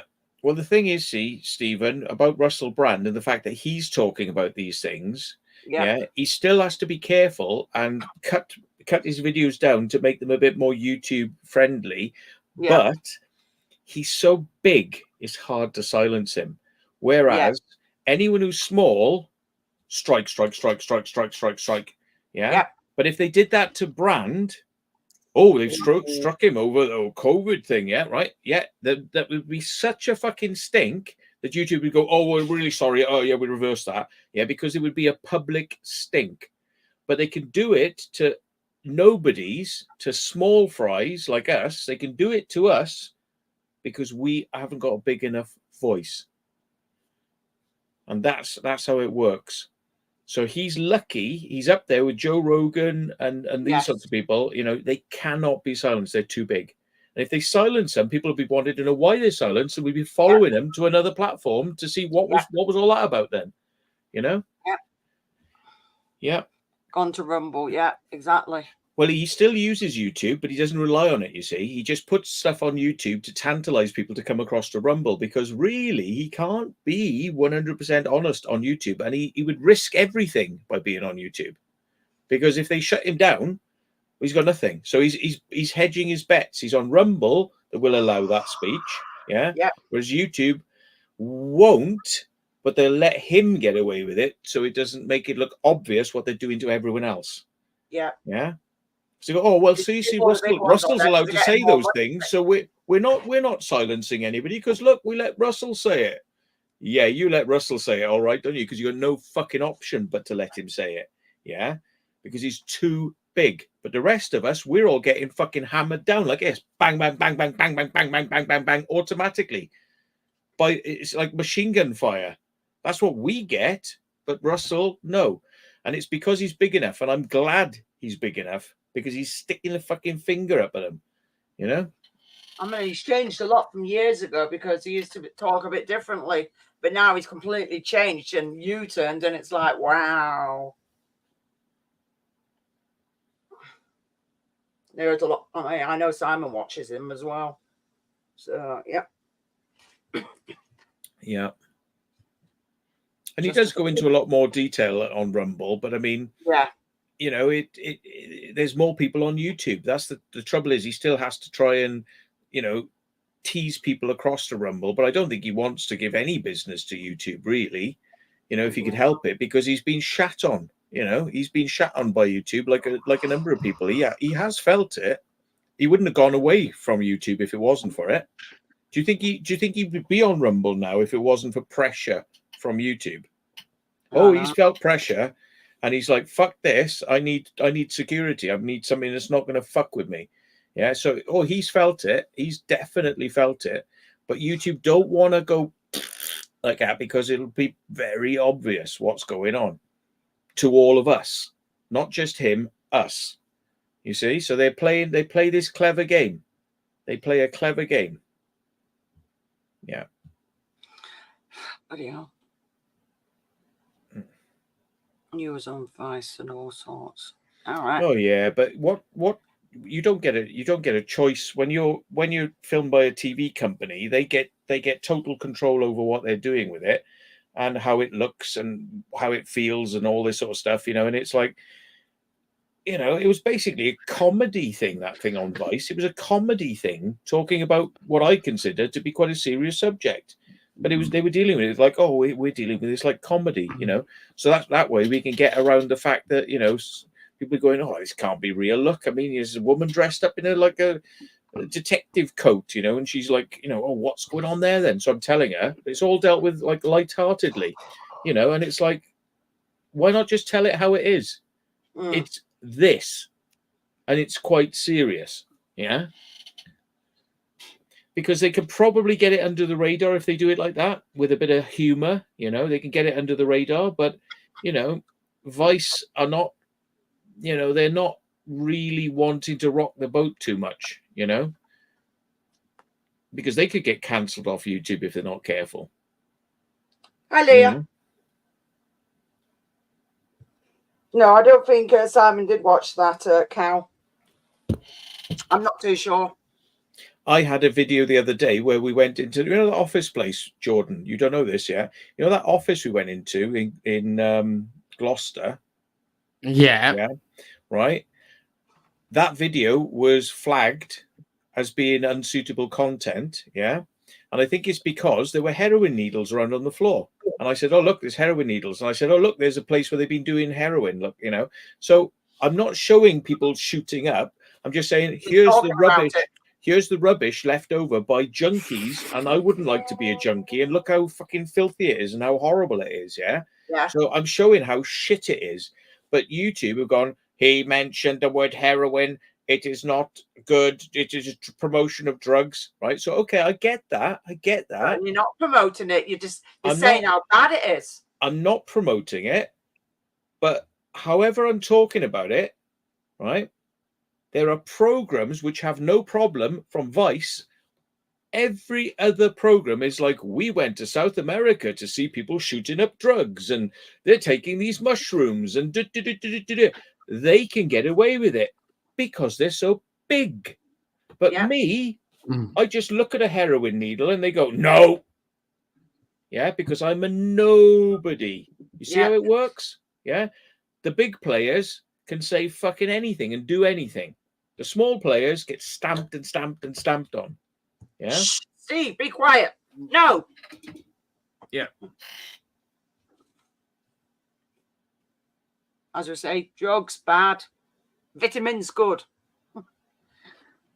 Yeah. I personally think that you've got a flag on your channel and YouTube are taking more precautions to review everything.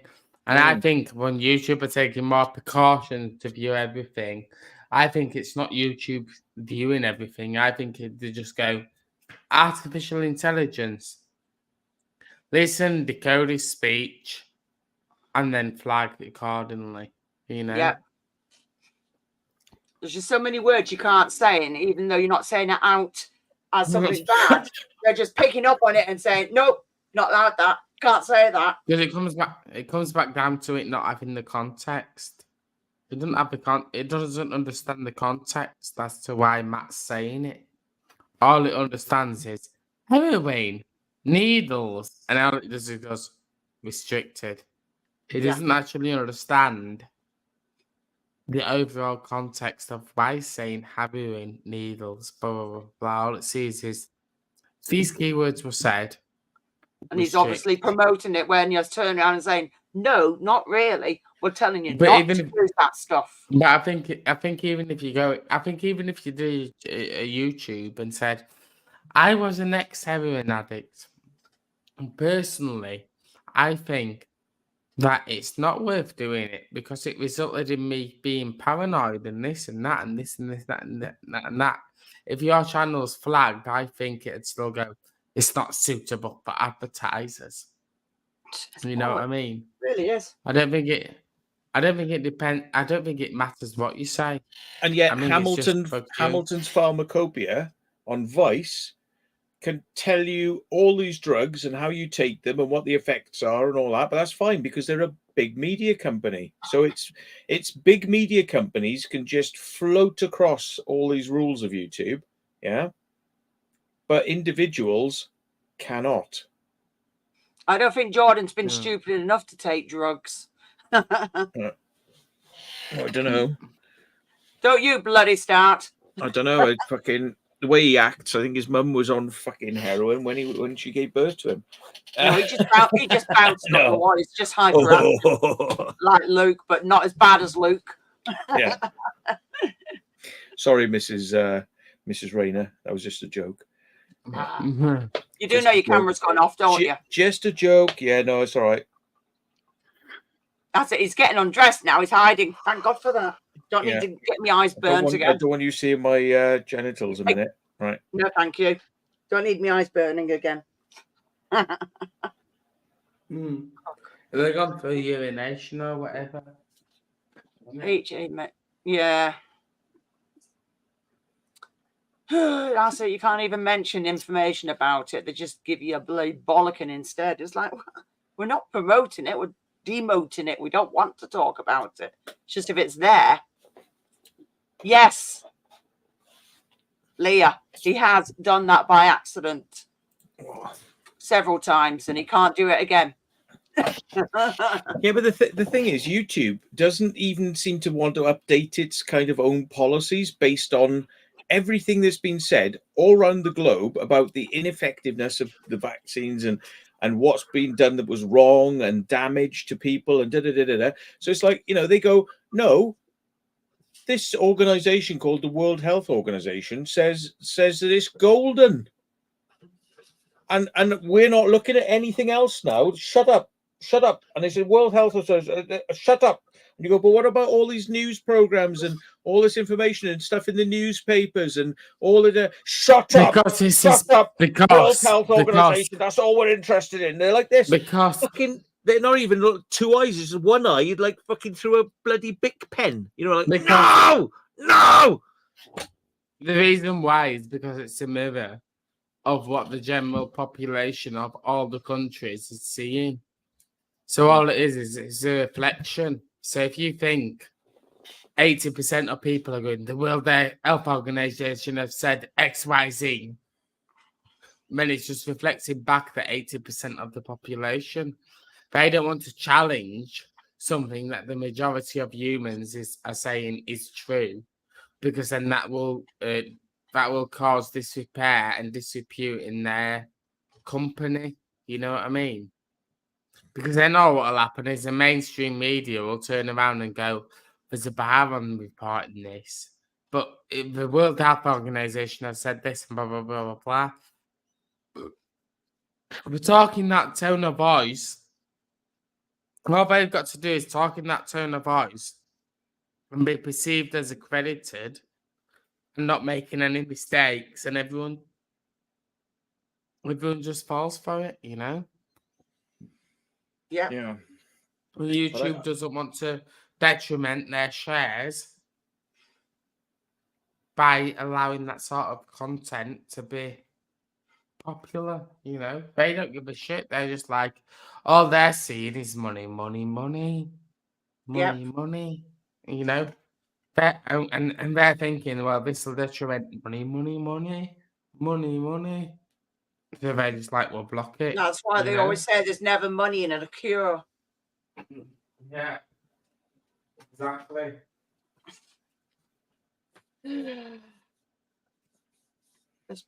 I think YouTube needs to fucking wake up, pull its fucking head out of its fucking sphincter, and realize that the world has moved on now with all this news about the fucking epidemic that wasn't really an epidemic and wasn't even a pandemic. Yeah, it was a test. It was a psychological test. Yes. To see how many people will accept, and then what they do is you go, all of this many people, all of these people accepted it. So good, we can get away with it. That's good. Our 2030 agenda is on plan, you know. Oh shit, they didn't accept it. Well, we need to adjust what we're doing to make them accept it for our 2030 agenda, you know. Yeah. But yeah, YouTube, they got a lot to fucking answer for, really. They really have. Yeah, they have. Oh, that's good. During the pandemic, the cost of fuel went up.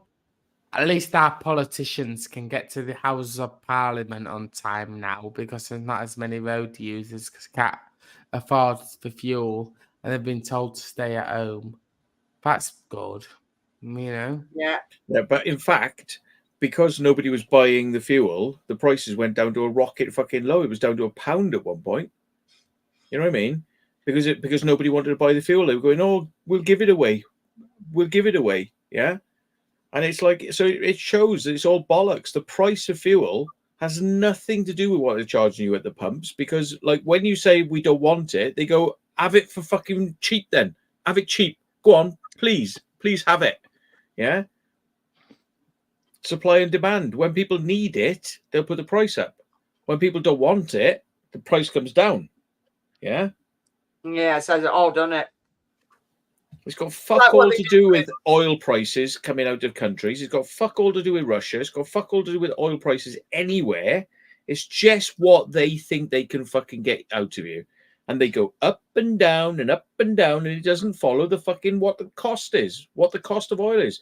The cost of oil is like that. What they charge you is like up and down, up and down, up and down, because they make you think there must be a reason for it. But there is no reason for it. They want to make you think there must be a justified reason for it, but there isn't. Yeah, because the breakdown companies have been saying, oh, we're calling for the UK government to bring legislation out to not be able to charge more than 10% of their supply and demand, you know. And the UK breakdown cover companies have been saying that fuel's been worth 0.30 pence per litre for ages, but the fuel companies have been charging 0.50 pence, you know? Yeah. It's like what the electric companies and gas companies do. All the prices go up in the winter and go down in the summer because that's when people are mostly using it, is in the winter and less in the summer. It's just where you're screwing people over. Yeah, but we always take the time on lowering the price. The price will be lowered over a year. Yeah. Rather than just lowering it immediately. Just says it all, really. It means they could charge less in reality, but they won't. They just want to screw you over as much as you can. It's all tactics they use, isn't it? Fucking tactics. It's all fucking strategic tactics, you know, planned ahead over time. You know, and I mean, there are garages out there now charging £1.50, you know, like in small towns, £1.55 and stuff like that for fuel. right? We went to where was it? Gloucester the other day. It was £1.40. That's 15 pence fucking cheaper. Well, if they're able to make money in Gloucester charging £1.40, they're still making money, aren't they? So what is it? It's not the real price. It's not the real price. It's an invented price. How fucking obvious does it have to be? You know, it should probably be about £1.20 a fucking litre, yeah? But they're going, oh, but we can charge £1.50 because these mugs in these villages, they don't fucking know any different. So we'll charge them £1.50. But it's like in a big place like Gloucester, where they've probably been fighting each other for prices, they're going, oh, we'll have to bring the prices down because we're all competing and we'll bring the price down. So it's like when one place can charge you £1.40, you know they all can charge you £1.40. But they're all making money on £1.40, which means that's not the real price. The real price is a lot lower than that. Really fucking lower. Probably about £1 lower than that. Yeah. Yeah. Well, they're all talking fucking shit, aren't they? Yes. Yeah. Not screwing people, people over. It's probably £1.25 for them. Yeah. You know? I know they want to make a profit, but screwing you over like that. No wonder people try and find the cheapest. What's the motive for them not to? After COVID, at £1.90 a litre, like, oh, it's all right, the UK market's fucked. They'll accept it. So why not charge them £1.40 a litre? Yep. If they're willing to pay it, then the idiots, you know? Yeah. Yeah. Yeah. If you're going and filling your car up at that price, if everyone turned around and went, right, well, we just won't work and we just won't fill this cars up. Just imagine how cheap it'd be. We go, fucking hell, shit. And then it'd be like £1.15 a litre, wouldn't it? I assume that was sarcasm, Craig and Ghost Hunters, who said they had so many bodies during the pandemic, they were using lorries, freezer trailers to store them. I'm assuming that was sarcasm. Yeah. Yeah, that was definitely a load of bollocks. Yeah. Yeah. Definitely. Blue diesel, I've heard of. He says, no, seriously. Well, I tell you what, I mean, if COVID had been as bad as Spanish fucking flu, or some of the flu viruses have gone over the years, right? That would have really been a pandemic. But it didn't even scratch the surface, you know. I mean, Didn't it wasn't ordinary deaths as COVID at one point. And they were misreporting a lot of the fucking deaths as well, yeah. Yeah. So is it all really? And who knows what damage the vaccines would have done to push people over the edge as well. I mean, you've got a lot of people who are probably susceptible who would have dropped like flies, yeah. But the thing is, then it's like, well, what about now you've vaccinated people and now they're dying? You know, it's like, well, how can you tell the difference between a natural death and a vaccine-induced death? You can't, can you? So once you muddy the water with that, then it's very hard to tell what's going on. Yeah, but it's a long time. It's happened over years, and you might be one of the lucky ones, Leah. But it's not always the same for everybody. I've known people that have had heart attacks, there's cancer problems, and epilepsy, and everything of the side effects of the vaccines. Might not happen now. It might happen further down the line. But I've even got family members that have. I mean, well, they're probably wanting to. They're probably wanting to depopulate the earth so we can turn around and control people more easily. Yeah, because less of the population. So at least the virus depopulate the earth with vaccines. And then you go, and then there's not as many people to go against you, and shit's too late, is there? Yeah, Jordan, you wouldn't possibly be saying that our world leaders would want to kill off the populace by injecting them with vaccines continuously and reducing their health so that they end up dying and there's less people in the world. You wouldn't possibly be suggesting something like that, Mr. B-Face. That would be just outrageous.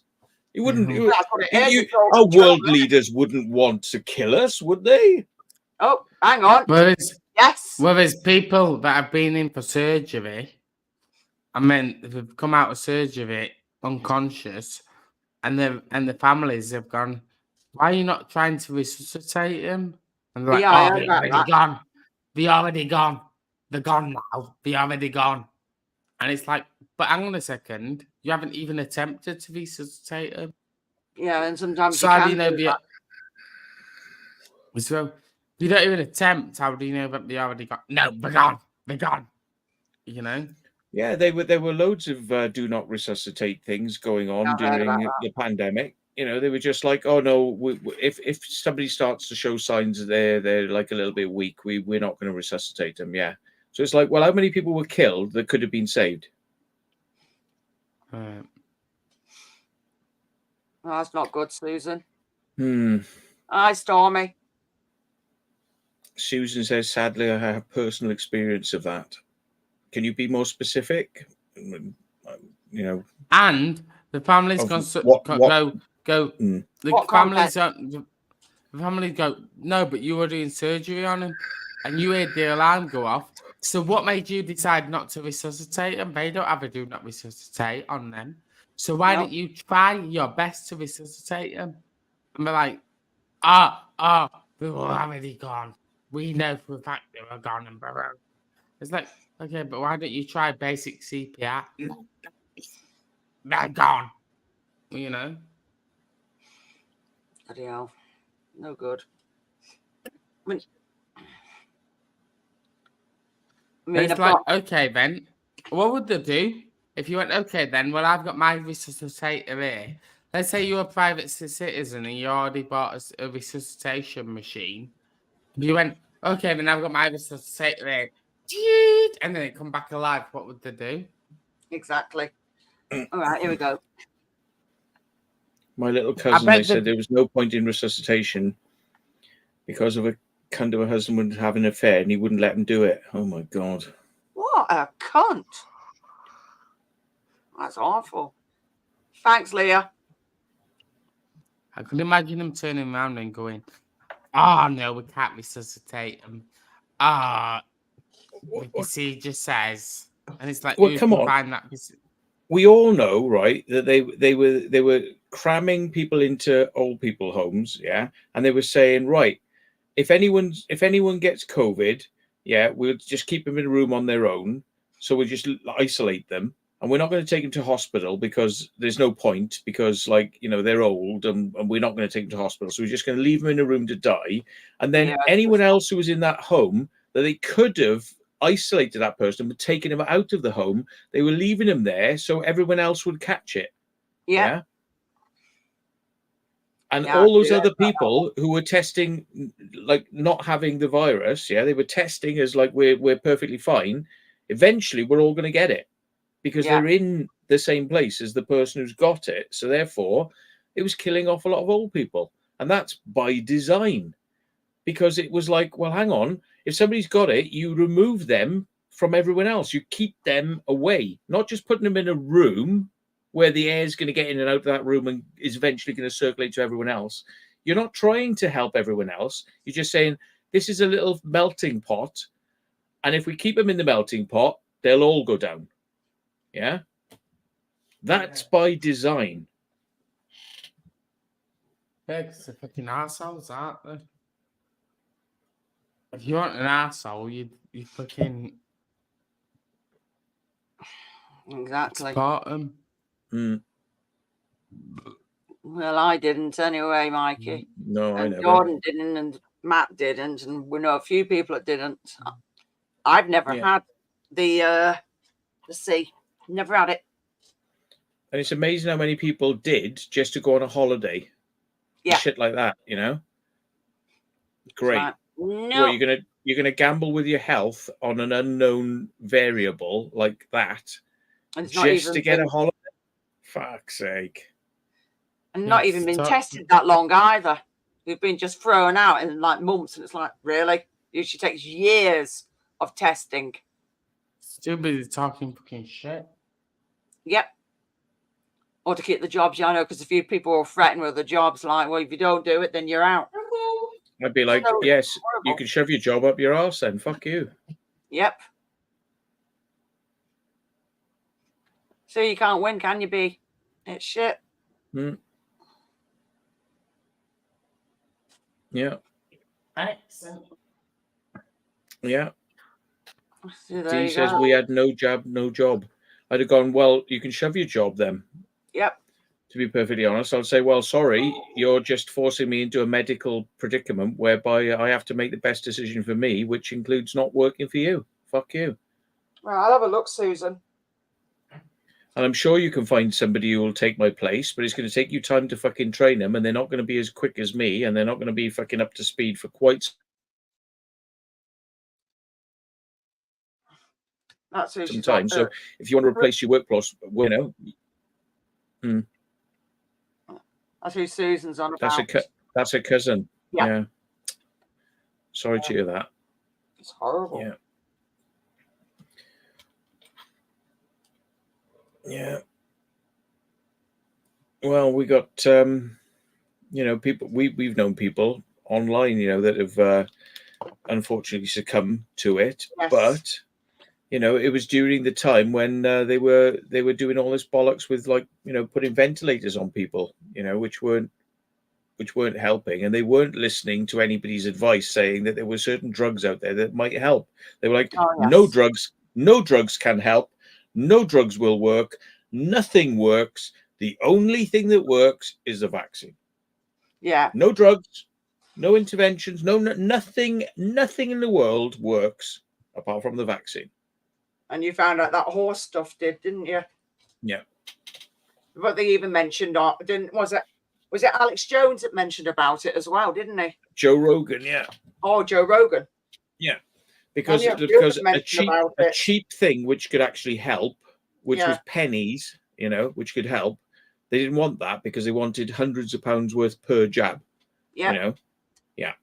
And it's like, so something that could help but cost pennies is a no-no, because you can only go, it's like fucking like blinkered vision, like, this is the only solution, there is no other solution, you will all be exterminated, there is only the Borg way is the only way, there is nothing else, there's nothing outside the Borg, nothing, no thoughts, thoughts, do what we say, don't think.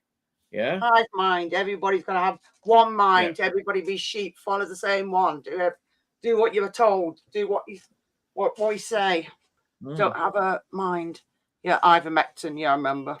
I got a stack of it in the cupboard downstairs, but I'm in a low risk category anyway. Not just because I'm, you know, fairly healthy, but because of my blood type, which they didn't tell people, did they? They didn't tell you that. They didn't tell you that O group was less susceptible. They didn't tell you that negative group was less susceptible. Well, guess what? I'm O and negative. I am too. I'm in the least susceptible group. But they didn't tell people, oh, well, you're high risk, you should have it, and you're low risk. Well, think about it, you know?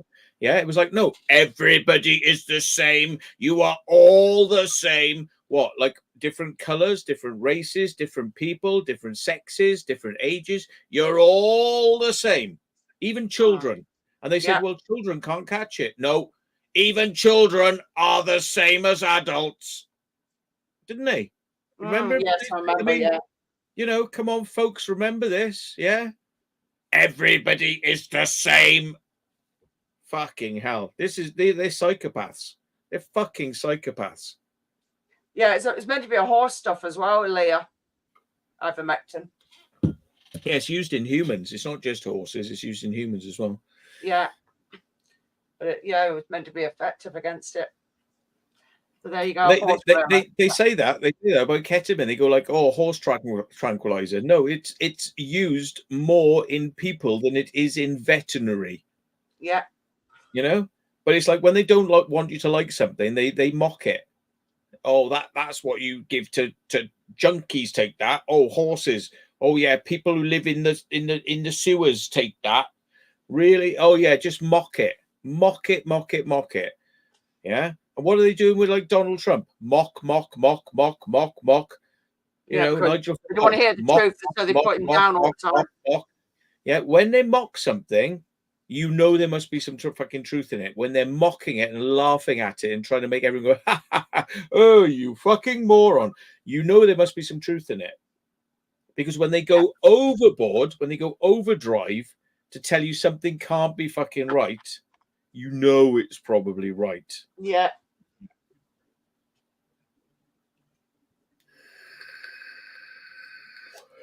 Yeah, they do. Yeah. So, you know, chloride, I think he meant, or something like that. Stormy. Yeah, I think I've heard that. Heard of it. Sorry. So there you go. I bet he really got awarded well, Stephen. Whew. Well, I think the guy who invented ivermectin, if I'm not correct, I mean, it was basically he gave the patent free. So, so he said this is such an important invention, everyone can have it for cheap. So, of course, because there's no licensing on it, it's cheap. Well, yeah, it's effective and people use it as a medicine. It's an effective medicine. It's tested. It's known to be effective and it doesn't have hardly any side effects. And you can take it with loads of other drugs with no side effects. What more do you want? Yeah. Well, you don't want that, do you? Because that is not what the fucking drug companies want. They don't want that. They don't want that. No, they don't want that at all. So mock. Yeah. This is the world we live in. It's not the fucking truth. It's what we tell you. Yeah. Right. Yeah.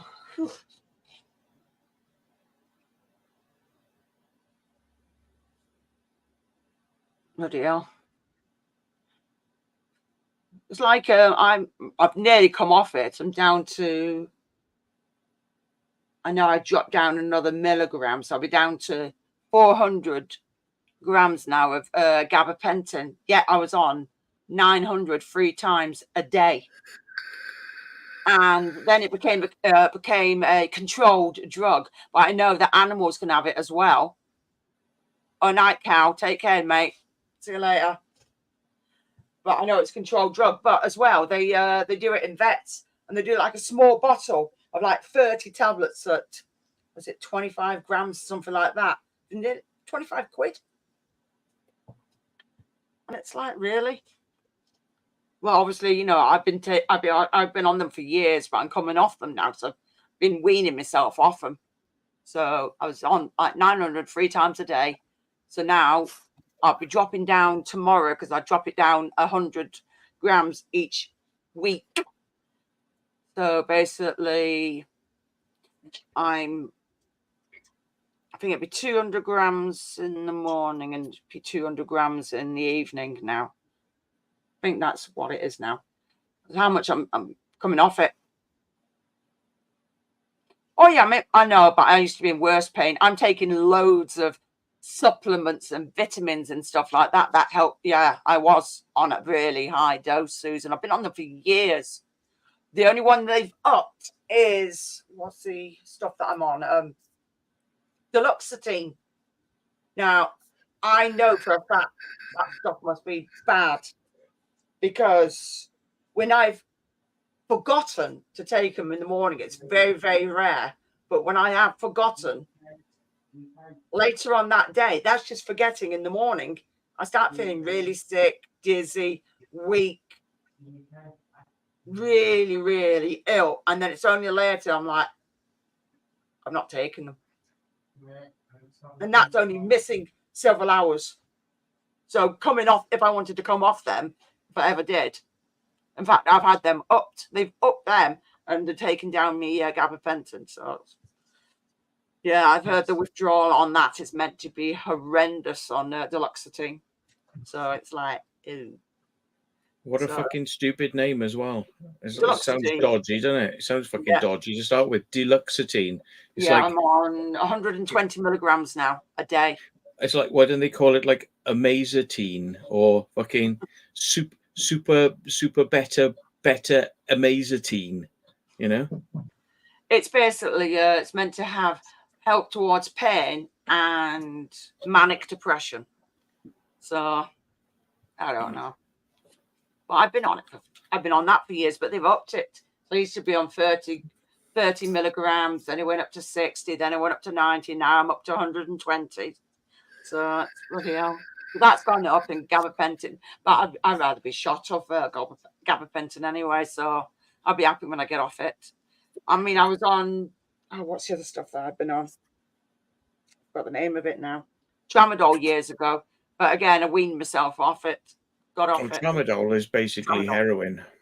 It's fucking horrible stuff.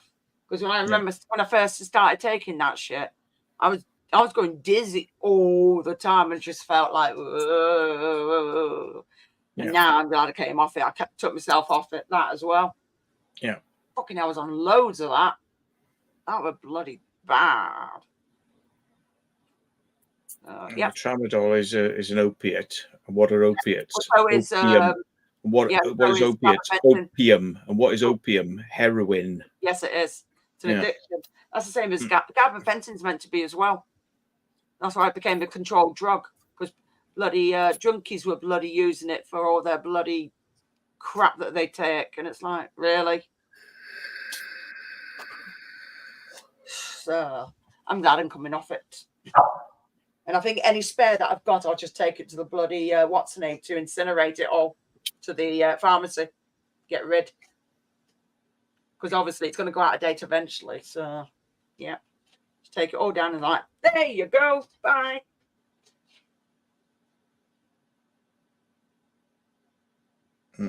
Shit.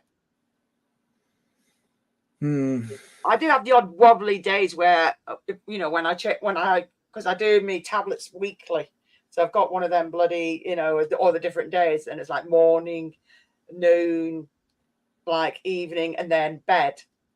But I only do morning and evening. I used to do the afternoons, but what it was, I'd miss them on purpose. So when I was really ill, I would take them when I was really ill. It was like you're putting something new into your system, because obviously if you're taking the same medication all the time, it doesn't become effective all the time. It doesn't become effective. And that's why they up the amount, don't they? And then, I end up having all these side effects. And what do they do? Give you medication for that side effect. And then it just more and more. That's why I've just started taking lots of bloody supplements and vitamins. And now I've cut back on so much crap. It's unbelievable. But I'll just see what happens because I keep getting really bad pain still in my back. So I'll just see what happens. Welcome back, Leah. But yeah, Stephen, a good remedy for depression is getting out on doing some Urbex, mate. Yeah, you find that point where if you are feeling really, really low, do something that you know that uplifts you. You know, like you said, you go on Urbex because you enjoy it. It gives you that rush that you need, and you're enjoying it. And it's the thrill of, you know, discovering something, and you know what I mean, getting out and seeing all this. So I mean, I find things that I enjoy because it's uplifting my mood. Because that's what you want to do. You want to make yourself feel better. Somebody was mentioning that I should go on beta blockers. I'm like, what? Why? I don't need them. If you're having panic attacks, they reduce the adrenaline. Yeah. I used to, but that's why between the depression and everything, I ended up on duloxetine. I was really fucking bad. But they've stopped all that. So, and I sometimes think, oh yeah, they mustn't be doing anything. And then, like I said, when I've forgotten by accident, and then I'm like, oh God, why do I feel like this? This is horrible. It is. It's fucking awful. And then I realize it's like, oh shit, I've missed them. So that's why tomorrow I'll be making up my week of tablets again. And that's when I know, right, I need to order this, need to order that. Cider and lager, yeah, not always good. Especially, I mean, there's a lot of sugar and all that as well. So obviously, you need the sugar to feed to the yeast. That's why people don't believe there's sugar in bread, and it's like, well, you need that for the yeast to feed the yeast. Yeah. I think half my problems to do with depression and anxiety is to the fact that I go out and I fucking look at loads of people and the way they behave, and I just go, I can't stand half these people. You know what I mean? I can't stand the fucking way people behave. Yeah, And, there's a lot of idiots out there. You know, There is a lot of them. I don't want to be around people that are being arsey and fucking finicky and, you know, want to fight and fucking, you know, one-upmanship and all this bollocks and just Exactly. You know, I stay away. I stay away from shopping experiences. I see people behaving like complete and utter pricks, screaming and shouting at each other like in broad daylight, like, "Yeah, well, you did this. It's not my fucking dog. Well, you're fucking." And I'm like, "Oh, Jesus Christ, you fucking children!" Like, you know. And I'm like, "Oh, get me away from this bollocks. Get me away from these people." Yeah. So you know, there was a lot of. I mean. Like Liam, when he was showing on the video, and you're saying there was two people fighting, it's like, fucking leave them to it. Somebody will call police, or they'll either kick the shit out of each other. It's just not worth it.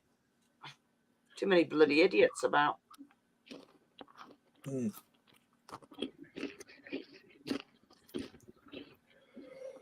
Yeah, I don't know. I reckon I'm gonna get off. It's quite late. I know I'm gonna get off. Right, fucking moaning and screaming and whining about fucking life. I mean, you know, I just get off on doing fucking urbex. I mean, I can moan about the world all day fucking long, but at the end of the day, the way I deal with it is I just go out and fucking have fun, you know? Exactly. That's all. Yeah. You know, you like I said, you find that vibe that you know that fucking makes you think, yes, you need to. Otherwise, you're going to be a long time fucking complaining, and you're going to be a bloody miserable old twat when you get older. So you got to find that bloody medium that makes you feel fucking great. So that's why, yes, I'll have a moan for a few seconds, and afterwards it's like, and anyway, how is everybody? Because it's not worth fucking complaining. It's either right, you vented it for a few seconds, right? Now we've done that. So at the end of the day, if you don't do something about it, yeah. All right, Dave. Unusual Pet says, "I have no one to do stuff with." Well, you are going to have to fucking get yourself out there and start finding people, you know, because it's like we all started like that, but you know, you literally do have to kind of like get yourself out there and start doing things, and then people will start to like go, "Oh yeah, I see what you're doing. I live in your area," and then you'll start to get people. But you have to get yourself out there and do things and promote what you're doing, and then you will find that people do. Yeah. She's in all you need to do is show that you're committed. She's in a wheelchair. And to show you're committed, you just go out there all and release videos on YouTube. Okay, then. Well, you have to find very, very well swept floors in abandoned buildings so you can get a wheelchair in there. That's not going to happen. You have to find like wheelchair accessible abandoned buildings. But look, you got a perfect excuse. I mean, come on.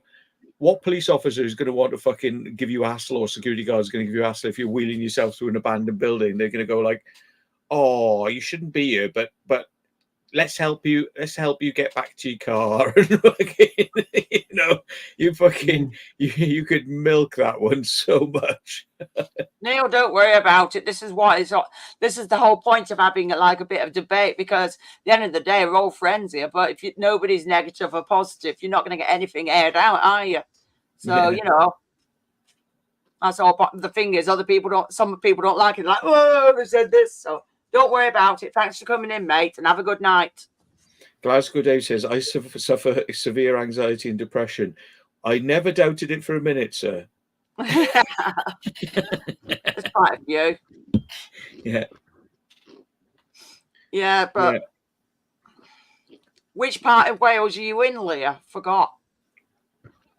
Because I know you're in South Wales, but I can't remember which part though. Well, remember, Unusual Pets, remember that, you know, if you're stuck in the house and you can't get out so much, webcam. live she does. stream, Yeah, she does. YouTube, you know, and you can get a lot of people, you know, on board that are kind of into what you're into, and you can build a community where, you know, you don't necessarily have to leave the house, but you can still build that community. So you live near the Skirrid But I Inn. would recommend you do try to get out as well, like, you know, because I mean, there's nothing better than getting out, you know, if you can. Near Cardiff. See, I'm up near Cardiff near the end of the year, so depending whether we get Simon and I get time, we need to come and see you and your house full of lots of animals. They have got a zoo.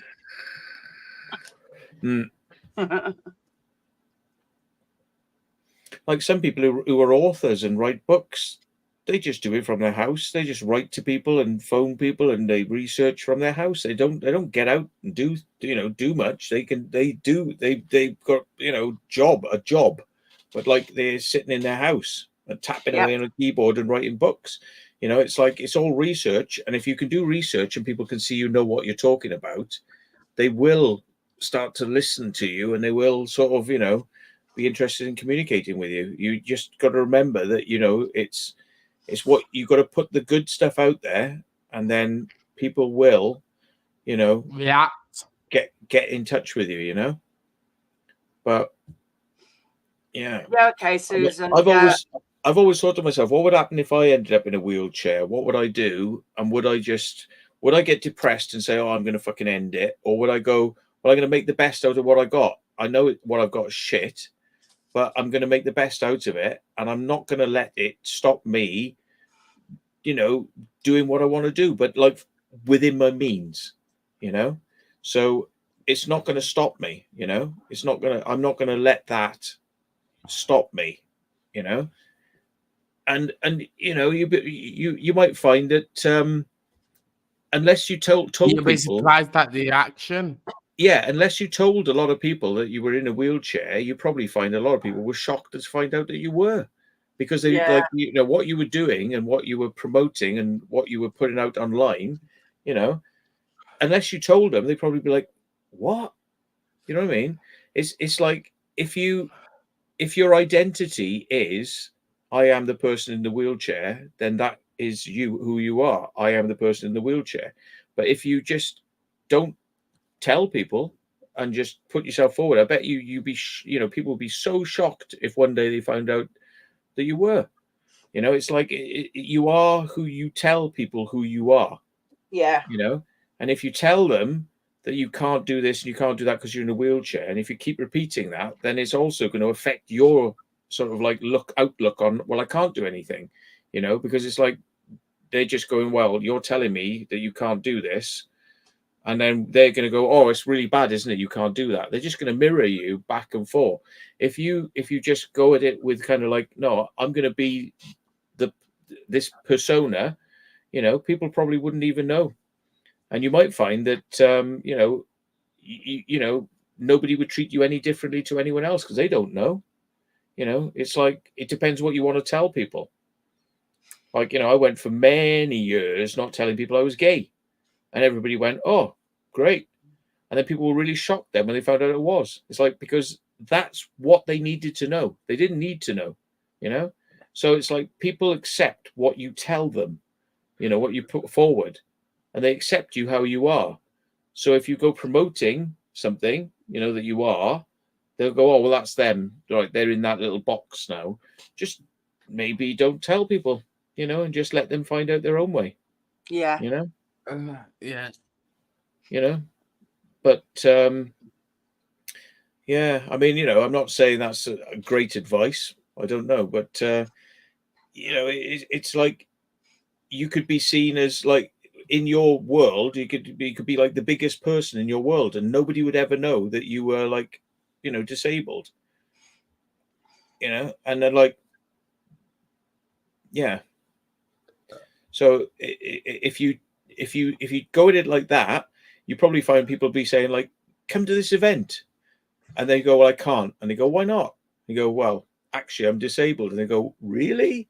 They probably want to come and pick you up and drive you, you know, because it's like, to them, you know, you are that person. But if you tell everybody from up the front, I can't do anything because I'm disabled, then everyone will go, oh, well, we wouldn't even consider that person because, well, they are disabled and they can't get out. Yeah. Yeah. But imagine if exactly. nobody knew. Imagine if nobody knew. They would all assume that you could. So they would all feel like, well, maybe you need to. You know, I don't know. I mean, I could be talking out of hand, like we pissing a lot of people off by saying this, but you know, it's like, you know, there's a lot of. I mean, I'm not saying do this, but there's a lot of people who put on face filters and go online chatting to people, and they think they're the sexiest people in the world, but they're like, you know, 28 stone and sort of like all zits all over their face, you know, but nobody knows. So it really depends on how people perceive and what they'll interact with you like, and on how they perceive you. So if you want them to think you can make you're- friends, Leon, you know that. yeah, you know, so I would say if they don't need to know, don't tell them, you know, and if you get to know them really well, you could tell them, but it's like you don't have to, because people can be a bit judgmental sometimes, and they will kind of like, you know, oh well, you know, maybe we should just leave them in their little world because they're, you know, they're telling me they're disabled, they can't do this thing. You know, it's like if you go like, no, I'm this person, like look what I do and look what I know. You don't mention the disabled thing, they'll just think, oh Christ, look at them, you know, like, oh yeah. And then you go, oh well, yeah, I can come to your thing, but you will have to pick me up because I'm disabled. And you probably find like they probably go, all right then, yeah. But don't sell yourself short. Don't sell yourself short on sort of like what you can and can't do on the internet, because the internet is blind. You know what I mean? It's only once you tell people the internet is no longer blind. You know? So I'm going to go to bed now. Is that what you're going to say? I know I'm going to cut this off in a minute. But I could be talking out my arse there, and I'm sorry if I'm offending any disabled people by thinking like, oh, he's telling us to get up and walk, and I'm not saying that. I'm just saying, remember, the internet is your friend, you know. So yeah. Tough, Dave. I want a pet duck. You're not getting a pet duck. I want a pet duck. Well, I speak to you all when I speak to you all, but next. But yeah, they were a nice conversation. Yeah, it's been cool having you on here, dude. Nice seeing you, Jordan. Well, at least now you've got my phone number and you'll be able to contact me and share with me future live streams. Well, Unusual Petsa says, I just want a friend who can hang out with and see whenever I like. I need people around me, but I can't make friends. You can, but there's a lot of, but the thing is, you've come across a lot of backstabbers, and unfortunately, there is a lot of arseholes, and I know Matt's met quite a few as well. So it does take a while to find really decent people. We all get it, but for every 10 wankers, you'll find one good one, you know? Yeah. So just remember that everyone has to go through the wankers to get to the good ones. Yeah. Yes, there is. You know? The problem is there's so many people that are so insecure in themselves that insecurity echoes outwards. And when it echoes outwards, it's like, I can't handle insecurity, so what I'll do is I'll fuck everyone else over. You know? And it's like, just relax. All you're thinking in your head, from my perspective, all I'm thinking is relax, chill, go out on an urbex. Yeah. Enjoy the urbex, go home, go to bed, go to sleep. These people that are insecure, or these people that are insecure are thinking is, that's fucking dickheads. They can go out and do it. Why can't I do it? Right, fuck 'em. I'm going to make it my mission to cause problems. Jealous people, as you know. Yeah. When it builds into a jealousy, there is a lot. It's just like, just relax, chill, try and meet up with as many people as you can, see what happens. If it turn out to be a dickhead, just say, look, I'm sorry, mate, I can't meet you anymore, blah, blah, blah, blah, blah. Meet up with someone else until you find someone that clicks. Yeah. You know? But, you know, there's no point wasting time going. Just all you're doing is just waste. You've got a limited lifespan on the earth. you've got limited lifespan on the earth. You're only going to be alive for so long. There's no point wasting it. Going, you might as well just Learn how waste to it. get out and enjoy Yeah, it. you might as well just enjoy it. You might as well just relax, chill, find someone that clicks, go out, explore, blah blah blah blah blah. Come home, have some food, go to sleep, drink some beer. That's it. Not go out, explore. Okay. Don't get know? upset, right? Don't get upset. Just remember that you've got it within you to think of a way to get around all these problems in a way that works for you. You know, you have got it within you to know how to do that. You know, everybody does. But whether you choose to or not is up to you. But everybody's got it within them. I mean, I've met a guy in London in a wheelchair, and I found out that, and I mean, this was like an electric wheelchair, and he had stumpy arms, stumpy legs, and he was like only about that high. Yeah. And he's an actor. And he's been in Doctor Who, Star Wars. He's been in loads of movies, yeah. But he's got little arms and little legs, and he's in a chair. You know what I mean? And it's like hasn't stopped him. You know what I mean? It's like it all depends on your perspective and what you want to get, what you want to do. You know, you might have a wheelchair, but maybe that'll be your bonus because, like, you know, you could maybe get a part in a movie where they need somebody who's like in a wheelchair who doesn't have legs or all sorts of things that might be going on. Yeah, because it might be the storyline. It might be the storyline. For example, in Star Wars, it might be someone's gone on the planet. Yeah, and for example, they've been attacked and they've lost the arms and legs, and they haven't got the technology to bring the arms and legs back. So what they do is on Star Wars, you're a member of Ship Boo, who does things that aren't requiring arms and legs. You know, and it's like it depends what you want to do, but don't lose hope, and just remember that you've got the answer. Yeah, you've got the answer in your head on how to do it. So don't feel all like, oh, I can't, it's not working, I can't, nothing's working, I haven't got no friends. You just got to think, sit down and think like, right, how do I go about this in a way that I will, instead of being like, it's not working, it's never going to work. Well, what you've got to think, actually what you've got to think is, why haven't I got any friends? What do people value in me? Why do people value this in me? Yeah. And how can I emphasize what people value in me in when I meet people? So let's say you are a bit awkward and you didn't speak to people very well. All you do is you go, well, when I have spoke to people and it's gone successful, these are the features that they've raised that they like about me. So I'll emphasize those features more. And just don't be a cunt, be understanding, be respectful, don't be narcissistic. Yeah, there we are. There's good advice. Yeah. Don't be a cunt. Well, some people we should send that to Biden and Trump, isn't it? Don't be a cunt. Oh my God, I never thought of that. That's fucking amazing advice. Oh, you're bound to win that presidential election now, sir. Yes. Don't be a cunt.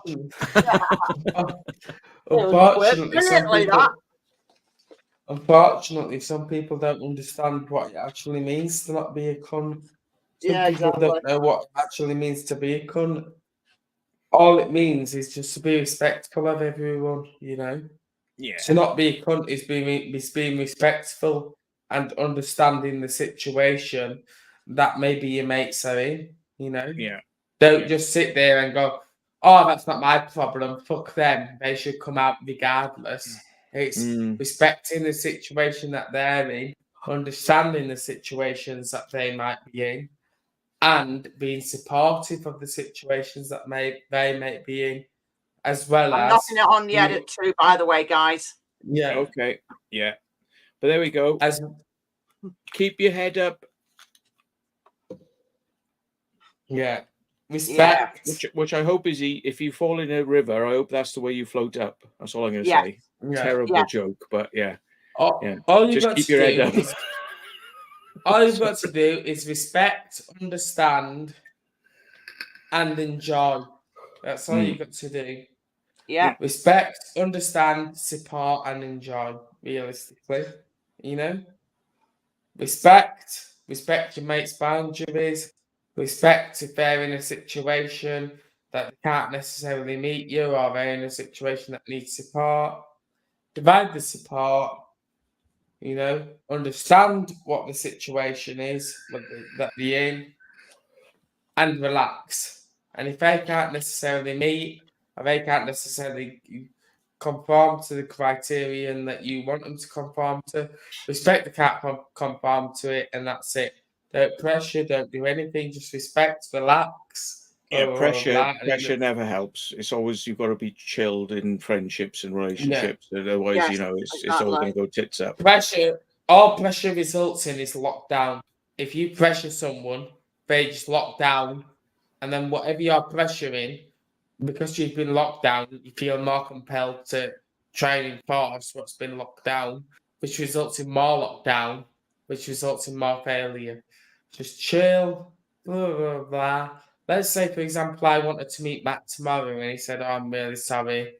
This has happened, that's happened, blah, blah, blah, blah." He's going, "All right then, mate, fair enough. We can meet another day. We can meet in 3 days' time, for example, if the situation's resolved. Let me know, keep me updated, blah, blah, Yeah. blah, blah, blah." Be And flexible. that's it.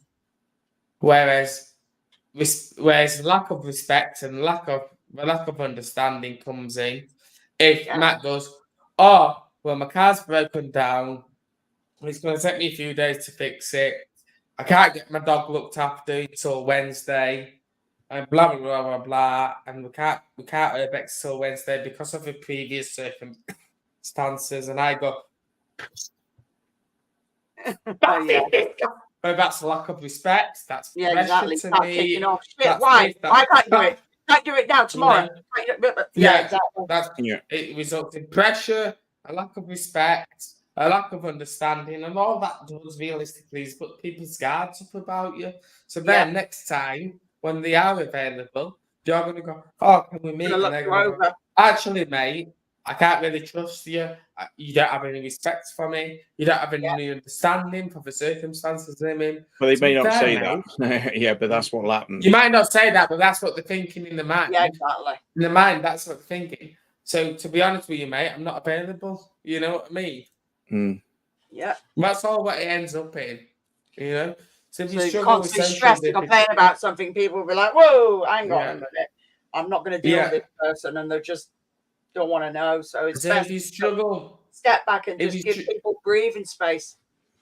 Frank says, "When am I So next live?" Well, after I have a piss, mate. Yeah. So, like I say, That's quite if you important to struggle- me right now.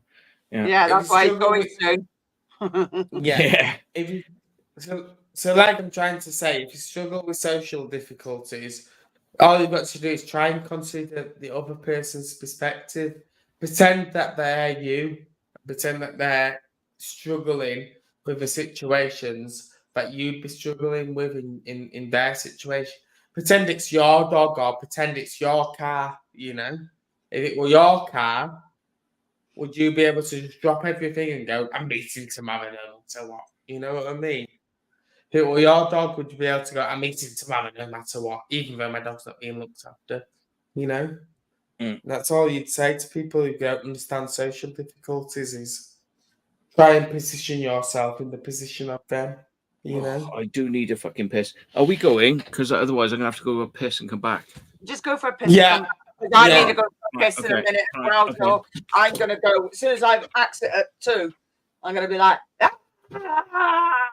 right. Well, I'm gonna drop off. I'm gonna drop off now because Milo's probably waiting for me in bed. So, well, give him a I'll cuddle for me anyway. yeah, I will do. Okay, Well, I'll Jordan. speak to you when you. I'll speak to you when I'm next available and when you're next live. So, yeah, it's been a good stream. It's usually a Thursday, a fortnight, so it's usually like Thursday on, Thursday off. So because usually I do videos. I'll be putting a video out next Thursday, Thursday after, and then it's if Matt can be available to do it as well. I mean, I'll still go live, but if Matt can't do it, he can't do it. I just give people the link, and whether they can come on or not, and it's completely up to them. But anyway, Well, I do look at your channel every now and again, and like today, I knew that you normally go live on a Thursday, so like every now and again, every Thursday, I will search your channel up in Google just in case you're live, you know. Yeah, so cool. Thank you. Yeah. All right. Well, I'll catch you on the next one. And if I don't catch you on the next one, I'll catch you at Armageddon. Yeah. Well, if we're having one, I don't know. Catch you in the afterlife. Yeah. See when we're all dead. Bye. All right. Bye. We'll all meet up then when we're all dead. We can all meet up. Yeah. Okay, Susan. Catch you later. See you later, Susan. Hope our stupid advice helped, and if it didn't, don't commit suicide because I don't want the blame. Yeah. Oh no. No. We'll have a good rest of the stream, and we'll talk soon. See ya. Cheers. Bye. Gordon, bye.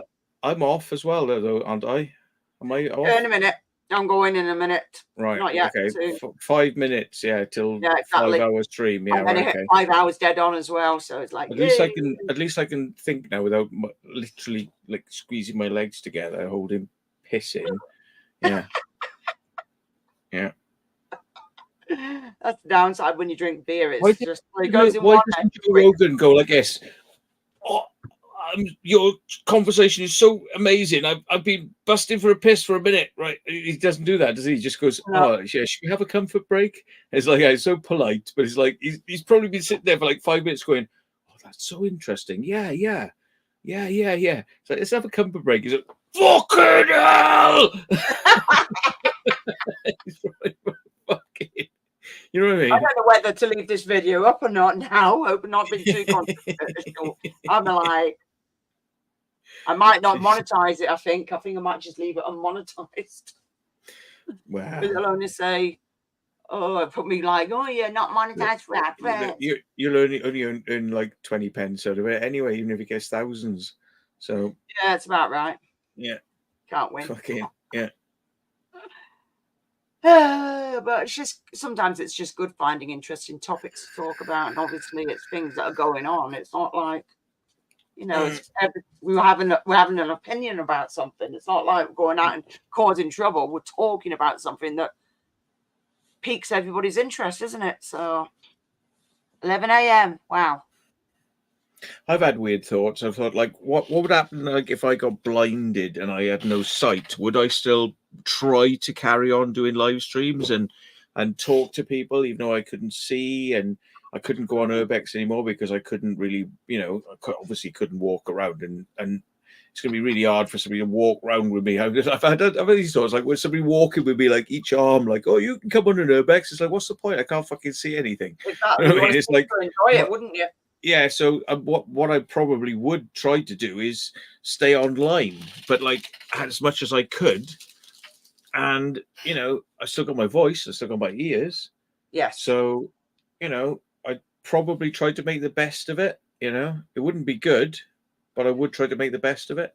Yeah, there's going to be hiccups along the way. There always will be, because at the end of the day, you end up having to either learn something by pressing something that would give you speech, or if there is anything, I don't know, or braille on the keyboard, and or give somebody remote computer so they could set up the live stream and press go, but they're remotely helping me. You know? So it's like, you know what I mean? But I would like to think that I wouldn't give up. You know, because that's the important thing, is don't give up. There's all, you know, you have to find a way. You know, there's I am going to be out again tomorrow, even though it's frigging weather's pants. But it's like, no, I've got things I have to do, and it's better than, because before I was going places A to B. Obviously, it's going to be places further away that it's not going to be accessible by the scooter. I'd have to use a taxi, but I could probably be 10 times more rude and outrageous, but YouTube would be very loath to cancel me or strike me because I would be blind. You see, so I could be 10 times more outrageous. And then they go, oh, we couldn't possibly cancel the blind guy because of the outrage that would happen, you know. So it's like, see, Yep. sometimes you can use it to your advantage, maybe as well, you know. So Well, I that's don't know. no good, Sue. Look at if it stops in the rain. What sort of scooter is that? It is freeing, though. Yeah, it is. It's great. But the thing is, I have to slow it down because if Simon's walking with me, every now and again we make a thing like that. I'll just see you at the end of the road and I'll just wait for you. Simple as that. You know, you're whizzing along. Yeah, because I mean, 8 miles an hour doesn't sound that fast, but it's bloody fast enough. And especially when it goes over everything and it goes up bloody hills and stuff. So it's quite fun. Mm. Oh, it is happening. Yeah, but I think what's the name? Dan's going America in, I think it's October. That's why he's not doing. Oh, what the fudge is it called? Screamfest, because he said he's not doing it. He's going to America going around America because. Yeah, there's rumours about doing Urbageddon in Stoke in October, but yeah, it's still got to be finalised. I think Melissa's looking into it because she wants to. She seems to have bitten, you know, like she wants to do it, so she can. If she wants to organise it, she can organise it. We will turn up. If she says it's on, we will turn up. Yeah. Be it good or bad, we will be there. Be a hotel or not, sleeping on somebody's sofa in a flea-ridden house, whatever. You know, we'll be there. Mm-hmm. We'll see. We'll see. Right. The time is. So thank you for everybody coming on. Thanks for John. Was it Jordan? Who else was on? Have we not had anybody else? No. No, I'm lying. We had Liam as well. Liam and Lozzie. And yeah. And thank you for everybody in chat. Screw them. Lightweights for ending early. Yeah. Well, thanks for everybody. Wherever you are in the world, whether it's morning, evening, afternoon. Yeah, I knew Dan was hanging out with Josh. And thanks, Jacqueline. So great seeing you all, and I will catch you next time. Bye, cheers, everybody. Bye bye. Bye bye. Oh dear.